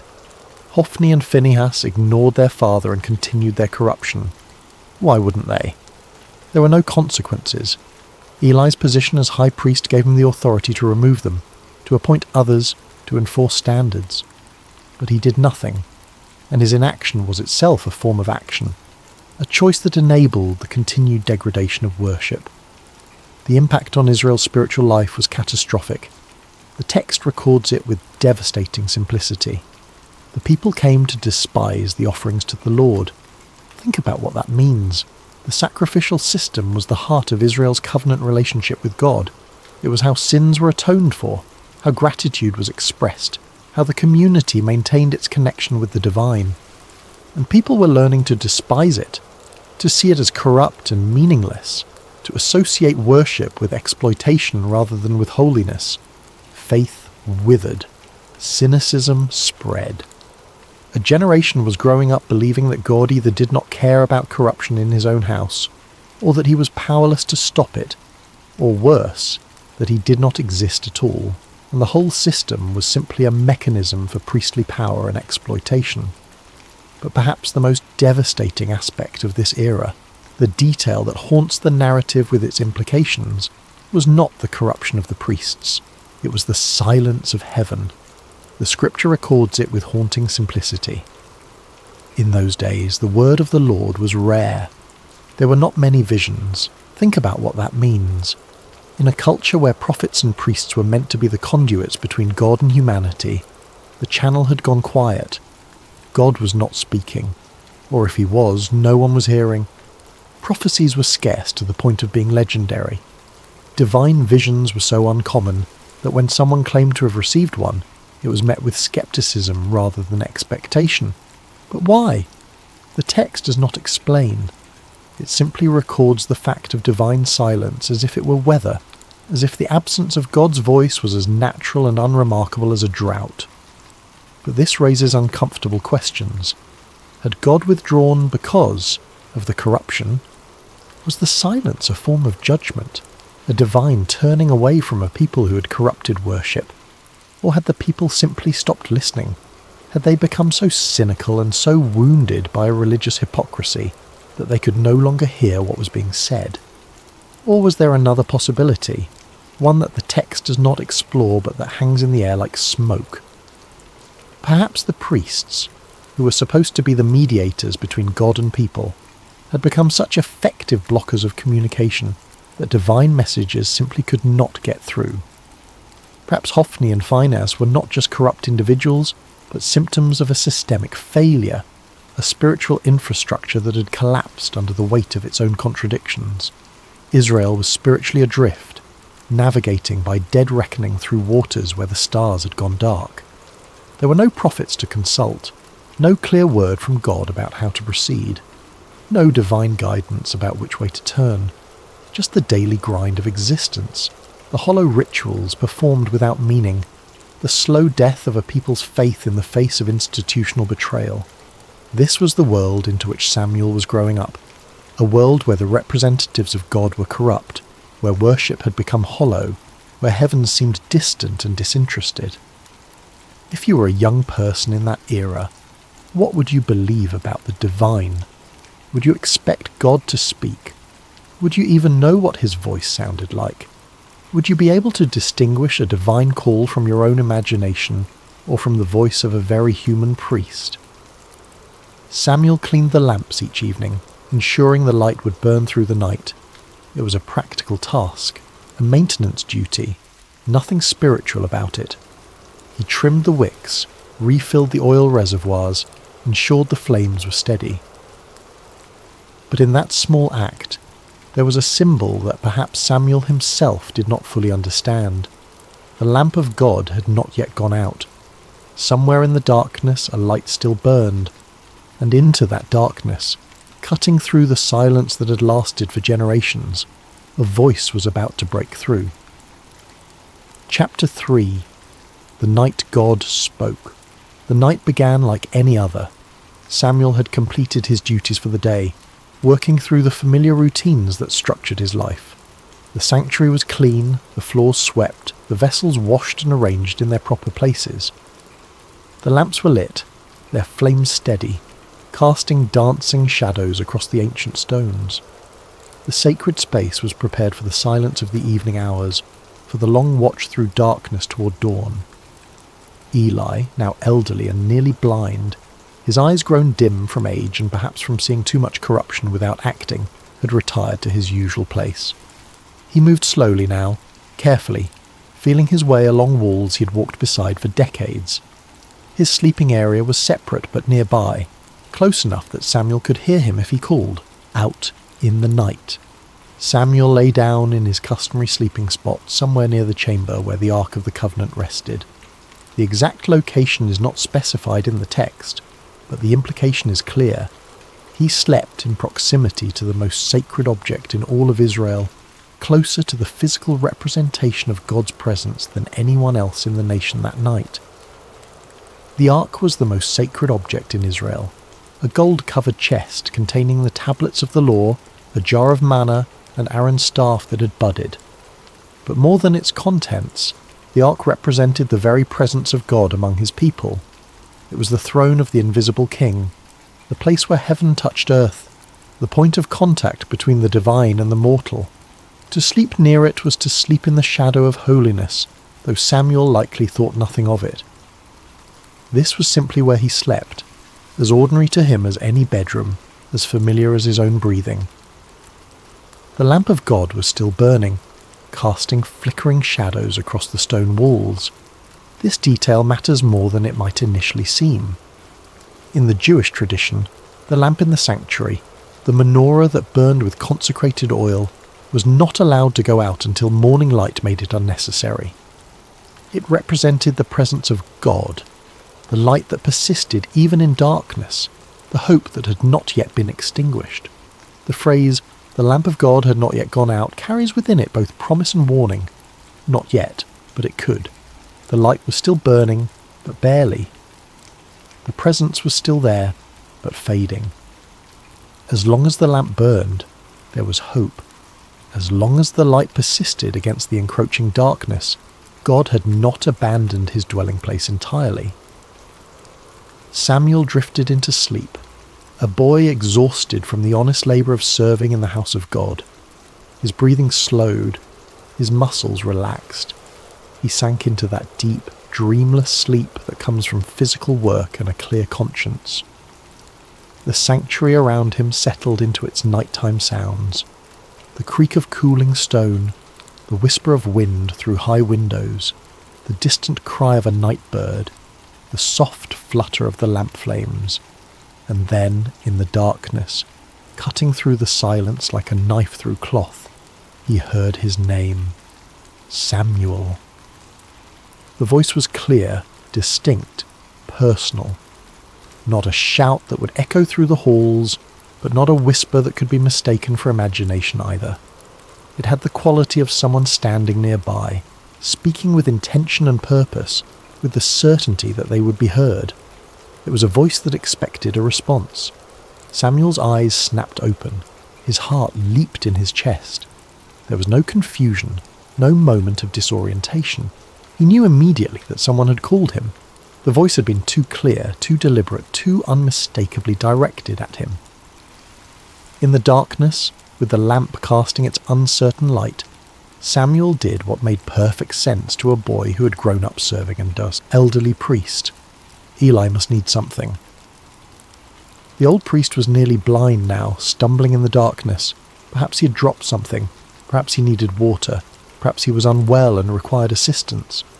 Samuel threw off whatever covering he used against the night chill and ran to where Eli slept. "Here I am. You called me?" The response was immediate, instinctive. "Here I am." Two words that would become the defining posture of Samuel's entire life. Not, "What do you want?" Not, "Can it wait until morning?" Just presence. Just availability. Here I am. Eli, pulled from sleep and confused, his mind foggy with the remnants of dreams, looked in the direction of Samuel's voice with eyes that could barely make out shapes in the darkness. "I did not call. Go back and lie down." Samuel returned to his place, perhaps a little puzzled, but not overly concerned. Perhaps he had been dreaming. Perhaps the transition from sleep to waking had jumbled his perceptions. Perhaps the old man had called out in his sleep and forgotten. These things happen. The mind plays tricks in the boundary spaces between consciousness and unconsciousness. He lay back down, pulled his covering around him, and closed his eyes, willing himself back towards sleep. The sanctuary settled back into silence. The lamp continued its steady burning. Outside, the wind moved through the hills with a sound like breathing. Samuel's heartbeat slowed back to its resting rhythm. Samuel? Again. The same voice, the same clarity, the same undeniable sense that someone was speaking directly to him, calling him by name with purpose and intention. This was not imagination. This was not the remnant of a dream clinging to the edge of waking. This was not the echo of Eli's voice misheard in the darkness. Someone had called his name clearly and deliberately, as real as the stone beneath him and the lamplight flickering against the walls. Once more, Samuel got up and went to Eli. His bare feet made soft sounds against the cold stone floor. His breathing was quicker now, his confusion deeper. If Eli had not called the first time, then who had? "Here I am. You called me." Eli, now more awake and perhaps slightly irritated at being disturbed a second time, sent him away again with a tone that suggested both confusion and mild frustration. "I did not call, my son. Go back and lie down." Samuel returned, but now there was a question forming in his mind that would not be silenced. If Eli was not calling him, then who was? Was someone playing a trick? Was there an intruder in the sanctuary hiding in the shadows, calling his name for some unknown purpose? But the voice had not seemed mischievous or threatening.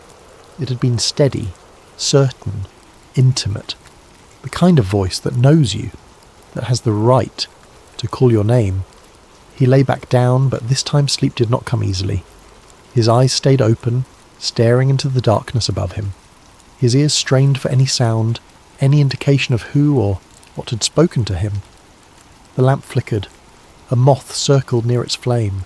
Time stretched and compressed in that strange way it does when you are lying awake in the dark, unsure whether minutes or hours are passing. Samuel. The third time, Samuel abandoned any doubt or hesitation. Someone was calling him, and if it was not Eli, then perhaps the old priest was confused. Perhaps he was calling out without realizing it. Perhaps his dreams were speaking through him. Samuel got up once more, faster now, urgent, and went to Eli.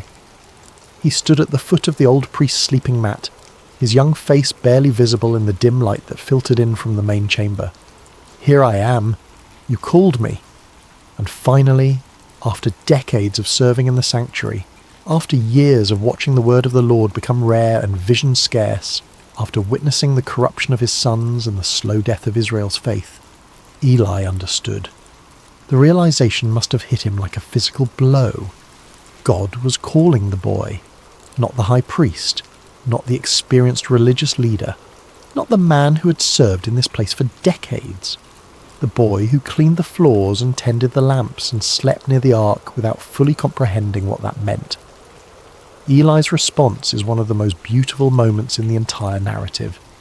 He could have been jealous, wounded by the divine bypassing, bitter that his years of service were being overlooked in favour of a child. He could have been defensive, questioning whether this was really happening, whether Samuel was perhaps confused or making things up. He could have claimed the voice for himself, insisted that any divine communication should come through proper channels, through the established hierarchy of priesthood. But instead, Eli became a teacher in the truest sense. He gave Samuel the gift of understanding and the words that would change everything. He put aside whatever personal feelings he might have had, and focused entirely on helping Samuel navigate what was about to happen. "Go and lie down," Eli said, and you can hear in those words both resignation and hope, both the sadness of being passed over and the wonder that God was speaking again at all. And if he calls you, say, "Speak, Lord, for your servant is listening." Those words, "Speak, Lord, for your servant is listening," not "Who are you?" not "What do you want?" not "Prove yourself to me." Just openness, just availability, just the humble acknowledgement that if God is speaking, the only appropriate response is to listen. Samuel returned to his place one more time. He lay down in the darkness, the lamp of God still burning nearby. casting its uncertain light across ancient stones, and he waited. His heart must have been pounding so hard he could hear it in his ears. His mind must have been racing with questions and fears and wonder. What does the voice of God sound like? What will he say? Am I worthy to hear it?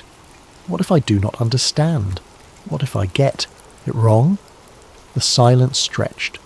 The lamp flickered. Outside, the night continued its slow progression toward dawn. And then, for the fourth time, the voice came. But this time there was a difference. This time the name was repeated, spoken twice, with an intimacy and urgency that had not been there before. Samuel! Samuel! The repetition is significant. In Hebrew, when a name is called twice, it indicates intimacy, urgency, importance. Abraham, Abraham, Moses, Moses. Now Samuel, Samuel. This was not a casual summons. This was personal, direct, unmistakable. This time, the boy was ready. Following Eli's instructions exactly, word for word, he responded with the words that have echoed through millennia as the perfect posture of faith, the ideal response to divine initiative. Speak, for your servant is listening. And God spoke. What happened next was not what a child would want to hear. God did not give Samuel a message of encouragement or blessing. He did not reveal some beautiful mystery or share some cosmic secret about the nature of reality or the structure of heaven. He did not offer comfort or promise Samuel a glorious future. Instead, God gave Samuel a prophecy of judgment, and the judgment was against Eli's household, against the man who had been like a father to him, against the only family he had truly known. God told Samuel that he was about to do something in Israel that would make the ears of everyone who heard it tingle. That phrase, ears tingling, suggests something shocking, something that would reverberate through the nation like a physical sensation. This was not going to be a quiet judgment, a private correction. This was going to be public, unmistakable, impossible to ignore. He was going to carry out against Eli everything he had spoken concerning his family, from beginning to end. There had been warnings before. A prophet had come to Eli years earlier with a similar message, speaking of judgment to come, of the priesthood being taken from his lineage, of his sons dying on the same day. That prophecy had been spoken and then seemingly forgotten, filed away as one of those uncomfortable truths that people acknowledge but never really expect to see fulfilled. But God was saying now that the time of fulfillment had come. The warnings were over. The judgment was at hand. The reason was clear and devastating. Eli knew about the sins of his sons. He knew they were blaspheming God, treating the sacred as profane, exploiting women, stealing from the altar, corrupting worship itself. He had heard the reports. He had seen the evidence. He had confronted them, yes, but his rebukes were empty, carrying no weight, leading to no consequences. He had failed to restrain them, failed to use his authority to stop them, failed to choose God's honour over his son's comfort, and that failure, that complicity through inaction, meant that the guilt of Eli's house would never be atoned for by sacrifice or offering. Think about what that means.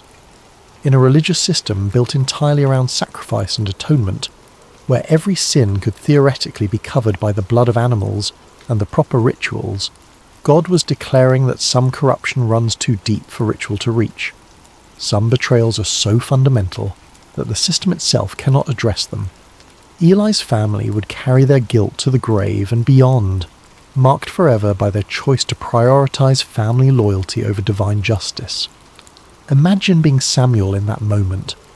You are a child, perhaps 11 or 12 years old, lying in the darkness of a sanctuary, having just heard the voice of God for the first time in your life. And the message you have been given is not one of blessing or calling or future glory. It is a message of doom for the man who has raised you, who has taught you everything you know about worship and service, who has been your only father figure in a life marked by abandonment and loneliness. The weight of it must have been crushing. How do you speak words of judgment to someone you love? How do you become the bearer of bad news that will break someone's heart? How do you look into the eyes of a man who has shown you kindness, and tell him that his family line is cursed, that his sons will die, that everything he has built will crumble. This was the cost of prophecy that no one talks about. This was the burden of truth that cannot be softened or avoided or delayed. Samuel had been given a message, and whether he wanted to deliver it or not was irrelevant. The truth had been spoken to him, and now he was responsible for speaking it to others. This is what it means to be a prophet. Not visions and mystical experiences and spiritual heights, but the grinding, awful responsibility of speaking truths that wound you as deeply as they wound those who hear them. The rest of the night must have been agony for Samuel. The text tells us he lay there until dawn, too afraid to tell Eli what he'd heard. He did not sleep. How could he? His mind must have raced through possibilities. Maybe he had misunderstood. Maybe there was a way to soften the message to make it less harsh. Maybe if he just kept quiet, the whole thing would fade like a dream, and he could go back to his simple life of tending lamps and sweeping floors. But deep down, he knew. The voice had been too clear. The message had been too specific. And God had not asked his opinion about whether this was a good idea or whether Samuel felt ready for such responsibility. The divine does not consult us about our readiness. It simply calls, and we must answer. Chapter 4. The Weight of the Message. As morning light began to filter into the sanctuary, pale and hesitant through the high windows, Samuel rose and went about his duties as usual. Muscle memory guided him through the familiar routines. He opened the doors of the house of the Lord, pushing aside the heavy wooden barriers that sealed the sacred from the profane, letting in the day, with all its ordinary demands. But everything felt different now. The air was heavier, pressing down on his shoulders like a physical weight. The silence was louder, filled with the words he carried but could not speak. He carried within him words that would change everything, and he was terrified to voice them. His hands shook as he performed his tasks. He fumbled with the lamp wicks, nearly spilling oil on the floor. He could not meet anyone's eyes. Every sound made him jump, expecting Eli to call for him, to demand the message, to force him to speak the unspeakable. Eli, however, knew something had happened. Years of serving in the sanctuary had given him an intuition about spiritual matters that his failing eyesight could not diminish. He could sense the change in Samuel, could feel the weight the boy was carrying. He called Samuel to him, his voice gentle but insistent, and when the boy came, reluctant and pale, the old priest asked him directly, "Samuel, my son, what was it he said to you? Please do not hide it from me." Then he added words that carried the weight of both authority and desperation. "May God deal with you, be it ever so severely if you hide from me anything he told you." It was an oath, a binding formula that made concealment impossible. Eli was not giving Samuel an easy out. He was demanding truth, however painful, however devastating. And in doing so, he was teaching Samuel one of the most important lessons of prophetic ministry. That truth matters more than comfort, that integrity requires speaking even when silence would be kinder. There is something deeply moving about this moment. Eli was giving Samuel permission to speak truth, even painful truth. He was not demanding a comfortable answer. He was not pressuring the boy to lie or soften the message. He was not using his position as high priest to intimidate or manipulate. He was simply asking for honesty, for the faithful delivery of whatever word had been given, regardless of personal cost. Samuel, to his credit, did not hold back. He told Eli everything, every word of the judgment, every detail of the coming consequences, every aspect of the doom pronounced against his house. He did not sugarcoat it. He did not try to make it easier to hear. He did not add comforting caveats or suggest ways the judgment might be avoided. He simply delivered the message as it had been given to him, faithful to both God and to Eli in his refusal to distort the truth. The words must have felt like stones in his mouth, each one heavy and sharp. He would have watched Eli's face as he spoke, looking for signs of anger or rejection or denial. But what he saw instead was something he had not expected. Eli's response is remarkable in its humility and resignation. He did not rage against the pronouncement. He did not question Samuel's experience or suggest the boy had misunderstood or imagined things. He did not blame Samuel for being the messenger or accuse him of disloyalty or ingratitude. He simply said, with a weariness that spoke of years of knowing this moment would come, "He is the Lord. Let him do what is good in his eyes." There is defeat in those words, yes, but there is also acceptance. A kind of peace that comes from finally having the truth spoken aloud, from no longer living in the shadow of unacknowledged reality. Eli had known for years that his sons were corrupt. He had known that his failure to stop them was a kind of complicity, a betrayal of his calling and his God. The judgment was not a surprise. It was an inevitability finally spoken aloud, a truth that had been hovering unspoken in the air for years finally given voice and substance. And perhaps in some way, Eli was relieved that the silence had been broken, even if the words spoken were words of judgment. Perhaps there is a relief that comes from knowing, from having certainty, even when that certainty is terrible.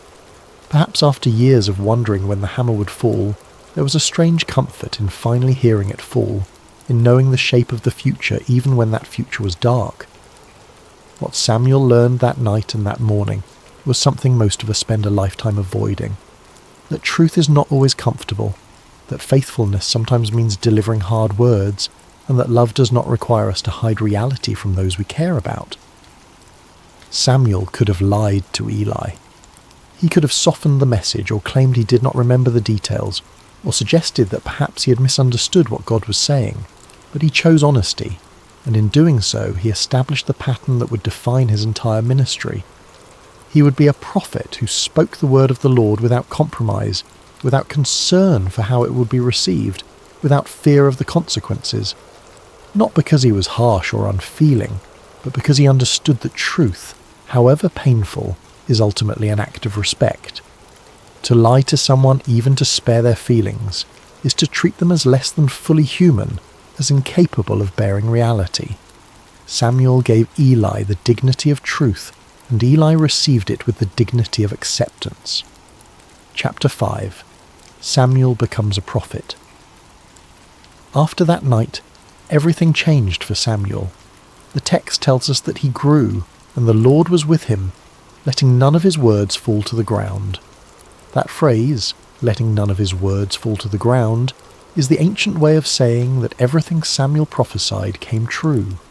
He was not speaking his own opinions or making educated guesses or offering the kind of vague predictions that could be interpreted multiple ways, depending on how events unfolded.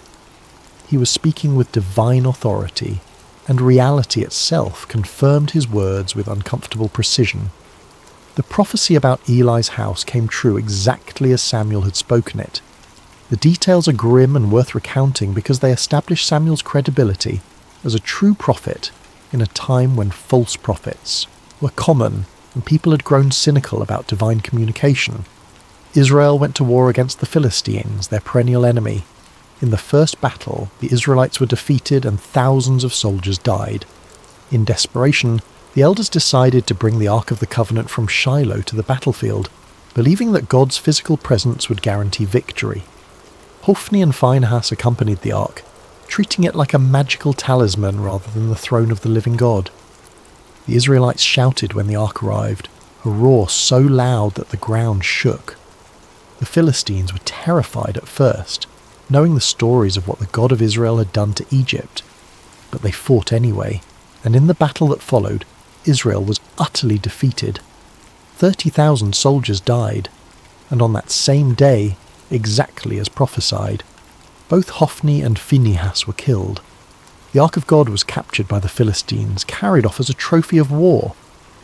When a messenger brought the news to Shiloh, Eli was sitting by the road, his heart trembling for the Ark of God. When he heard that the Ark had been captured and his sons were dead, the 98-year-old priest fell backward off his chair, broke his neck, and died. The priesthood of his line ended in that moment, cut off exactly as God had declared. It was a devastating fulfillment, but it established beyond doubt that Samuel spoke with divine authority. He had predicted these events when he was just a child, and they had come to pass exactly as he said. The word of the Lord through Samuel was reliable, trustworthy, deserving of attention. As Samuel matured from boy to young man, his reputation spread throughout Israel like wildfire. From Dan in the far north to Beersheba in the deep south, spanning the entire geographical extent of Israel's territory, everyone knew that Samuel had been established as a prophet of the Lord. The word that had been rare, the visions that had been scarce, now flowed through this young man who had learned to listen in the darkness. But Samuel was more than just a prophet delivering occasional messages. God continued to appear at Shiloh, revealing himself to Samuel through his word on a regular basis. Samuel became the primary channel of divine communication for the entire nation. The silence had been broken. The channel between heaven and earth, clogged by corruption and complacency for generations, had been cleared. And the instrument God chose was not a powerful warrior or a cunning politician or even an experienced priest with decades of religious training.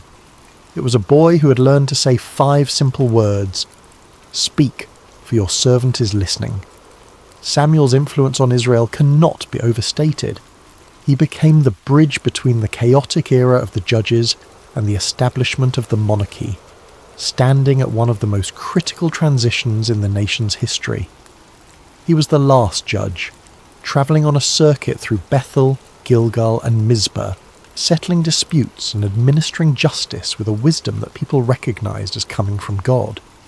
He was also the first of the great prophets, the founder of a prophetic tradition that would produce Elijah, Elisha, Isaiah, Jeremiah, and all the voices that would call Israel back to God throughout its history.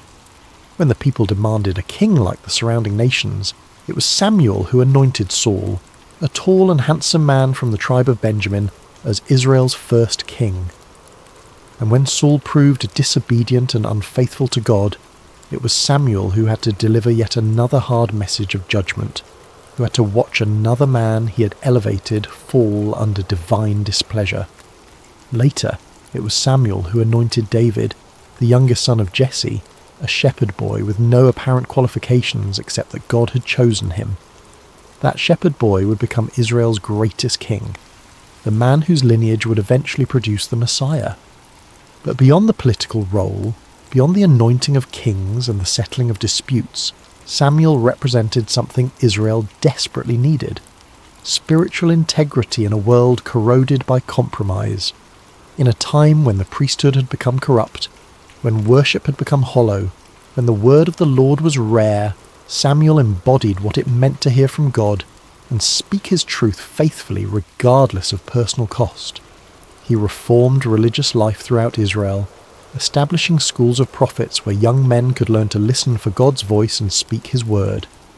He called the people back to authentic worship, challenging them to put away their foreign gods and serve the Lord only. He led the nation in repentance at Mizpah, where they fasted and confessed their sins, acknowledging that they had abandoned God. And when the Philistines attacked during that gathering, Samuel interceded for the people, and God threw the enemy into confusion with thunder and lightning, giving Israel a decisive victory. Samuel demonstrated that God had not abandoned his people, that the silence had been circumstantial rather than permanent, that divine presence and power were still available to those who would seek them with integrity. The boy who once cleaned floors and trimmed lamp wicks became the conscience of a nation. The child who slept near the ark became the voice through which God spoke to kings and commoners alike. His authority came not from position, or political power, or military might, but from the simple fact that he had learned to listen and had the courage to speak what he heard, even when speaking cost him dearly. Chapter 6. The Legacy of the Story. So what do we take from this ancient narrative? What does it mean for us, centuries removed from oil lamps and tabernacles and sleeping near the Ark of the Covenant? And perhaps more intriguingly, what questions does this story raise that it never fully answers?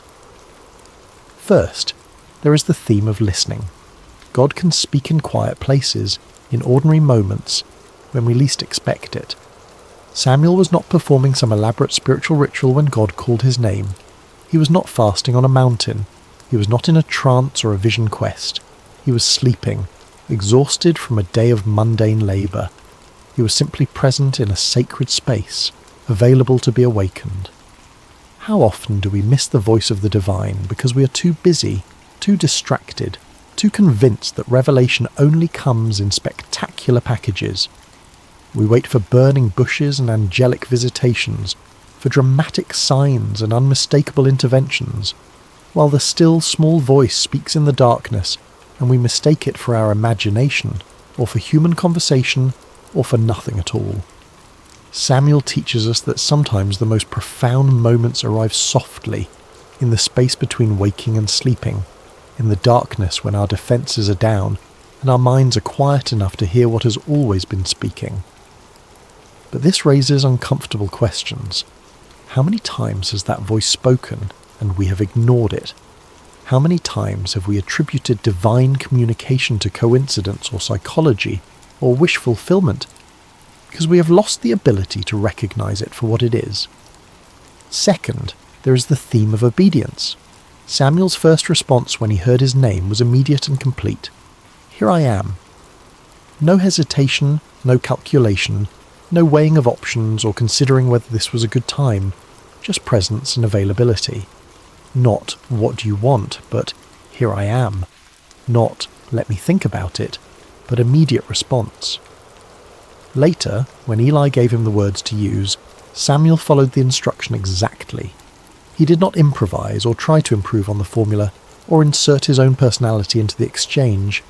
He simply said what he had been taught to say: "Speak, for your servant is listening." Obedience in this story is not about blind submission to authority. It is about being teachable, about recognizing when someone knows more than you do, about trusting guidance even when you do not fully understand where it is leading. But there is something deeper here, something that troubles the waters of easy interpretation. Samuel was obedient to a voice he had never heard before, to a presence he could not see, based entirely on the instruction of a priest whose own family was corrupt, and whose judgment had been compromised by his failure to discipline his sons. What made Samuel so certain that this was God speaking and not some other voice? What internal compass guided him toward trust when skepticism would have been equally reasonable? Third, there is the theme of humility. Samuel's greatness began in small acts of service. He was faithful in opening doors, in cleaning, in tending lamps, in all the unglamorous work that keeps a sacred space functioning. He did not despise the small things, or consider himself above menial tasks. He swept floors with the same attention he later brought to anointing kings. He trimmed lamp wicks with the same care he would later exercise in delivering prophetic words, and it was in that posture of humble service, in the daily repetition of small faithful acts, that God found him. How different this is from our modern obsession with platform and visibility, with making a name for ourselves and ensuring everyone knows our accomplishments, with treating service as a stepping stone to something better rather than as its own reward. Samuel reminds us that true influence is built in obscurity, that character is formed in the small decisions no one sees, that greatness is the fruit of faithfulness in little things rather than the result of ambitious self-promotion. But again, there is a mystery here. Why Samuel? What was it about this particular boy that made him suitable for this calling? The text gives no indication that he was exceptional in any way. He was simply there, simply faithful, simply available. Which raises the question, are there others who are equally faithful, equally available, who never heard their name called? Is divine calling arbitrary, or is there some hidden criteria that determines who hears the voice and who does not? Fourth, there is the theme of responsibility. Sometimes truth is hard but necessary. Samuel's first message from God was a message of judgment, and he had to deliver it to someone he loved. This is the cost of being a conduit for truth. You do not get to choose which messages are convenient and which are difficult. You do not get to edit reality to make it more palatable. You do not get to withhold hard truths, because speaking them might damage relationships or cost you social capital. If you are going to be a voice for something beyond yourself, whether you call that voice God or conscience or truth, or simply what is, You have to be willing to speak even when the words cut you as deeply as they cut those who hear them. Samuel could have spared Eli. He could have lied or softened the message or claimed he did not remember the details.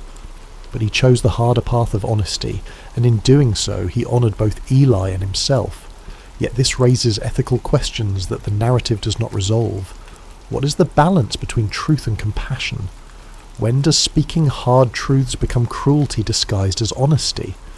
Samuel was a child delivering a message he did not create and could not change. But what about us? When the truths we must speak are filtered through our own perceptions and biases and limited understanding, how do we know when to speak and when to remain silent?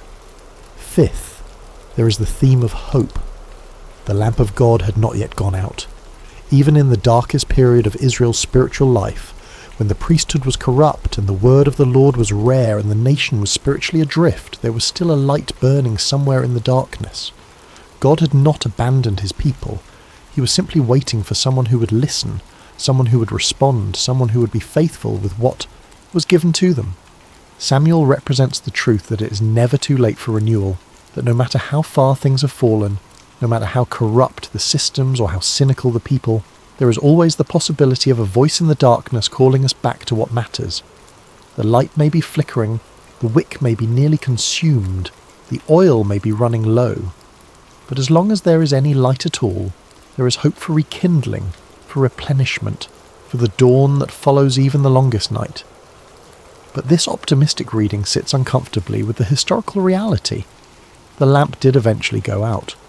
The sanctuary at Shiloh was destroyed. The ark was captured and never returned to that place. The line of Eli ended in blood and disgrace. Samuel's calling did not prevent disaster. It only narrated it before it happened. So what kind of hope is this? Is it simply the hope that truth will be spoken, even if it changes nothing? Is it the hope that someone will bear witness, even in the midst of collapse? Finally, there is something unspoken in this narrative that deserves attention. God bypassed the entire religious hierarchy to speak to a child. He did not go through official channels. He did not honour the established order. He did not consult with the high priest or seek permission from religious authorities. He simply called out in the darkness to a boy who had no status, no authority, no credentials beyond faithfulness in small things. This is either deeply encouraging or deeply unsettling, depending on your perspective.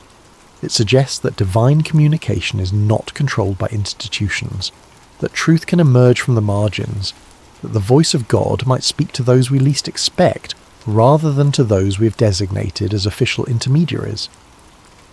But it also raises anarchistic questions about authority and order, about how we distinguish genuine divine calling from delusion or manipulation, about what happens when everyone claims to hear the voice of God speaking contradictory messages.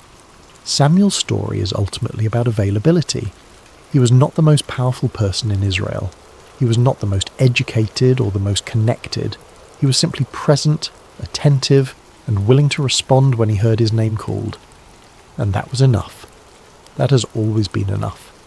But it invites us to ask, what are we available for? What sacred spaces do we inhabit, whether physical or spiritual or psychological, where we might be found by whatever calls to us in the darkness? And when that call comes, will we recognize it, or will we mistake it for something ordinary, something explainable, something that requires no response? Epilogue: The Voice in the Night. Close your eyes and imagine that sanctuary again. The vast stone building in Shiloh, the oil lamps casting their gentle light, the shadows dancing on walls that have witnessed generations of worship and neglect. Imagine the boy lying near the ark, exhausted from a day of simple service, drifting into sleep with no expectation that this night will be different from any other. And then the voice, clear, personal, undeniable, a voice that breaks through the silence of heaven and calls a child by name. Samuel's story is a reminder that the divine does not always announce itself with thunder and lightning. Sometimes it comes as a whisper in the darkness. Sometimes it arrives in the form of a question repeated until we finally understand that we are being addressed. Sometimes the most significant moments of our lives happen when we are alone, unguarded, simply present in a space where we have made ourselves available to something greater than ourselves. The lamp of God is still burning. That is the promise embedded in this ancient narrative. No matter how dark the times, no matter how corrupt the systems, no matter how silent heaven seems, there is always a light somewhere refusing to go out, and there is always the possibility that in the quiet, in the stillness, in the spaces between our busy thoughts and desperate prayers, we might hear our name spoken by a voice we do not yet recognize. The question is not whether the voice is calling. The question is whether we are listening. Samuel lay in that sanctuary as a boy and became a prophet because he learned to say 5 words that changed everything. Speak, for your servant is listening. He did not demand proof.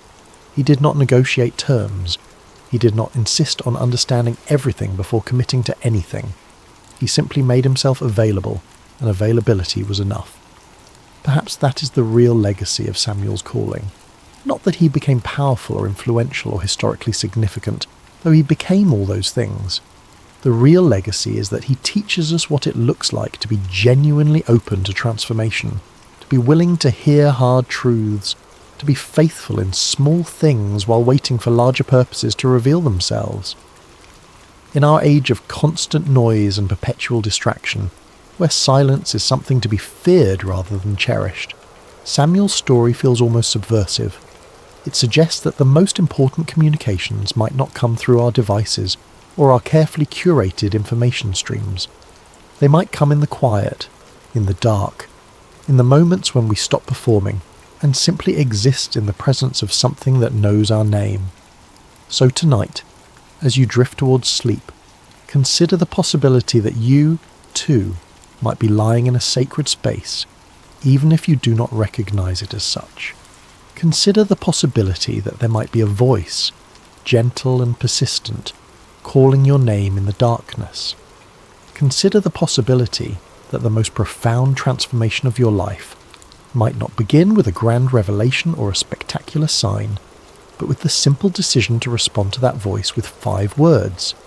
Speak, for your servant is listening. The lamp is still burning. The voice is still calling. The only question is whether we have ears to hear. Before we begin tonight's journey, I want to ask something of you. If you're enjoying this content, please consider using your hype points on this video. It helps the channel grow in ways you possibly cannot imagine, and it means the world to us. If you're listening on Spotify, leaving a review truly makes a massive difference in helping others discover these stories. And if you feel like it, drop a comment letting us know what time it is where you are and where in the world you're tuning in from. We absolutely love seeing where everyone is listening. It connects us all in this shared experience of exploration and reflection. And of course, if you're enjoying the content, subscribing helps us continue bringing you these stories night after night. Now, let's begin. There are moments in history when the divine crashes into the ordinary, when the sacred interrupts the mundane rhythm of daily life. Most of us imagine such encounters arriving with thunder, with angels descending on pillars of light with voices that shake mountains and part seas. But sometimes the presence of God arrives quietly, carrying with it not spectacle but a test of character. Sometimes holiness doesn't announce itself with fanfare. It simply waits at your doorstep asking a single question. Will you make room? This is the story of a man whose name appears only briefly in the ancient texts. No miracles are attributed to him. No prophecies emerge from his lips. He delivers no sermons, leads no armies, builds no temples. Yet his quiet obedience became the hinge upon which an entire nation's relationship with the divine would turn.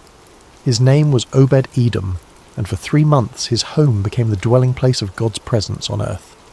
What happened within those walls would reveal something profound about faith, reverence, and the nature of blessing itself. Chapter 1. A Nation and its Sacred Object. To understand Obed-Edom's story, we must first understand what arrived at his door. The Ark of the Covenant was not merely a religious artifact. It was not simply a box of sacred relics or a symbol used in ceremonies. According to the ancient Israelites, the Ark was the throne of God himself, the meeting place between heaven and earth, the physical manifestation of divine presence among mortal people. Crafted according to precise specifications given to Moses on Mount Sinai, it was overlaid with pure gold, crowned with cherubim whose wings touched above its mercy seat. Inside rested the stone tablets bearing the 10 Commandments, a jar of manna from the wilderness, and the staff of Aaron that had miraculously budded with life. For generations the ark had travelled with Israel. It had crossed the Jordan River on dry ground when the priest carrying it stepped into the water. It had circled the walls of Jericho before they fell. It had dwelt in the tabernacle, hidden behind thick curtains in the Holy of Holies, where only the high priest could approach once a year, and even then with trembling reverence. The ark represented everything Israel was meant to be, a people set apart, chosen, dwelling in the presence of the living God. But the ark's history was also marked by moments of profound terror. When the Philistines had once captured it in battle, plagues broke out in every city where they housed it. Tumours appeared on the bodies of the people, rats infested their lands, their gods toppled in the temples where the ark was placed. The Philistines had learned what it meant to treat the presence of God with casual disrespect, and they had returned the ark to Israel with desperate haste, sending it back on a cart pulled by cows, accompanied by gold offerings meant to appease the God whose power they had witnessed. Now, decades later, a new king sat on Israel's throne. His name was David, a shepherd boy turned warrior turned monarch, a man described in Scripture as one after God's own heart. David had united the tribes, conquered Jerusalem, and established it as his capital. But something weighed on his conscience. While he lived in a palace of cedar, the Ark of God remained in a tent relegated to the edges of the nation's consciousness. This seemed wrong to David, improper. How could the symbol of God's presence dwell in something temporary while the king enjoyed permanent luxury? So David made a decision. He would bring the ark to Jerusalem. He would establish it in the centre of the nation's life, create a dwelling place worthy of the divine presence. It would be a moment of national celebration, a homecoming for the very symbol of Israel's identity. Word spread throughout the kingdom. The people gathered. Musicians assembled with harps and lyres, with tambourines and cymbals. 30,000 chosen men of Israel came together for the procession. This would not be a quiet, sombre march. This would be a festival, a declaration that God was returning to his rightful place among his people. The ark was placed on a new cart, pulled by oxen. Leading the procession were Uzzah and Ahio, sons of Abinadab, in whose house the ark had been kept. The cart began to move, and with it the celebration erupted. Music filled the air. People danced. Voices raised in songs of praise. David himself celebrated before the Lord with all his might, lost in the joy of the moment. Everything seemed perfect. The sun shone. The crowds cheered. The journey to Jerusalem had begun, and with it, a new chapter in Israel's story. Finally, after years of wandering and warfare, after seasons of distance and silence, God's presence was coming home. No one suspected that within minutes, everything would change. Chapter 2. The Sudden Tragedy. The road to Jerusalem was not smooth. Ancient paths rarely were. The cart carrying the ark jolted and swayed as the oxen pulled it forward, navigating ruts and stones embedded in the dirt. At a place called the threshing floor of Narcon, the oxen stumbled. In that instant the ark lurched dangerously to one side. Uzzah, walking beside the cart, saw what was happening. Instinct took over. He reached out his hand to steady the ark to prevent it from falling. It seemed like the right thing to do, the natural thing, the responsible thing. His hand touched the gold surface, fingers closing around the edge to stabilize what appeared to be falling. He died instantly. The music stopped. The dancing ceased. The celebration died in a single heartbeat as Uzzah collapsed beside the cart, his life extinguished as quickly as a candle in a sudden wind. One moment he had been walking, breathing, serving. The next, he was gone. Terror spread through the crowd like wildfire. People backed away from the ark, from the cart, from the very spot where Uzzah had fallen. The object they had been celebrating, the symbol they had been honouring with joy and music, had just killed a man for trying to keep it from falling. The presence of God, it seemed, was not safe. It was not something to be approached casually, not something that tolerated even well-meaning familiarity. David's anger flared, then quickly transformed into fear. He had been dancing moments before, lost in worship and joy. Now he stood frozen, staring at the body of a man who had done nothing more than reach out to steady something sacred. The name he gave that place reflected his emotional turmoil. Perez Uzzah, meaning the outbreak against Uzzah. This was supposed to be a day of triumph. Instead, it had become a day of death. Questions must have flooded David's mind. Had he made a mistake? Was this journey itself an error? How could bringing the ark to Jerusalem, a seemingly righteous act, result in such tragedy? And if Uzzah died for touching the ark, what might happen if they continued? How many more might fall before the ark reached its destination? David made a decision born of fear and uncertainty. The procession would stop. The ark would not continue to Jerusalem, not yet. Perhaps not ever, if this was the cost of bringing God's presence close. The question now became urgent and practical. Where could they leave the ark? Who would be willing to house this dangerous, holy object? Who would risk having in their home something that had just demonstrated its capacity to kill? The answer came in the form of a man whose name suggests he was not even originally from Israel, Obed-Edom the Gittite, a man from Gath, the Philistine city that had once been home to Goliath, the giant David had famously defeated.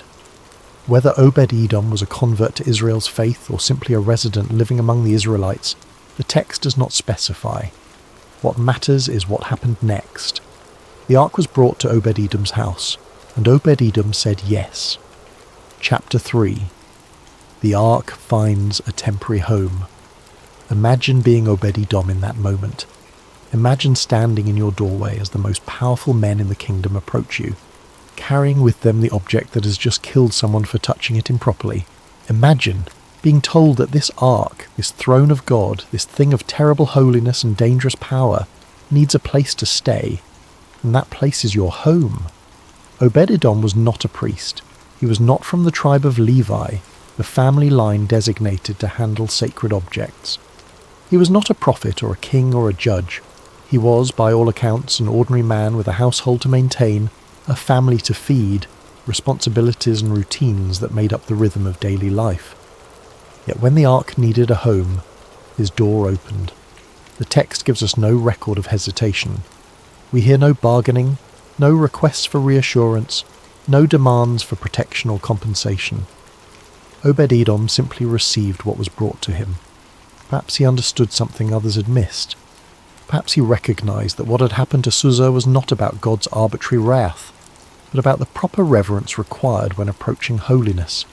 Perhaps he simply trusted that if he honored the ark correctly, treated it with the respect it demanded, cared for it according to God's instructions, then blessing rather than curse would result.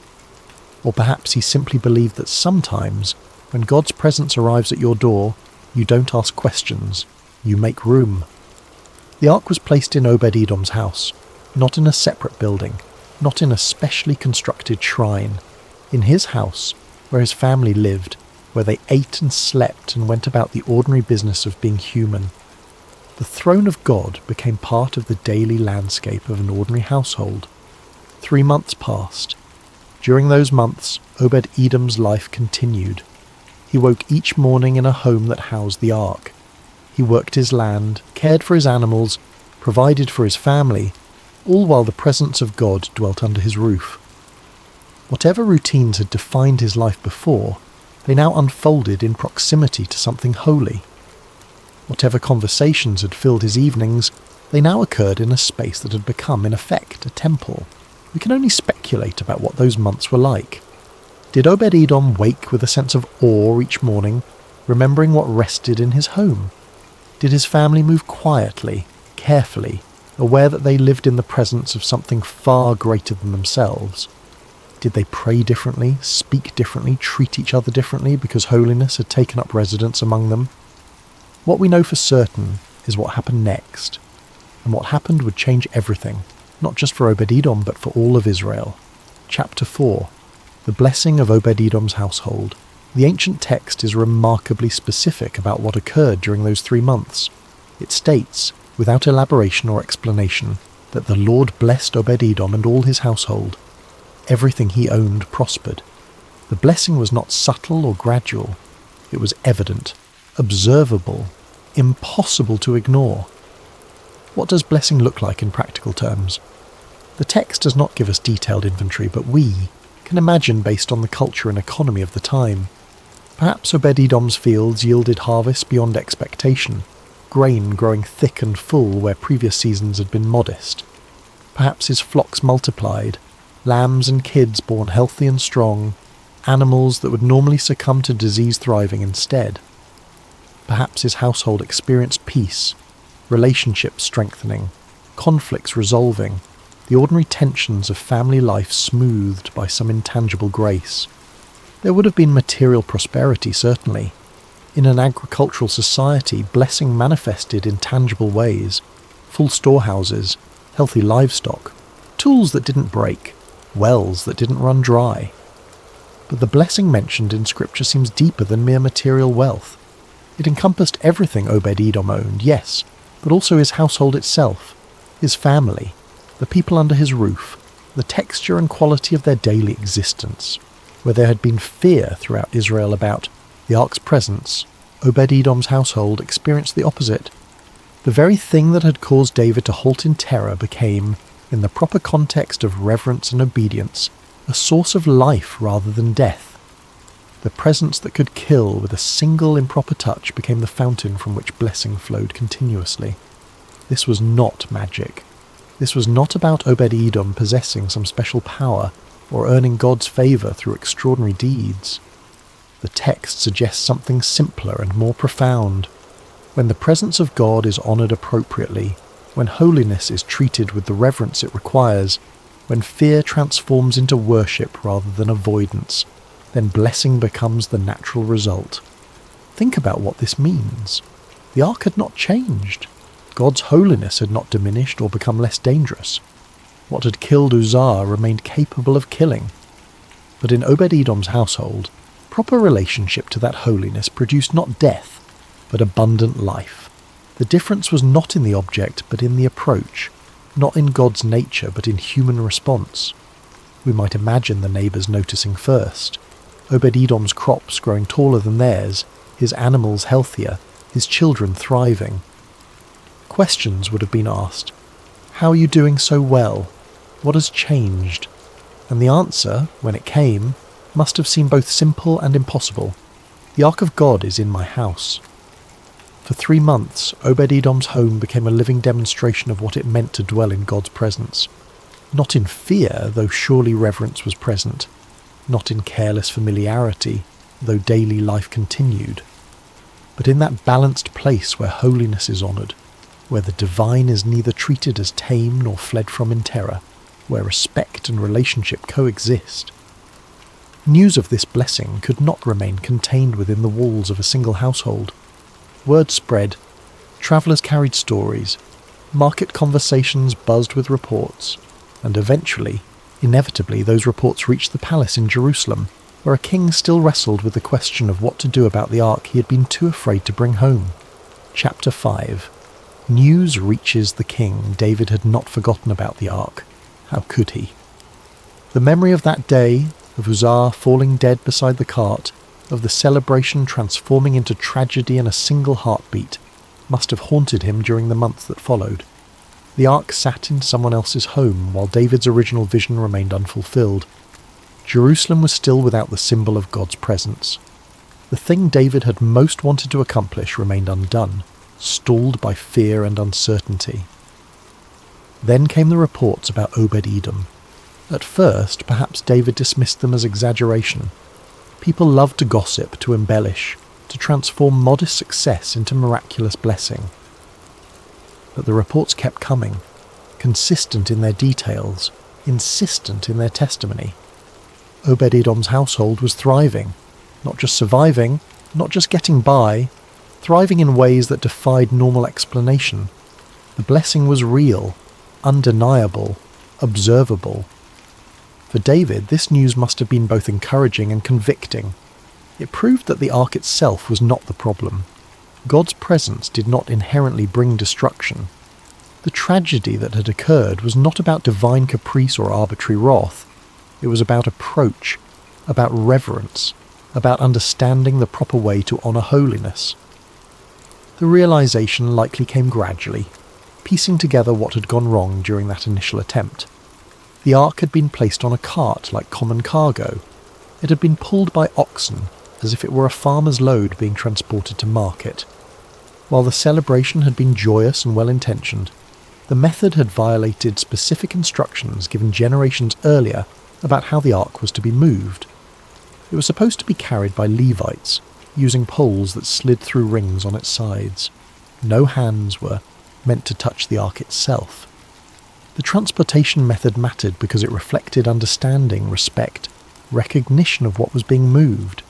Uzzah had died not because he was wicked, but because the entire procession had approached holiness incorrectly. His steadying touch was merely the culminating moment of a journey undertaken without proper reverence from the start. The form mattered. The method mattered. How you approached God's presence mattered as much as the intention behind the approach. And Obed-Edom understood this, perhaps instinctively, or perhaps he had simply been more careful, more attentive to what was required when housing something holy. Whatever the reason, his household had experienced what David had hoped for all of Israel, blessing flowing from proximity to God's presence. David made a decision. They would try again, but this time, everything would be different. This time, they would do it right. Preparations began, but these preparations were not about gathering crowds or planning celebrations. They were about ensuring proper reverence. David consulted the ancient texts, reviewing the specific instructions for how the ark was to be handled. He gathered the Levites, the ones designated for this sacred duty. He ensured that every detail would honour the holiness of what they were transporting. Word was sent to Obed-Edom's house. The ark would be moving again. But this time, its journey would be completed. This time, Jerusalem would become its home. Chapter 6. A changed procession. When the day came to move the ark from Obed-Edom's house to Jerusalem, everything about the procession reflected lessons learned through tragedy and blessing. The ark was no longer placed on a cart. Levites carried it on poles, just as the ancient instructions specified. Every 6 steps the procession stopped for sacrifices, acknowledging the holiness of their burden, maintaining continual reverence throughout the journey. David himself led the celebration, but his joy was now tempered with understanding. He danced before the Lord with all his might, wearing a linen ephod like a priest, humbling himself before God's presence. His celebration was exuberant but not careless, joyful but not casual. He had learned the difference between honouring God and presuming upon God's presence. The sound of trumpets filled the air. The people shouted. This was still a celebration, still a moment of national importance.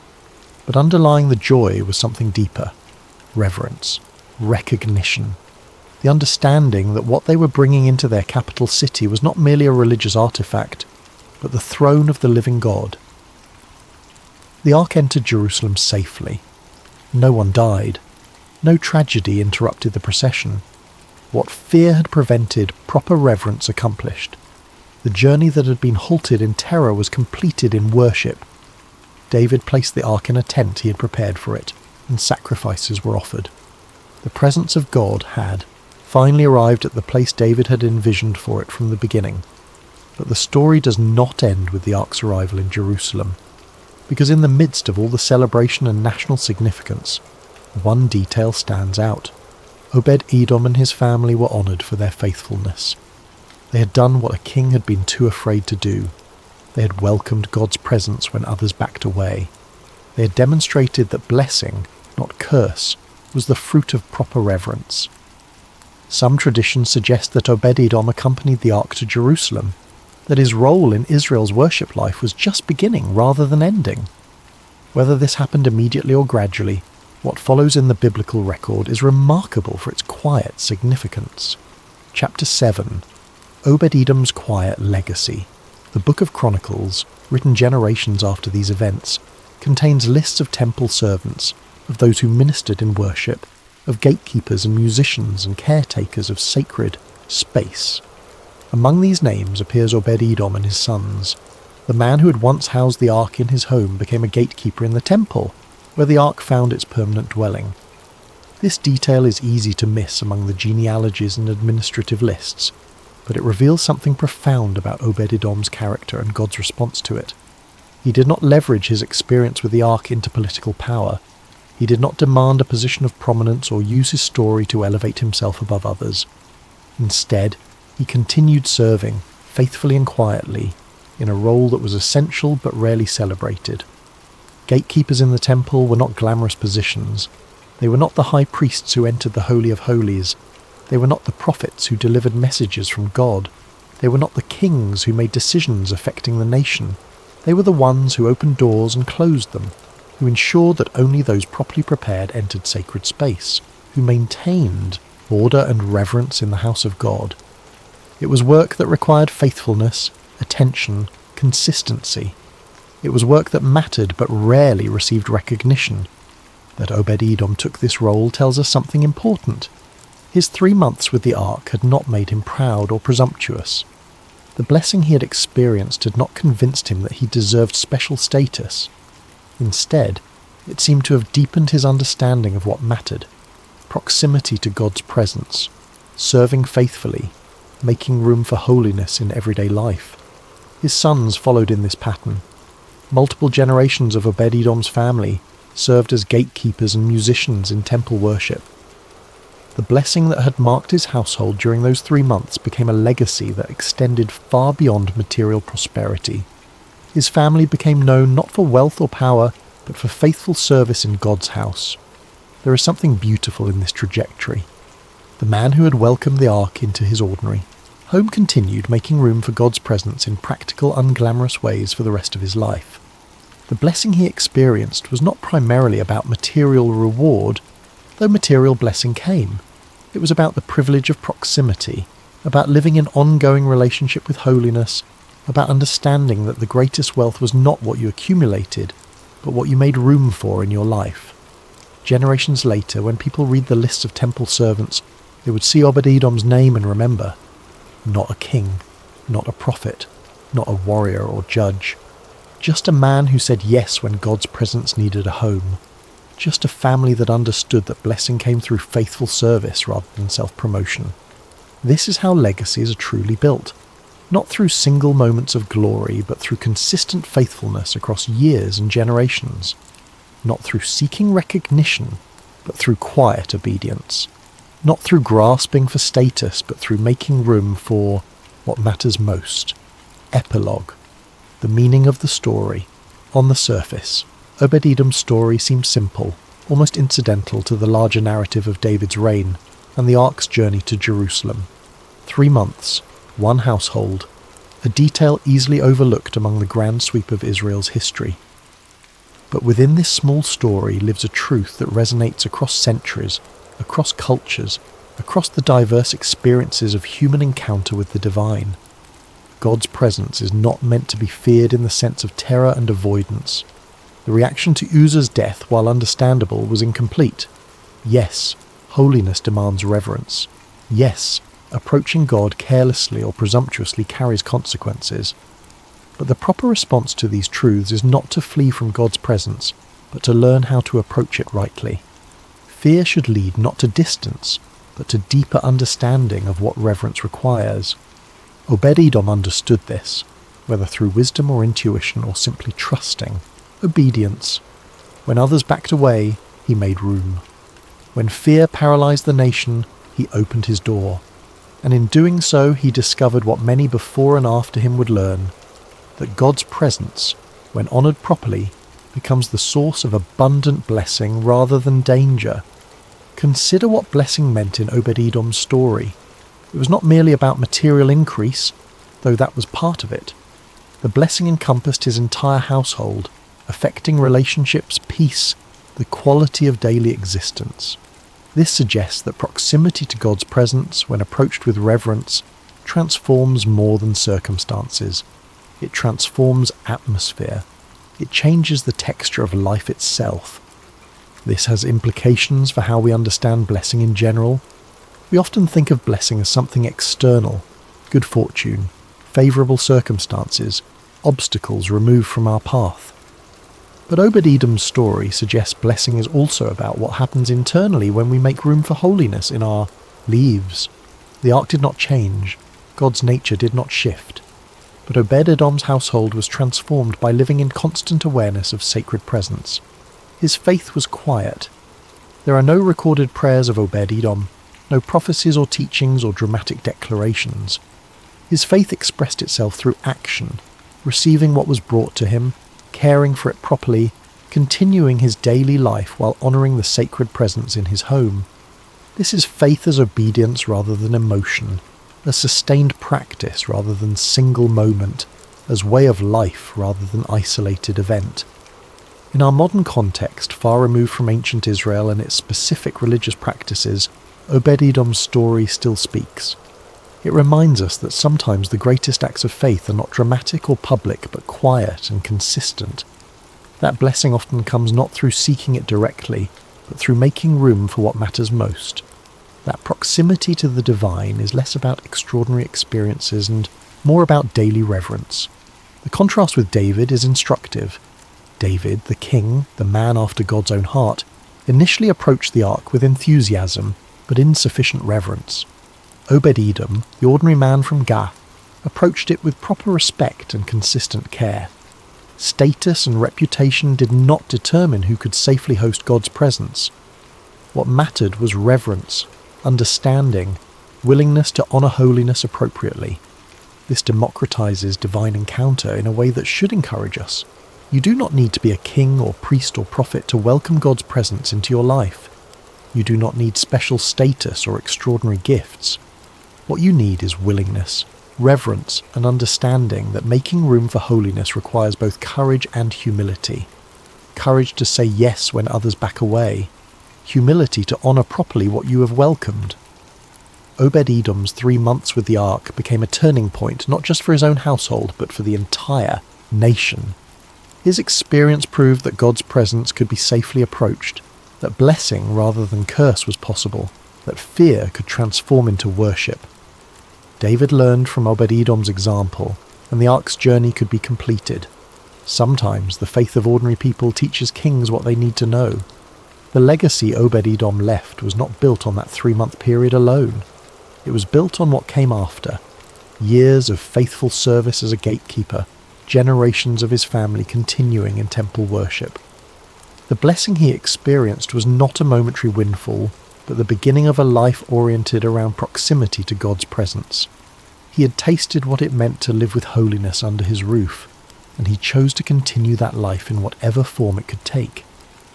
This is perhaps the deepest lesson of Obed-Edom's story, that encountering God's presence is not meant to be a single event we return to in memory, but a pattern we establish for life.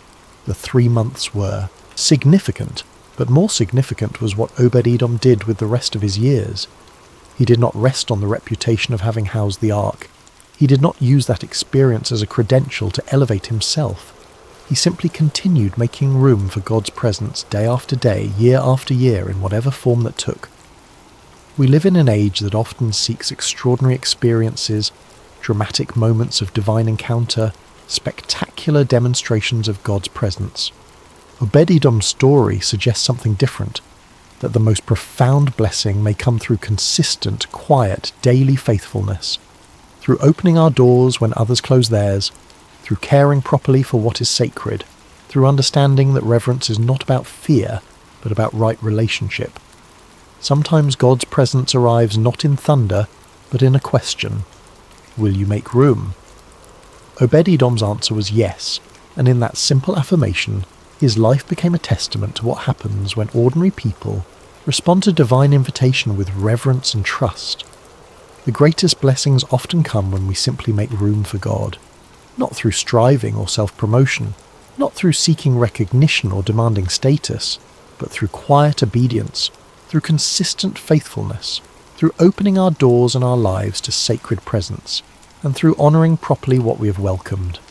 Obed-Edom's name means servant of Edom, or perhaps worshipper of Edom. But his life redefined what those words could mean. He became a servant not of a place but of presence, a worshipper not seeking glory but making room for glory to dwell. His story, brief as it appears in Scripture, echoes with the truth that transcends time and place, that blessing comes to those who welcome what others fear, who honour what others neglect, who make space in their ordinary lives for the extraordinary presence of the divine. May we all have the courage to say yes when that presence arrives at our door. May we have the wisdom to honour it properly. May we have the faithfulness to continue making room for it, day after day, in whatever form it comes. This is the legacy of Obed-Edom. This is the lesson of blessing through reverence. This is the promise that still stands, that God's presence, when welcomed with proper respect, transforms everything it touches into a source of abundant life. Hello, dear listener, and welcome to Sacred Slumber. Before we begin tonight's story, I'd love to know how your day has been. Whether it was filled with joy or challenges, you're exactly where you need to be right now. What time is it where you are in the world? Are you settling down for the evening, or perhaps finding a quiet moment in the middle of your day? Wherever you are listening from, know that you are part of our global community of souls, seeking peace and spiritual connection. If this is your first time joining us, please consider subscribing to Sacred Slumber. We're here to bring you stories that nourish the spirit and calm the mind. Tonight, we journey to ancient Judah, to a time when God called a young man named Jeremiah to carry a message of both warning and hope. This is a story about divine calling, about being reshaped by loving hands, and about finding purpose even in the midst of struggle. So settle in, take a deep breath, and let us begin. In the 13th year of King Josiah's reign over the kingdom of Judah, when the morning mist still clung to the hills of Anathoth, a young man named Jeremiah sat beneath the shade of an ancient olive tree. The leaves whispered secrets in the gentle breeze, and somewhere in that whisper something stirred within his heart. Something he couldn't yet name, but could feel as surely as the warm earth beneath his feet. Jeremiah was not like the other young men of his village.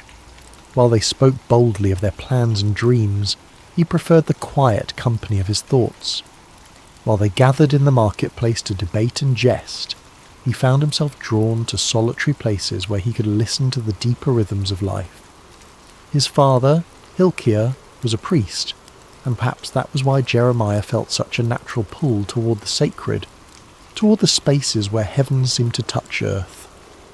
On this particular morning, as the sun climbed higher and cast dancing shadows through the olive branches, Jeremiah felt that familiar stirring grow stronger. It was as if someone were calling his name from a great distance, though he heard no voice with his ears. The sensation was both thrilling and terrifying, like standing at the edge of a vast ocean, knowing you were meant to step in but uncertain of your ability to swim. Then, as clearly as if someone had spoken directly into his ear, came the words that would change everything. Before I formed you in the womb, I knew you. Before you were born, I set you apart. I appointed you as a prophet to the nations. Jeremiah's heart raced.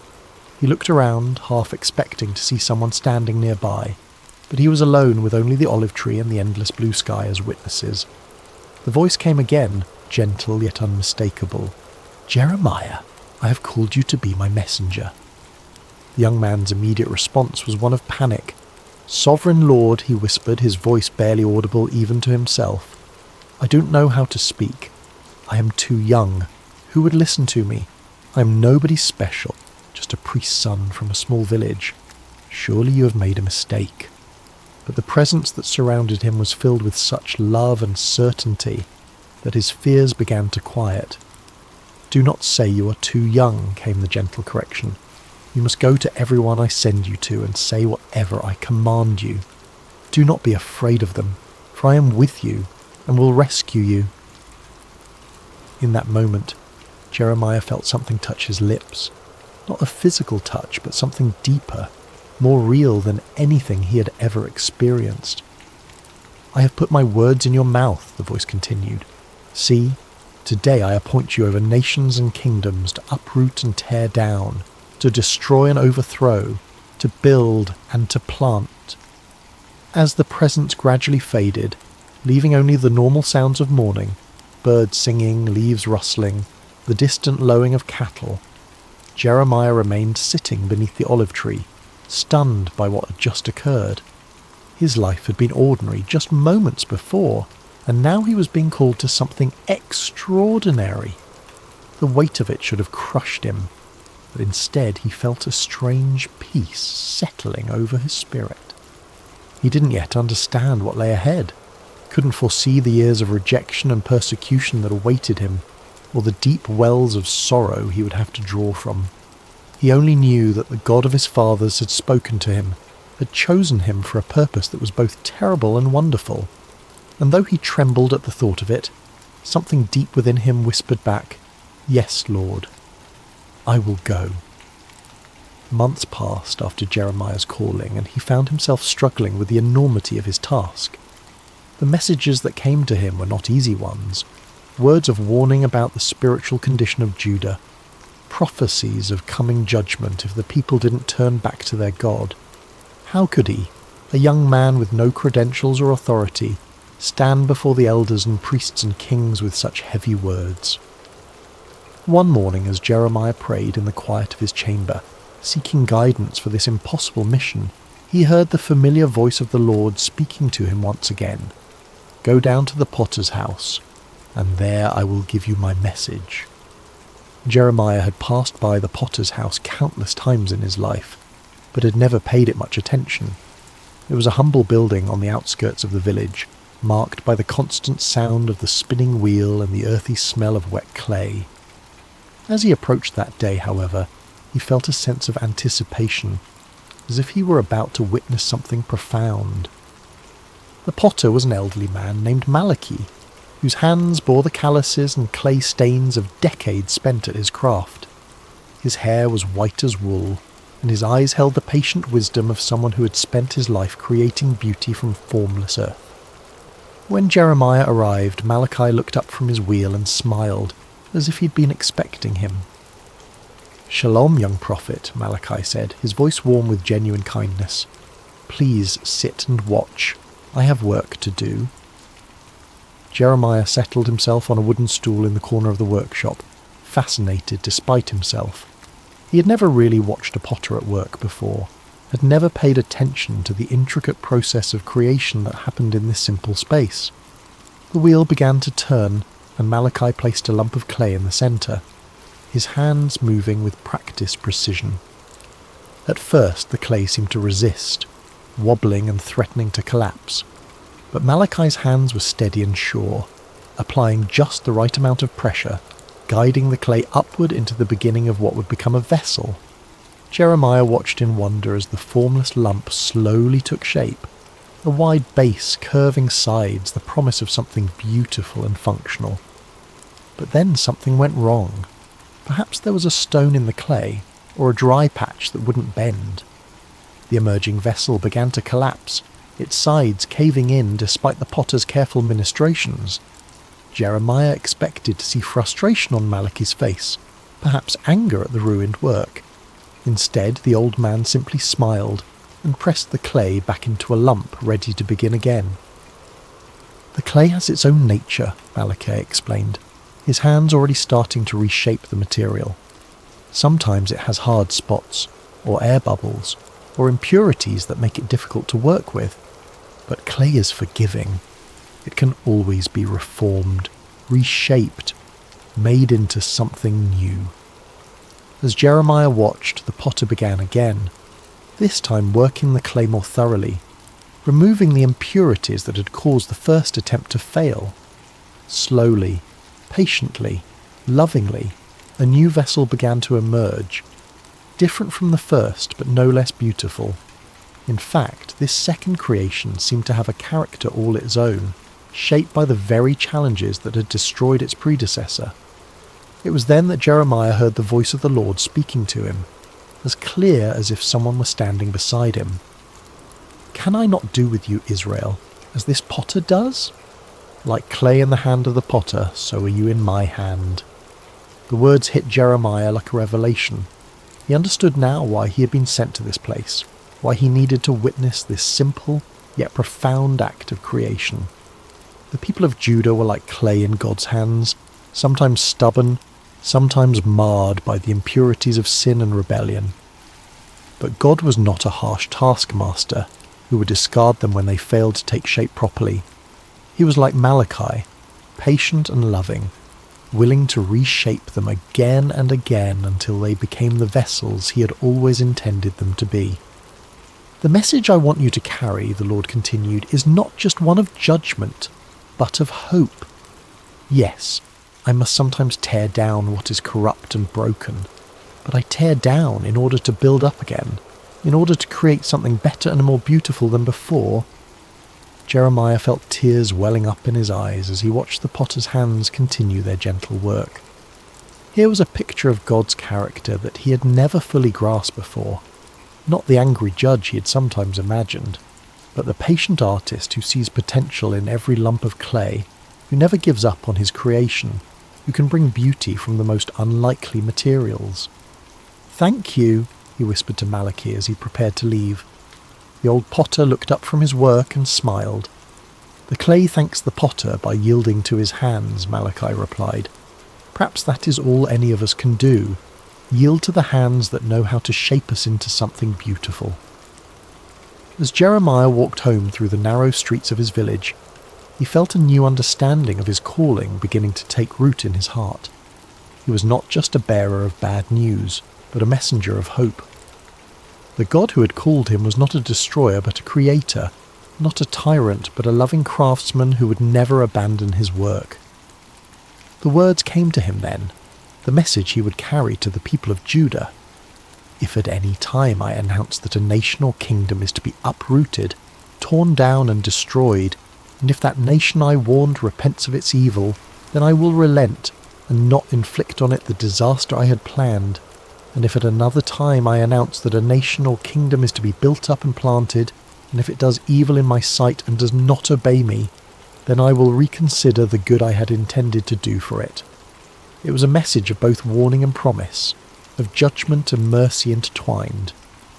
Like the potter's hands, God's discipline was always aimed at restoration, always working toward the creation of something more beautiful than before. Armed with this new understanding, Jeremiah began his prophetic ministry in earnest. But if he had hoped that his message of God's love and patience would be readily received, he was quickly disillusioned. The people of Judah, from the poorest peasant to the most powerful priest, seemed determined to resist the very hands that were trying to reshape them. His first major public appearance came during the reign of King Jehoiakim, Josiah's son, who had turned away from his father's reforms and allowed idolatry to flourish once again throughout the land. Jeremiah stood in the temple courts, his voice carrying across the stone courtyard as he delivered the message God had given him. "This is what the Lord says," he proclaimed, his young voice growing stronger with each word. "Reform your ways and your actions, and I will let you live in this place. Do not trust in deceptive words and say, 'This is the temple of the Lord, the temple of the Lord, the temple of the Lord.' If you really change your ways and your actions and deal with each other justly, if you do not oppress the foreigner, the fatherless or the widow, and do not shed innocent blood in this place, and if you do not follow other gods to your own harm, then I will let you live in this place in the land I gave your ancestors for ever and ever." The reaction was immediate and hostile. The priests, who had grown comfortable with their compromises and political alliances, saw Jeremiah's words as a direct threat to their authority. The wealthy merchants and nobles who had prospered by exploiting the poor and forming partnerships with pagan nations heard his call for justice as an attack on their way of life. "Who does this young man think he is?" they muttered among themselves. "He speaks of judgment and destruction like some kind of doomsday prophet. Where is his authority? Where are his credentials?" But Jeremiah continued, his heart breaking even as he spoke the words God had given him. He could see the spiritual adultery that had infected his beloved nation, the way they had turned from the God who had delivered them from Egypt and given them this promised land. They had made alliances with foreign powers, adopted their gods, and forgotten the covenant that had made them a people set apart. My people have committed 2 sins, he declared, his voice now thick with emotion. They have forsaken me, the spring of living water, and have dug their own cisterns, broken cisterns that cannot hold water. The imagery was powerful and heartbreaking. Jeremiah could see it so clearly. A nation that had access to the purest, most life-giving water imaginable, yet had chosen instead to dig broken wells that left them thirsty and desperate. They had exchanged their glory for worthless idols, their security for political alliances that would ultimately fail them. As the weeks and months passed, Jeremiah's message remained consistent, but the opposition grew fiercer. He was mocked in the streets, his words dismissed as the ravings of a madman. Children threw stones at him, and adults crossed to the other side of the road to avoid his presence. The loneliness was crushing, but what hurt most was seeing the people he loved rushing toward destruction, their ears closed to the voice of the one who wanted to save them. One particularly dark day, after being physically threatened by a group of priests who wanted to silence him permanently, Jeremiah found himself wondering if he had misunderstood his calling. Perhaps God hadn't really spoken to him at all. Perhaps he was just a deluded young man with an overactive imagination and a tendency toward melancholy. But then he remembered the potter's house, the gentle hands shaping and reshaping the clay, and he understood something profound about the nature of love. True love doesn't just tell people what they want to hear, it tells them what they need to hear, even when that truth is painful. The potter sometimes had to apply pressure to the clay, had to work out the impurities and air bubbles, and this process wasn't always comfortable for the clay, but it was necessary for the clay to become what it was meant to be. "I am not their enemy," Jeremiah whispered to himself as he walked through the quiet streets late one evening. "I am their friend. I am speaking these hard words because I love them, because God loves them, because we can't bear to see them destroy themselves." The revelation gave him strength to continue, even as the opposition intensified. He began to write down his prophecies, creating a record of God's words that could be preserved even if his voice was silenced. He wrote of the coming judgment, but also of the hope that lay beyond it, the promise of a new covenant, a time when God would write his law on their hearts rather than on tablets of stone.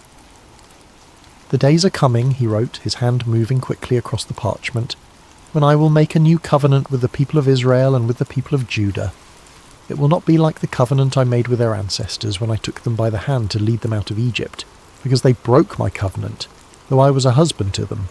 This is the covenant I will make with the people of Israel after that time. I will put my law in their minds and write it on their hearts. I will be their God, and they will be my people."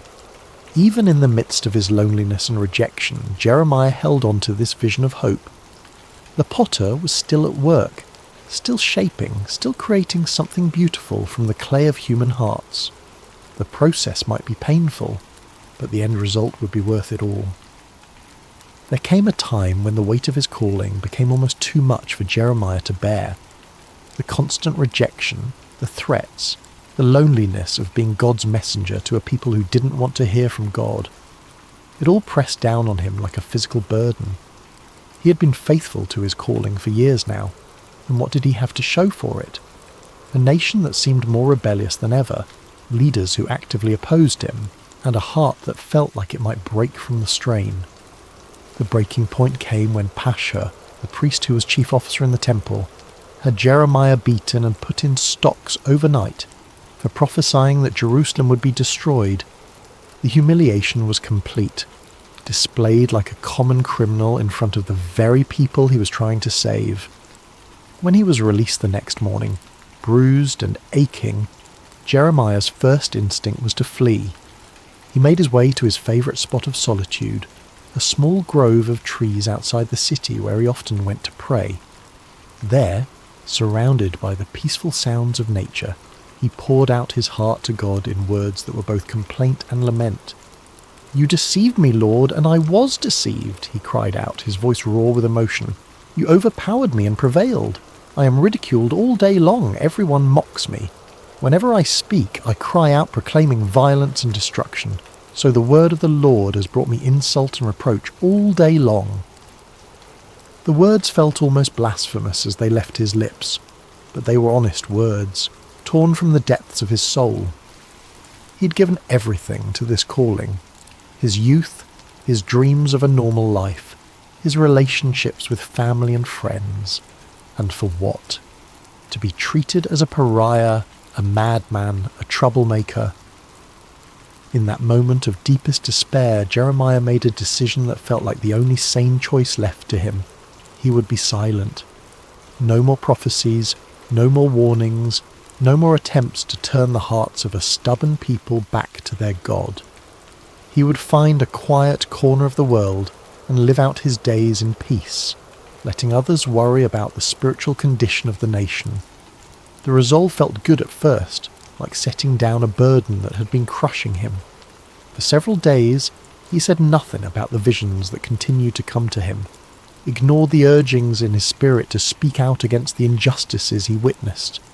He tried to live like a normal person, to find satisfaction in simple pleasures and everyday concerns.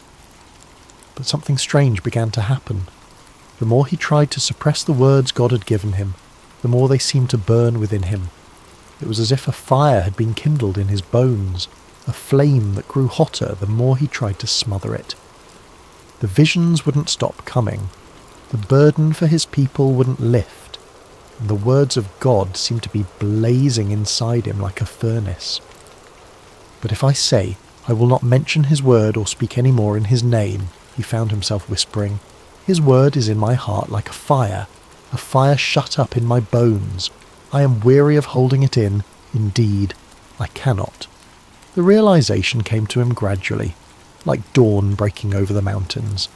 He couldn't stop being a prophet any more than he could stop being human. This wasn't just something he did. It was who he was. God had formed him in the womb for this purpose, had written this calling into the very fabric of his being. To deny it would be to deny himself, to attempt to live as someone he was never meant to be. But more than that, he began to understand that his struggles and sufferings were not signs that he had failed in his calling, but evidence that he was fulfilling it exactly as God intended. The potter sometimes had to apply intense heat to the clay to make it strong and durable. The fire in his bones wasn't a punishment.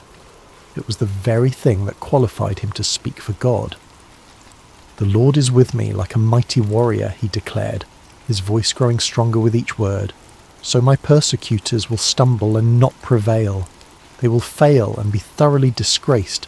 Their dishonour will never be forgotten." The change in perspective was revolutionary. Instead of seeing his sufferings as evidence of God's abandonment, Jeremiah began to understand them as proof of God's presence. The fire in his bones wasn't consuming him. It was refining him, purifying him, making him into the kind of vessel that could carry God's words to a broken world. He thought again of the potter's house, of the way Malachi had worked the clay with such patience and skill. Sometimes the potter had to put the vessel into the fire to make it strong, to burn away the impurities and set the shape permanently. The heat wasn't cruelty, it was love, the kind of love that was willing to do whatever it took to create something beautiful and lasting. "I will speak," Jeremiah said aloud, his voice carrying across the quiet grove. "I will speak because I must, because the words are like fire in my bones, because God has made me a prophet to the nations. I will speak not because it's easy, but because it's necessary. I will speak not because people want to hear, but because they need to hear. I will speak because the potter is still at work and I am his instrument." The fire in his bones had become not a burden, but a gift, not a curse, but a blessing. It was the very thing that enabled him to continue when everything else told him to quit, the divine energy that sustained him through rejection and persecution.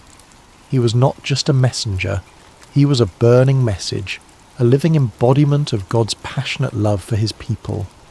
The years passed, and Jeremiah's prophecies began to unfold with heartbreaking accuracy. The Babylonian army, led by King Nebuchadnezzar, laid siege to Jerusalem just as God had warned through his prophet.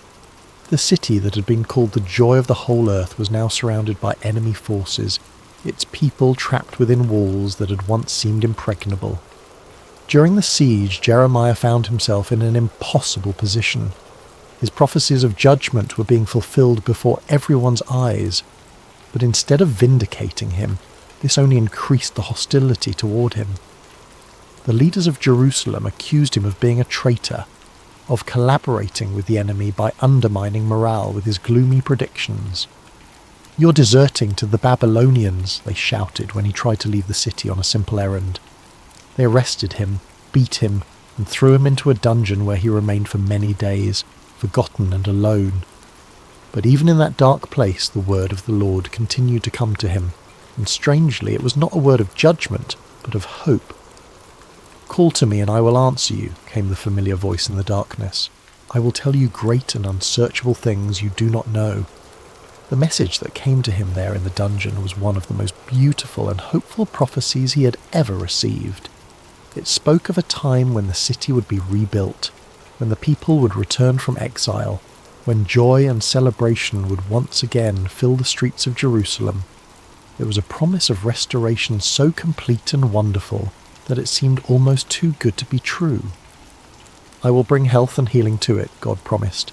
"I will heal my people and will let them enjoy abundant peace and security. I will bring Judah and Israel back from captivity, and will rebuild them as they were before. I will cleanse them from all the sin they have committed against me, and will forgive all their sins of rebellion against me. Then this city will bring me renown, joy, praise and honour before all nations on earth that hear of all the good things I do for it." Even as the sounds of warfare grew louder outside his prison walls, Jeremiah held on to these words of hope. The potter was still at work, still shaping, still creating something beautiful from the broken clay of human hearts and human history. When the city finally fell, it was as devastating as Jeremiah had predicted. The temple was destroyed, the walls torn down, the leaders killed or carried away into exile. The sight of Jerusalem in ruins was almost more than the prophet could bear. This was the city where God had chosen to dwell, the place where his people had worshipped for centuries. Now it lay in smoking rubble, its streets filled with the debris of a civilization that had forgotten its God. In the aftermath of the destruction, Jeremiah sat among the ruins and wept. The tears came not from a heart that said, "I told you so," but from one that was genuinely broken for the suffering of his people. He had warned them, yes, but he had never wanted to see them destroyed. He had hoped until the very end that they would turn back to God and avoid this terrible fate. It was then that he began to write what would become known as the Book of Lamentations, a collection of funeral songs for a dead city, poems of grief and mourning that captured the full depth of the tragedy that had befallen Jerusalem. But even in the midst of this profound sorrow, hope refused to be extinguished. "Because of the Lord's great love we are not consumed," he wrote, his hand trembling as he formed the words, "for his compassions never fail. They are new every morning. Great is your faithfulness." The words seemed to come from somewhere deeper than his own understanding, as if the Spirit of God was using his human grief to express a divine truth that transcended the immediate circumstances. Yes, Jerusalem had fallen. Yes, the people were scattered and the temple destroyed. But God's love had not failed. His faithfulness had not ended. His compassions were indeed new every morning, even in the darkest of times. "The Lord is good to those whose hope is in him," he continued, "to the one who seeks him. It is good to wait quietly for the salvation of the Lord." As he wrote these words, Jeremiah began to understand something profound about the nature of hope. It wasn't based on circumstances or on the absence of suffering. True hope was rooted in the character of God himself, in his unchanging love and faithfulness. The potter might allow the clay to be broken, but he would never abandon it. He might permit the vessel to be shattered, but only so that he could create something even more beautiful from the pieces. "For no one is cast off by the Lord forever," he wrote, his voice growing stronger with each word. "Though he brings grief, he will show compassion. So great is his unfailing love. For he does not willingly bring affliction or grief to anyone." The ruins of Jerusalem became, in a strange way, a place of worship for Jeremiah. There among the broken stones and scattered debris, he found a closeness to God that he had never experienced before. The external symbols of faith were gone, but faith itself remained. The building had been destroyed, but the builder continued his work. People would come to him there, survivors of the siege who were struggling to make sense of what had happened. They would ask him why God had allowed such suffering, why the innocent had to pay for the sins of the guilty, why the city of God had been given over to pagan armies. "I cannot answer all your questions," Jeremiah would tell them gently, "but I can tell you what I have learned in my years of walking with the Lord. He is like a potter who shapes clay, and sometimes the shaping process is painful. But he never works without purpose, and he never abandons what he has begun. The vessel may be broken, but the potter's hands are still at work creating something new from the pieces." In the final years of his life, Jeremiah found himself in Egypt, carried there against his will by a group of Jewish refugees who feared remaining in the land of Judah. It was not where he had expected to end his days, far from the city he had loved and served for so many years. But even in this foreign land, he continued to speak the words God gave him, continued to comfort and challenge the people who had been scattered by the winds of history. As he sat one evening by the banks of the Nile watching the sunset over the ancient land of the Pharaohs, Jeremiah reflected on the long journey that had brought him to this place. He was no longer the young man who had trembled beneath the olive tree at his first calling. His hair was now white, his hands marked by years of writing and rewriting God's words, his heart scarred by decades of rejection and persecution. But he was not bitter. Somehow, through all the pain and struggle, he had learned to see his life as part of a larger tapestry that God was weaving through history. He was just one thread in that tapestry, but he had been woven in exactly the right place, at exactly the right time, for exactly the right purpose. A young Jewish woman approached him as he sat by the water, her eyes reflecting the same uncertainty and pain he had seen in so many faces over the years. "Prophet," she said softly, "my heart is broken. I have lost everything, my home, my family, my future. How can I believe that God still cares about me?" Jeremiah smiled and gestured for her to sit beside him. "Let me tell you a story," he said, his voice warm with the wisdom of long experience. "Once God sent me to a potter's house to watch him work. The potter was shaping a vessel on his wheel, but something went wrong. The clay became marred, misshapen, useless for its intended purpose." The young woman leaned forward, intrigued despite her sorrow. "I expected the potter to throw the clay away," Jeremiah continued. "After all, it was ruined, wasn't it? But instead, he gathered it up and began again. He worked the clay, removed the impurities, and slowly shaped it into something new. The second vessel was different from the first, but it was beautiful in its own way. Perhaps even more beautiful because it bore the marks of the potter's patient love. "But what does this mean for me?" the woman asked. "How does this help me with my broken heart?" Jeremiah reached down and picked up a small piece of clay from the riverbank. "This is what God showed me that day," he said, working the clay gently in his hands. "You are not ruined, you are not beyond hope. You are clay in the potter's hands, and he is still shaping you. The breaking you've experienced is not the end of your story. It's the beginning of a new chapter." As he spoke, the clay in his hands began to take shape, becoming a small but perfectly formed vessel. "God's love is like this potter's skill," he continued. "It can take the most broken, damaged clay and create something beautiful from it. Your pain is not wasted. Your tears are not meaningless. They are part of the process by which God is making you into the person he always intended you to be." The woman began to weep, but they were not tears of despair.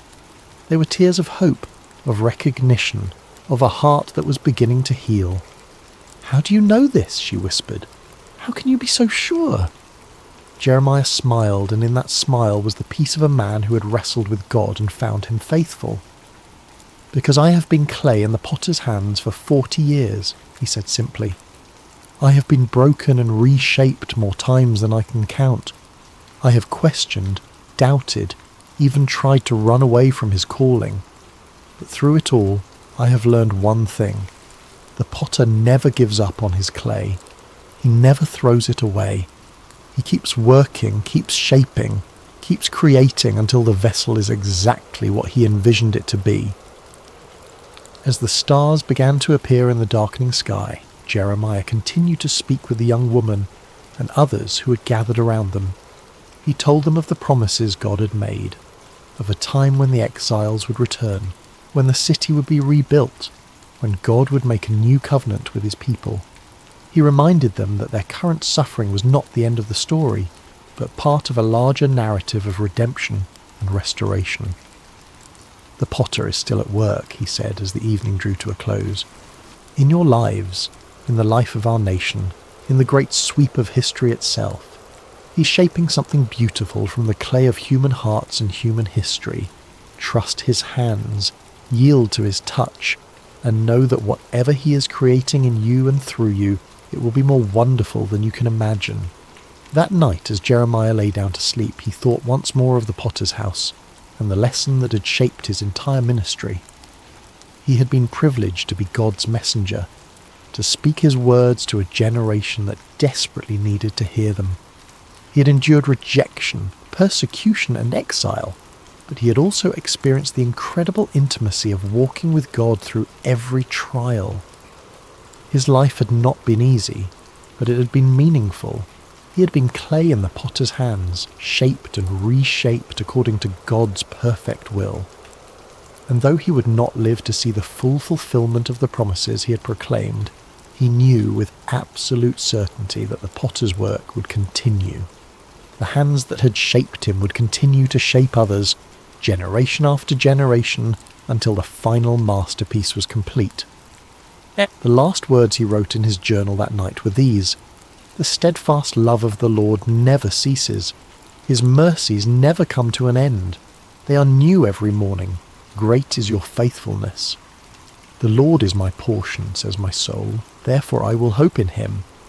And in the quiet darkness of a foreign land, far from the ruins of Jerusalem but close to the heart of God, Jeremiah slept peacefully, knowing that the potter's hands were still at work, still shaping, still creating something beautiful from the clay of human hearts. The message he had carried for 4 decades would outlive him, would speak to countless generations of broken people who needed to know that they were not beyond hope, that the potter never gives up on his clay, and that his love truly is new every morning. The story of Jeremiah reminds us that even in our darkest moments, even when our lives seem shattered beyond repair, we are never beyond the reach of the potter's hands. Like clay on the wheel, we may be broken, but we are never discarded. We are loved, shaped, and reshaped by hands that know exactly what we can become. And in the end, that is enough. That is everything. In the quietness of this story's end, may you find the peace that comes from knowing you too are clay in the potter's hands, being shaped with infinite love and patience into something beautiful beyond your wildest dreams. The potter is still at work, still shaping, still creating, and his love for you is new every morning.